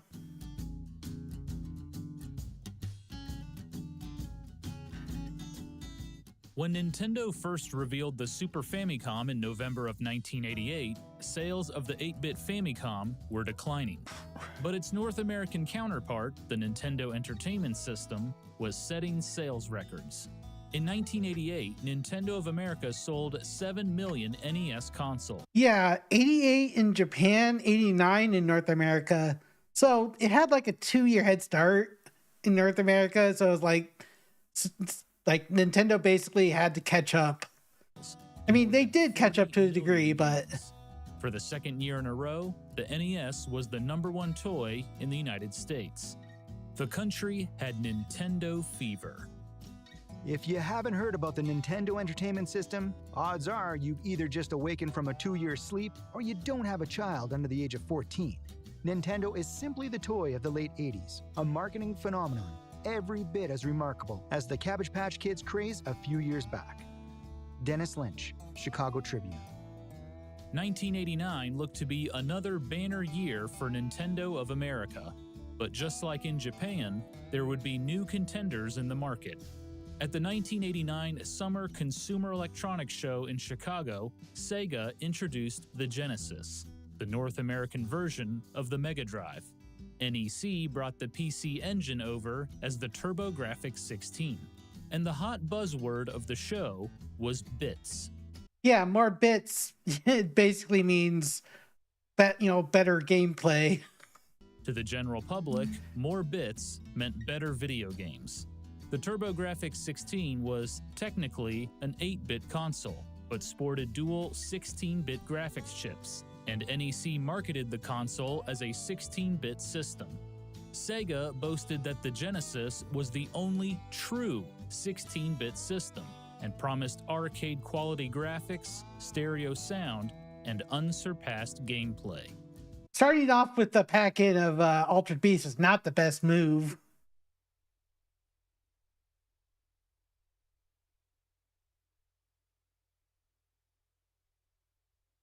Yeah, With absolutely. NEC and Sega bringing in more powerful consoles, it begged the question, where was Nintendo's 16-bit system?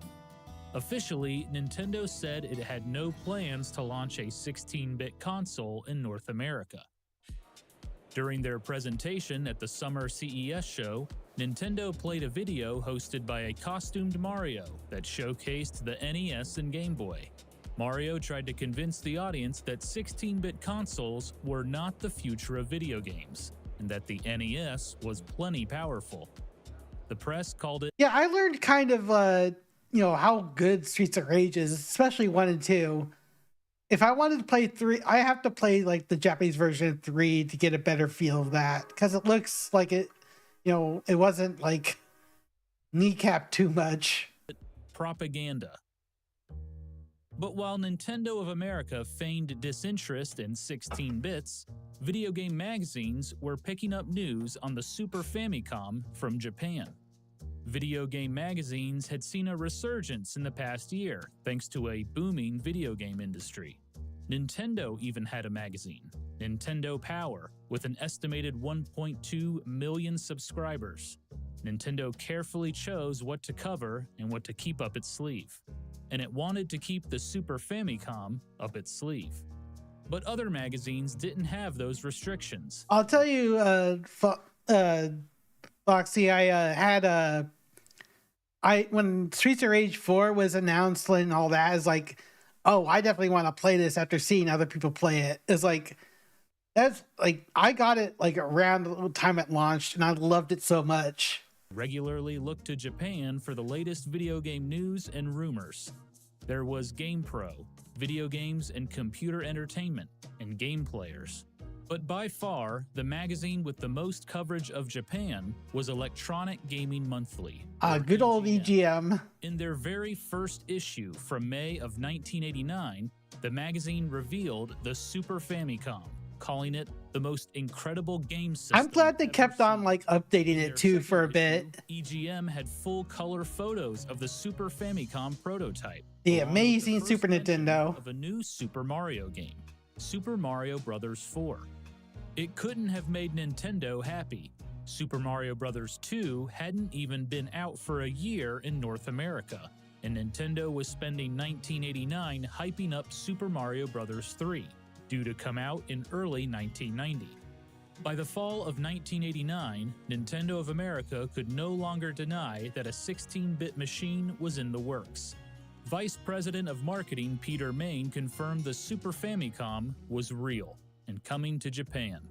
But he stopped short of announcing a North American release. Instead, Main affirmed that the company wanted to wring every last megabyte of power from the Nintendo Entertainment System before jumping into the 16-bit generation. In other words, any announcement of a new 16-bit system would cut into Nintendo of America's sales. But that didn't stop. Yeah, I mean, that is a smart move because, you know, there was still a lot of good stuff coming out at the time.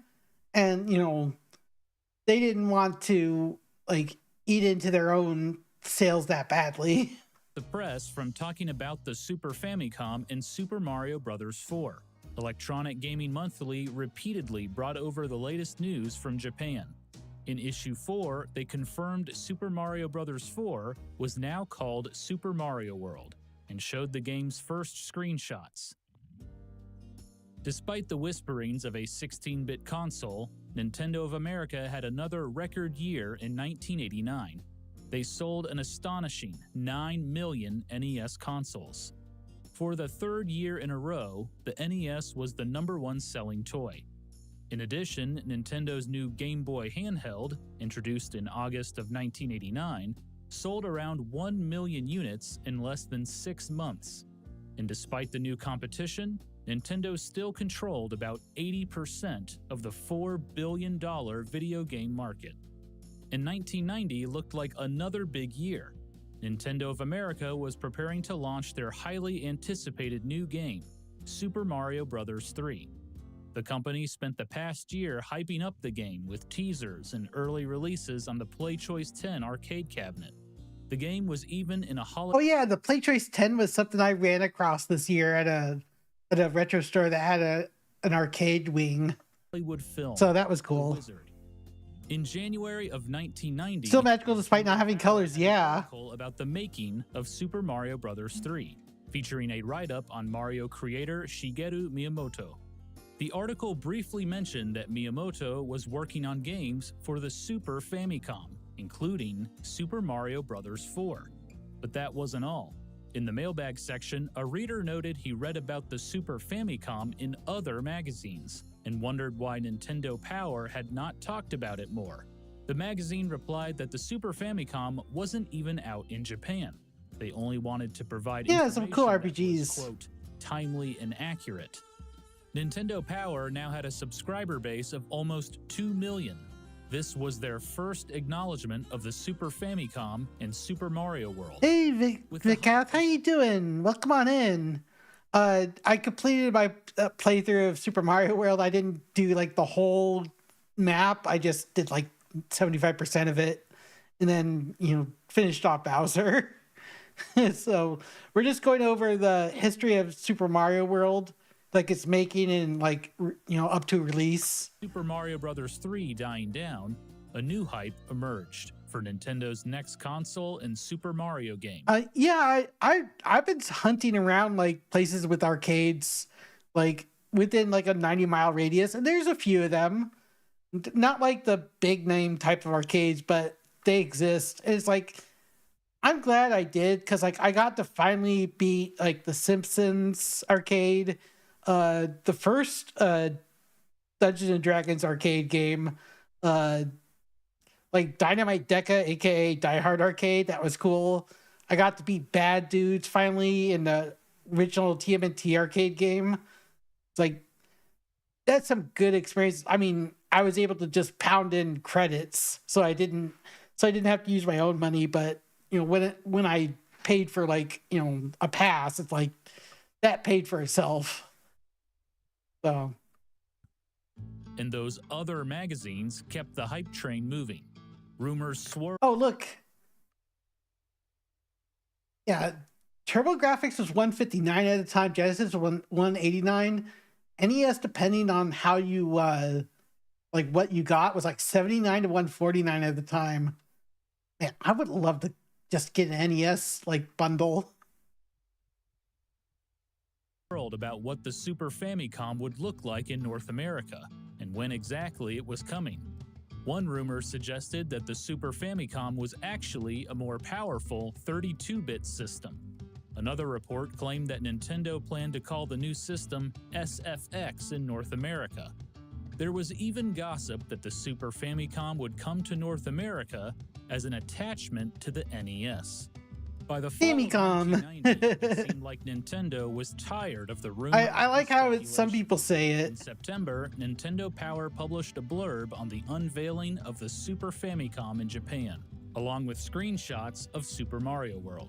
They also took a jab at other publications, asking readers. Yeah, you could see the image of Super Mario World there. That's like a prototype, because they had like visions of how it would look like originally, and then they started changing it over time. To stick with Nintendo Power for, quote, hard facts and not wimpy rumors. But Electronic Gaming Monthly also covered the unveiling of the Super Famicom in Japan, and much more extensively.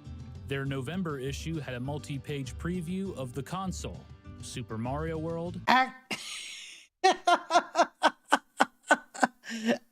Laser. Act Laser, not ActRaiser. ActRaiser's a good game though. That was more like the launch, like in the launch year was the Super Nintendo was out. Like came out like a month after or something. It's like a platformer game and like sim sort of mixture. And other upcoming games. Still, with all the previews, rumors, and speculation, no one outside of Nintendo knew when the Super Famicom and Super Mario World were coming stateside. But 1990 proved to be a defining year for Nintendo of America. The company had another record-breaking year with $3.4 billion in sales. Nintendo now controlled 87% of the video. I mean, look at this like setup. Like this is some comfy early 1990s gaming, really, right here. Like all those VHSs on the side, the VHS player on top. It's like, man, I miss those days. Game market. Super Mario Bros. 3 was a colossal hit, selling 7.5 million copies and grossing more than $400 million. At the time, it was the best-selling standalone video game ever. Nintendo also sold 3.2 million Game Boys, along with 9 million games. But despite all the accolades, Nintendo also saw problems. The Nintendo Entertainment System was saturating the market. 1 in 4 households owned an NES, and in homes with children aged 10 to 14, almost 100% owned an NES. For the first time in North America, NES sales declined, down to 7.2 million units, and the company's projections for 1991 were even lower. Nintendo estimated they would only sell 4.5 million NES systems. There was also the threat of competitors. Yeah, I miss furniture like that. Particularly Sega. Nintendo president Hiroshi Yamauchi once stated that Sega was not a legitimate contender in Oh, look, there's the base converter, like right above the Genesis. That's really cool that they include that with it. the US market. But that had changed. By the end of 1990, Sega had sold around 1.5 million Genesis consoles and had an 80% share of the 16-bit market.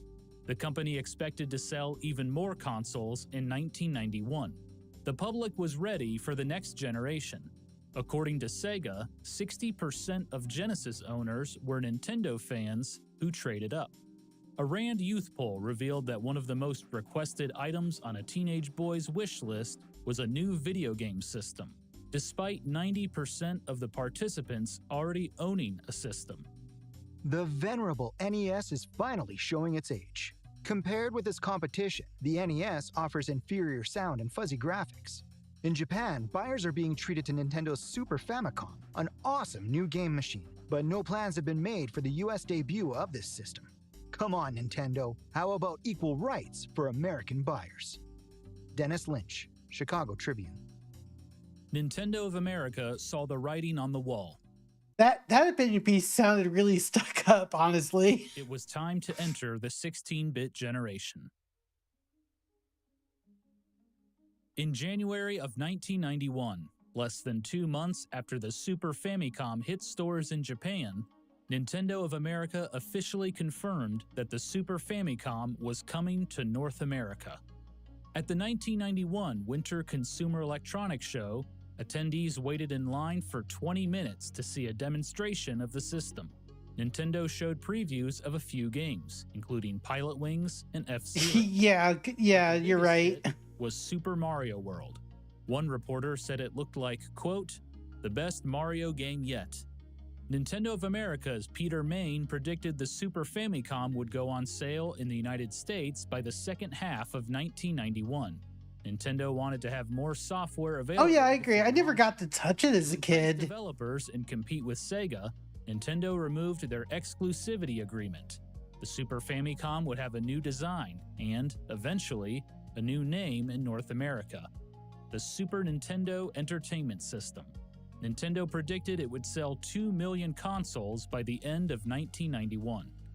But selling the 16-bit system would be much more challenging in the United States than in Japan. In Japan, the economy was booming. Nintendo was selling Super Famicoms faster than they could make them. And this was despite a shrinking consumer base. Since the mid-1970s, Japan's birth rate had declined, and the average family had 1.5 children. The result? As one analyst explained, fewer children are surrounded by more rich adults, and that means that the money spent on absolutely child increases.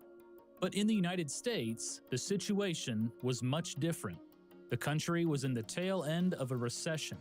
War in the Middle East more than doubled oil prices. The failure of many savings and loan institutions hit the lending market hard.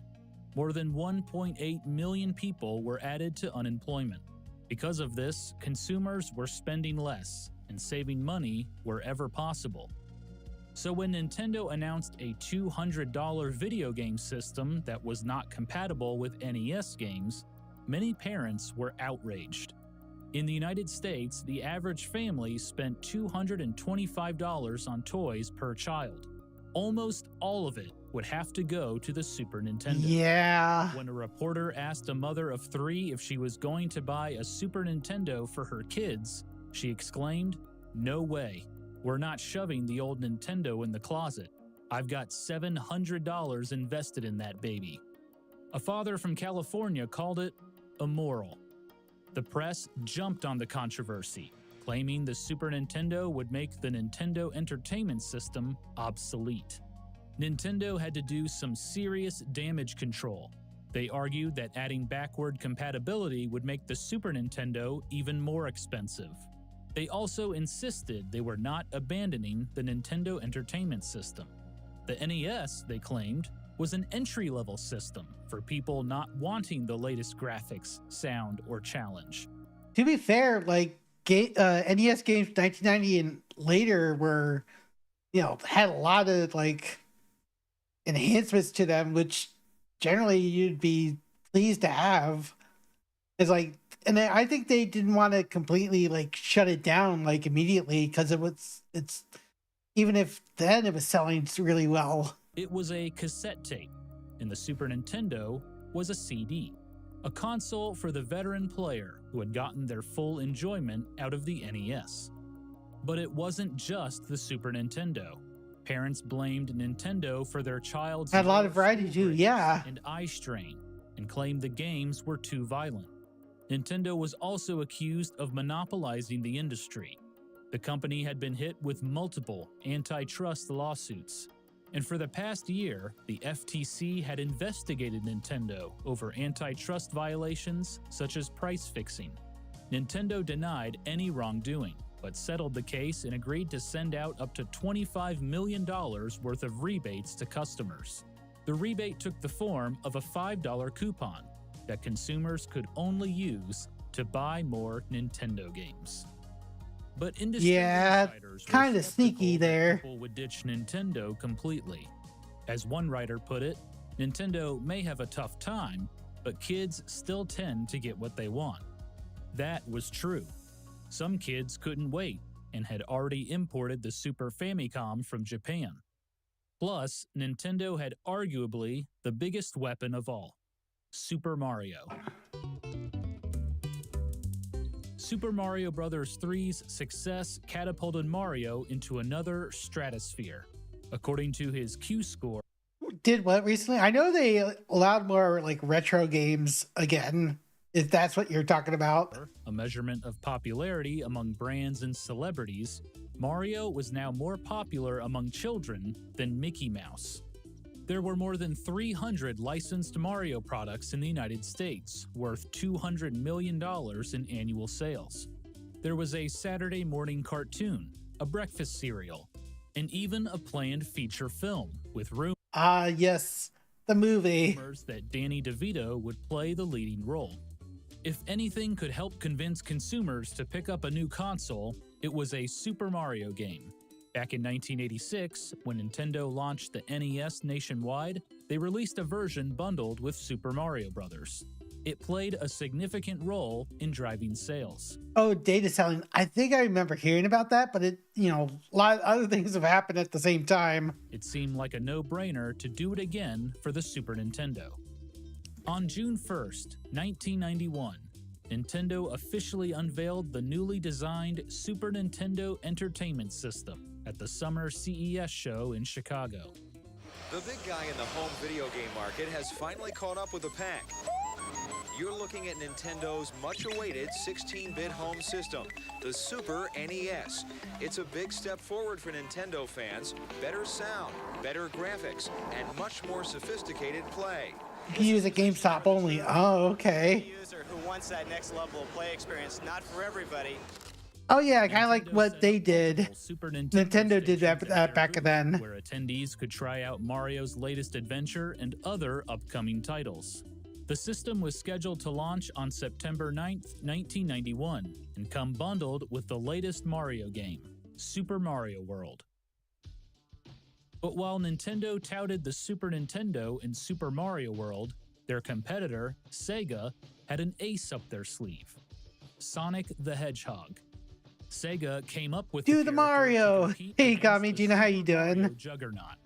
The That's- company first announced their speed. Thank you, Kami, I appreciate it. At the winter CES show, and was ready. I take to it you're launch the going to game bed for soon? retail stores. Sonic the Hedgehog received high praise from Yeah. the press. No Video worries. Games and Computer Entertainment declared. I do that. I do that last, places all the Sega time. Card has their games? own Gotcha. Mario. And Sega had one more surprise in store. The Sega I'm about Genesis done was tonight. getting a price cut down to $150 and would come bundled with Sonic the Hedgehog. The company knew the battle between Sonic and Mario would be critical in the 16-bit market. Look at it. That would be Mario in a few years, honestly. And Sega was not going to play around. They now controlled 90% Or more or less of the Donkey Kong, 16-bit because market Donkey Kong and became had a big two-year hit. head start on Nintendo. Sega president Tom Kalinske shrugged off the Super Nintendo, claiming Nintendo would have to play catch-up with Sega. While Nintendo hoped to have around 18 games by Christmas, Sega would have more than 100. And for the second half of 1991, Sega had a $15 million advertising budget. After Sega announced their new Sonic The the 90s Hedgehog reading culture console nutshell. bundle, Yeah, you're not wrong about that. Honestly, it's like there's a lot of like tribalism with video games. I mean, still tribalism today, but it was. I feel like it was a lot worse back then. sales surged. For the first time, Nintendo of America had legitimate competition in the video game market. But they hoped Super Mario could save the day. I would love having it called the Mega Drive, but Genesis was their way of like reviving this console.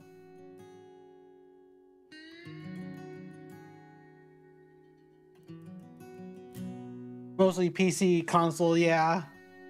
On Wednesday, August 21st, 1991, a Toys R Us store in Cerritos, California opened a shipment box from Nintendo. Inside was their new 16-bit console, the Super Nintendo. The system arrived almost 3 weeks ahead of time. Over the next few days, Oh, copyrights in EU. That would make sense. What is there a band named Genesis? Or am I thinking of something else? Also, August 21st is when they first started getting the Super Nintendo, but they started selling them like 2 days after that, which is, by funny enough, it runs on my birthday, August 23rd also. stores around the country started receiving shipments. Soon, It the could have word got been. out. The Super Nintendo was here. They had to change Star Fox because in EU to something else. Because to Lilac Wars, because Star Fox was too similar to Star Vox or something in Germany. Super Nintendo launched with F-Zero, Pilot Wings, and the bundled game, Super Mario World. Praise for Mario's latest adventure poured in from magazines, newspapers, and school playgrounds. Electronic Gaming Monthly gave the game a score of 36 out of 40, calling it easily the best Mario adventure yet. And Video Games and Computer Entertainment called it by far the best installment in the Mario saga. But some critics expected more from Super Mario World. Entertainment Weekly claimed Nintendo was beating a dead Koopa, and that Mario was doing, quote, all the things he's been doing For the past 5 years. That's so It lame. didn't seem to bother anyone else who played Super Mario World. It was Mario at his finest. Nintendo backed the Super Nintendo launch with a massive $25 million advertising blitz. The September 1991 issue of Nintendo Power made its way to 2 million mailboxes across the country, with Super Mario World featured on the cover. Inside was a 16-page guide featuring maps, items, enemies, tips, and more. Nintendo invaded televisions as well. There were commercials with a jazzy new slogan, "Now you're playing with power, super power." Okay, I have to show that one particular. Let me show you the full commercial of that Super Mario World commercial. Here we go.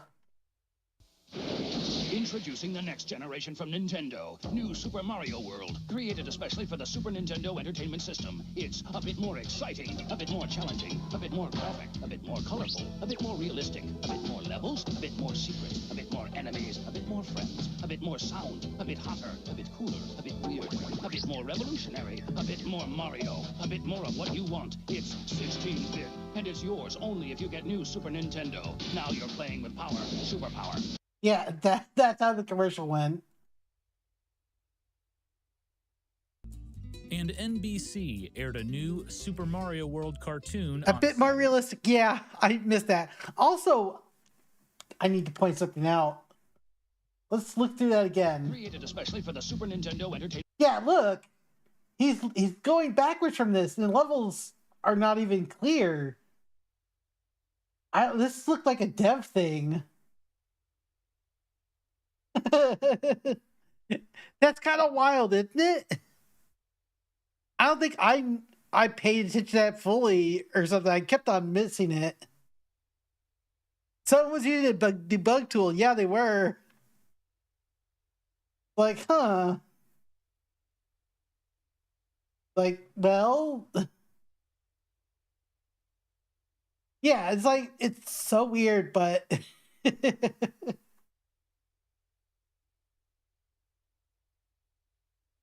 Good eye, yeah.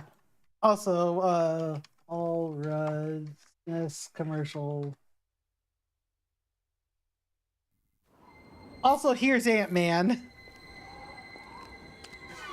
Young Paul Rudd right there. You decide to step up to this kind of power, this kind of challenge, this kind of flying, crashing, feeling. When you decide to get serious, there's only one place to come. The games of... Oh shoot, Karn. Sage, are you here? Can you give a shout out?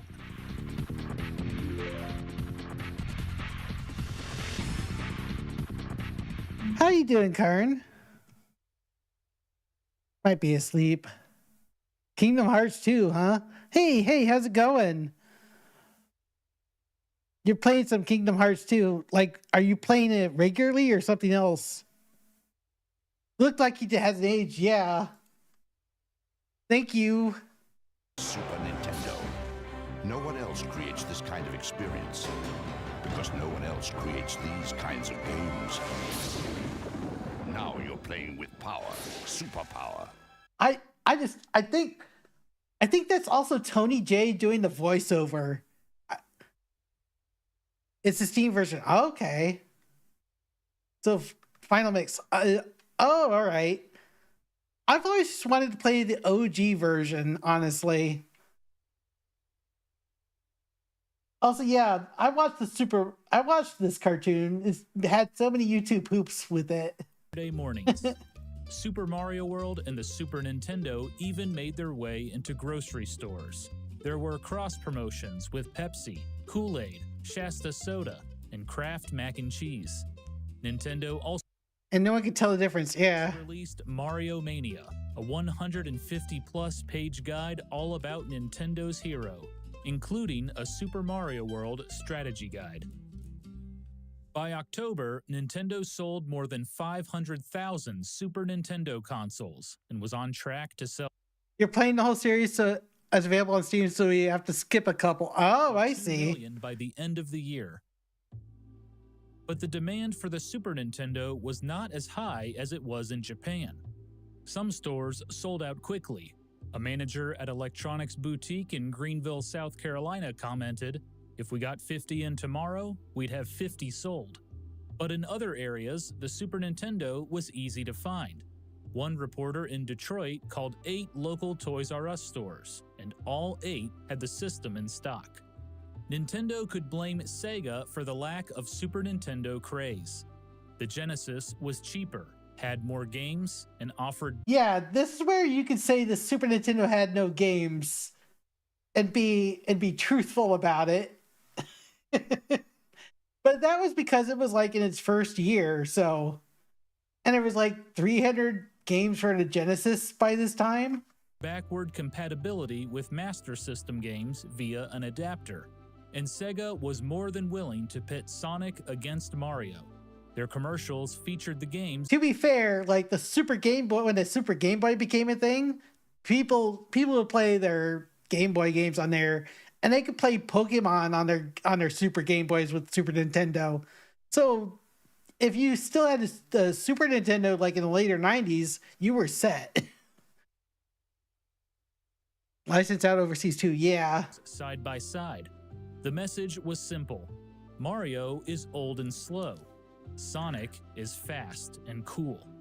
Sega also launched the Sega World Tour, traveling to shopping malls around the country to let people try Sonic the Hedgehog in Super Mario World. According to Sega, 88% of the participants preferred Sonic. House-to-house fighting. I mean, normalized in it. Yeah, in the 90s, earlier 90s, like, internet was around, but, you know. Continues unabated. War drums beat along the shores of Lake Michigan and bugles blare west of the Rockies. The martial music of the Silicon Samurais harks from the east. Oh, Bill O'Reilly even talked about this too. This is like 92, 93 Inside Edition. The question is no longer if there will be a video game war, but rather who will win it. Arnie Katz. Oh, look at that. Hold on a second. I need to scoot back a little bit. Yeah, this is a way you could get to preview stuff too. That's really cool. I forgot about that.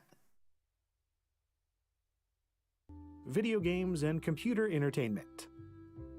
The launch of the Super Nintendo and Super Mario World officially signaled the beginning of one of the greatest battles in video game history. There's Sonata Kai. There's some of those available on YouTube, like the laser discs, and you know I've showed them off on here before. But there's still some that they haven't been able to recover, and I hope they do someday. Because, you know, it's like the first one they have, and then like 2 through 6 they don't, and then 7 and above, so. Console wars. Sega and Nintendo duked it out for control of the 1991 holiday season. In the end, both companies claimed victory. Nintendo claimed it sold 2.1 million Super Nintendo units. Sega disputed the figure, claiming it was closer to 1.4 million. Meanwhile, Sega claimed it sold every system it could make in 1991, 1.6 million units. Nintendo argued it was closer to 1 million units. Nintendo knew they were in for a long war, so in January, they slashed the price of the Super Nintendo to $180. By the summer, Nintendo cut the price again, to $150. That same year, Nintendo expanded their 16-bit territory by launching the Super Nintendo in Australia and Europe, bundled with Super Mario World. The game once again received glowing reviews.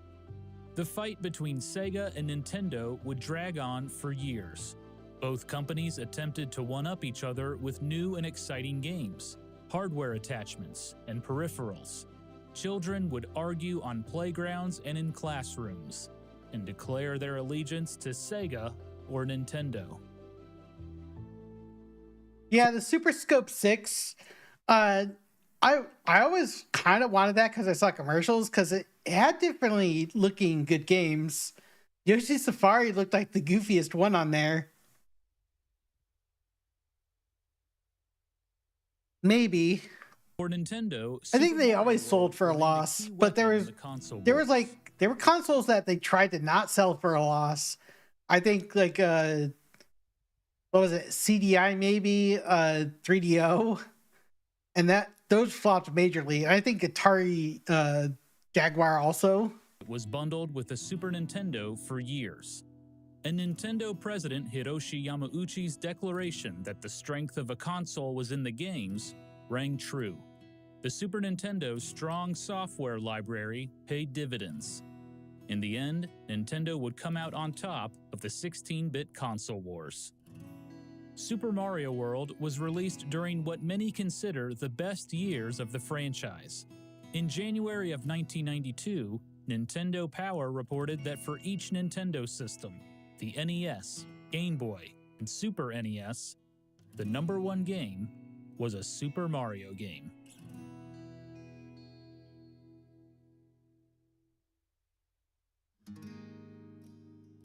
When the Super Nintendo first launched, Nintendo's vice president of marketing, Peter Main, commented that the system was evolutionary, not revolutionary. The same could be said about Super Mario World. Mario's 16-bit debut did not significantly change the Mario formula, and many reviewers took issue with that. But Super Mario World did perfect the formula, and today, Super Mario World is widely considered a masterpiece. Mario creator Shigeru Miyamoto admitted he was happy with how the game turned out, but he felt that he was only scratching the surface of what video games could become. In a 1995 interview, he said, "I joined Nintendo because I wanted to create a product that people would talk about and remember, and that's what I want to do in the future too, create something that will make an impact on the world." Over the next several years, Miyamoto would experiment with new, cutting-edge technology Oh, the effects on Super chip. Nintendo. And for Nintendo's next console, codenamed Project Reality, Miyamoto would bring the Super Mario series to the third dimension, giving Mario more freedom than ever before. But even with new advancements in technology, Super Mario World stayed with him. Miyamoto would later confess in an interview with USA Today that Super Mario World was one of his favorite Mario games. It was the culmination of everything that made the series great. But more importantly, Miyamoto was proud that it launched the careers of several of his co-workers. Director of Programming Toshihiko Nakago would continue to program countless games for Nintendo. Today, he is the president and CEO Ooh, of the company. that's he some had gray been hairs he has programming there. For years. Systems Research and Development. Level director Katsuya Eguchi would direct his first game, Star Fox, in 1993. Star Fox utilized new technology that pushed the Super Nintendo hardware to its limit. In 2001, he created Animal Forest, later known as Animal Crossing, which gave players their own world to explore. Today, he's a deputy general manager at Nintendo. Map director Hideki Kono would direct one of the best-selling games on the Super Nintendo, Super Mario Kart. Today, he is in charge of the mobile game division at Nintendo. Composer Koji Kondo continued to compose music for Nintendo, and still does today. He has written some of the most memorable tunes in video game history. Shigefumi Hino worked as a character designer for several more years before getting to tackle his own game, the quirky strategy game Pikmin for the GameCube. Aw. But Hino's most Yeah, significant Pikmin's success kind of a cool, may have really been cool game. Yoshi. Yoshi was a hit with women and children, and Nintendo quickly realized they could do more with the character. Yoshi started getting his own line of games, and in 1995, he even starred in a spin-off of the Super Mario series, Yoshi's Island. It's no surprise that the cute green dinosaur is now a Yoshi's Island was of the so Mario good. franchise. Hino is still with Nintendo, working as a designer and planner. Director Takashi Tezuka would be heavily involved in just about every future Mario and Zelda game. Today, he is an executive officer in Nintendo's game development division. Over the years, his game design philosophy has remained consistent. I want to make games that no matter how many times you clear them, you want to keep that game and hold on to it like a treasure. I want to keep making games with that mindset. Takashi Tezuka. With Super Mario World, Tezuka succeeded in making a game that people cherished. Nintendo has re-released it many times. In 1994, they included the game in an updated Oh look, yeah, they mentioned unreleased in the USA here for Lost Levels. version of the Super Mario All-Stars collection and bundled the game with the Super Nintendo. Yeah, they bundled this game eventually with the Super Nintendo, and they did it for Donkey Kong Country also. But yeah, Mario All-Stars before having Super Mario World was also a bundle too. In 1998, Nintendo released Super Mario World under their Player's Choice banner an honor given to Nintendo's best-selling games.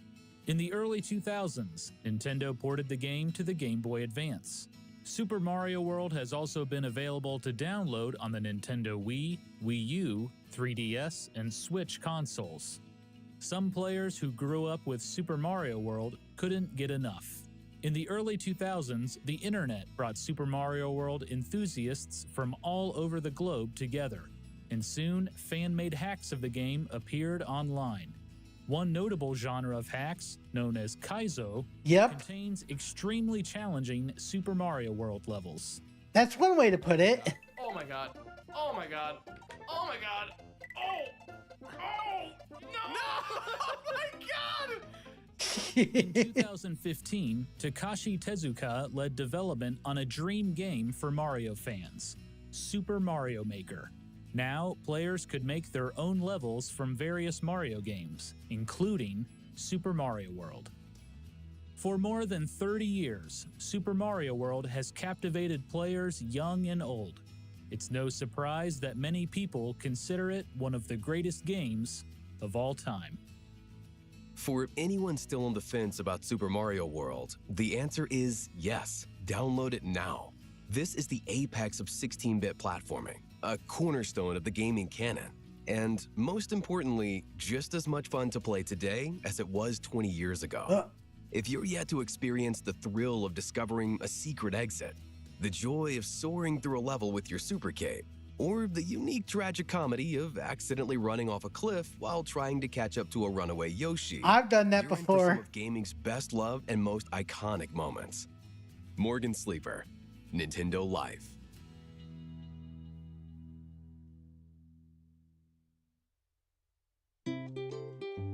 Do-do-do-do.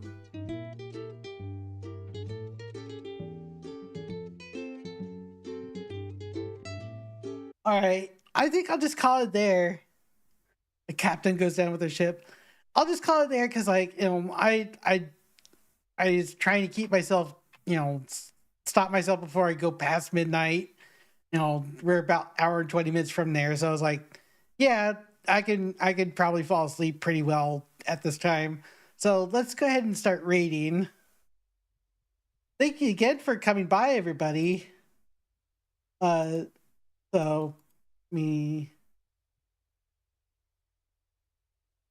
So thank you again for coming by. It means a lot. And I think I'll take a break until the new year. So let me get the raid target. We're gonna raid Senari because she's doing a grab bag for PS2, and I thought it'd be a cool thing to bring people to. So we'll go hit them up. Anyway, have a great rest of your time, guys, and I'll see you next year, if not sooner. Thank you.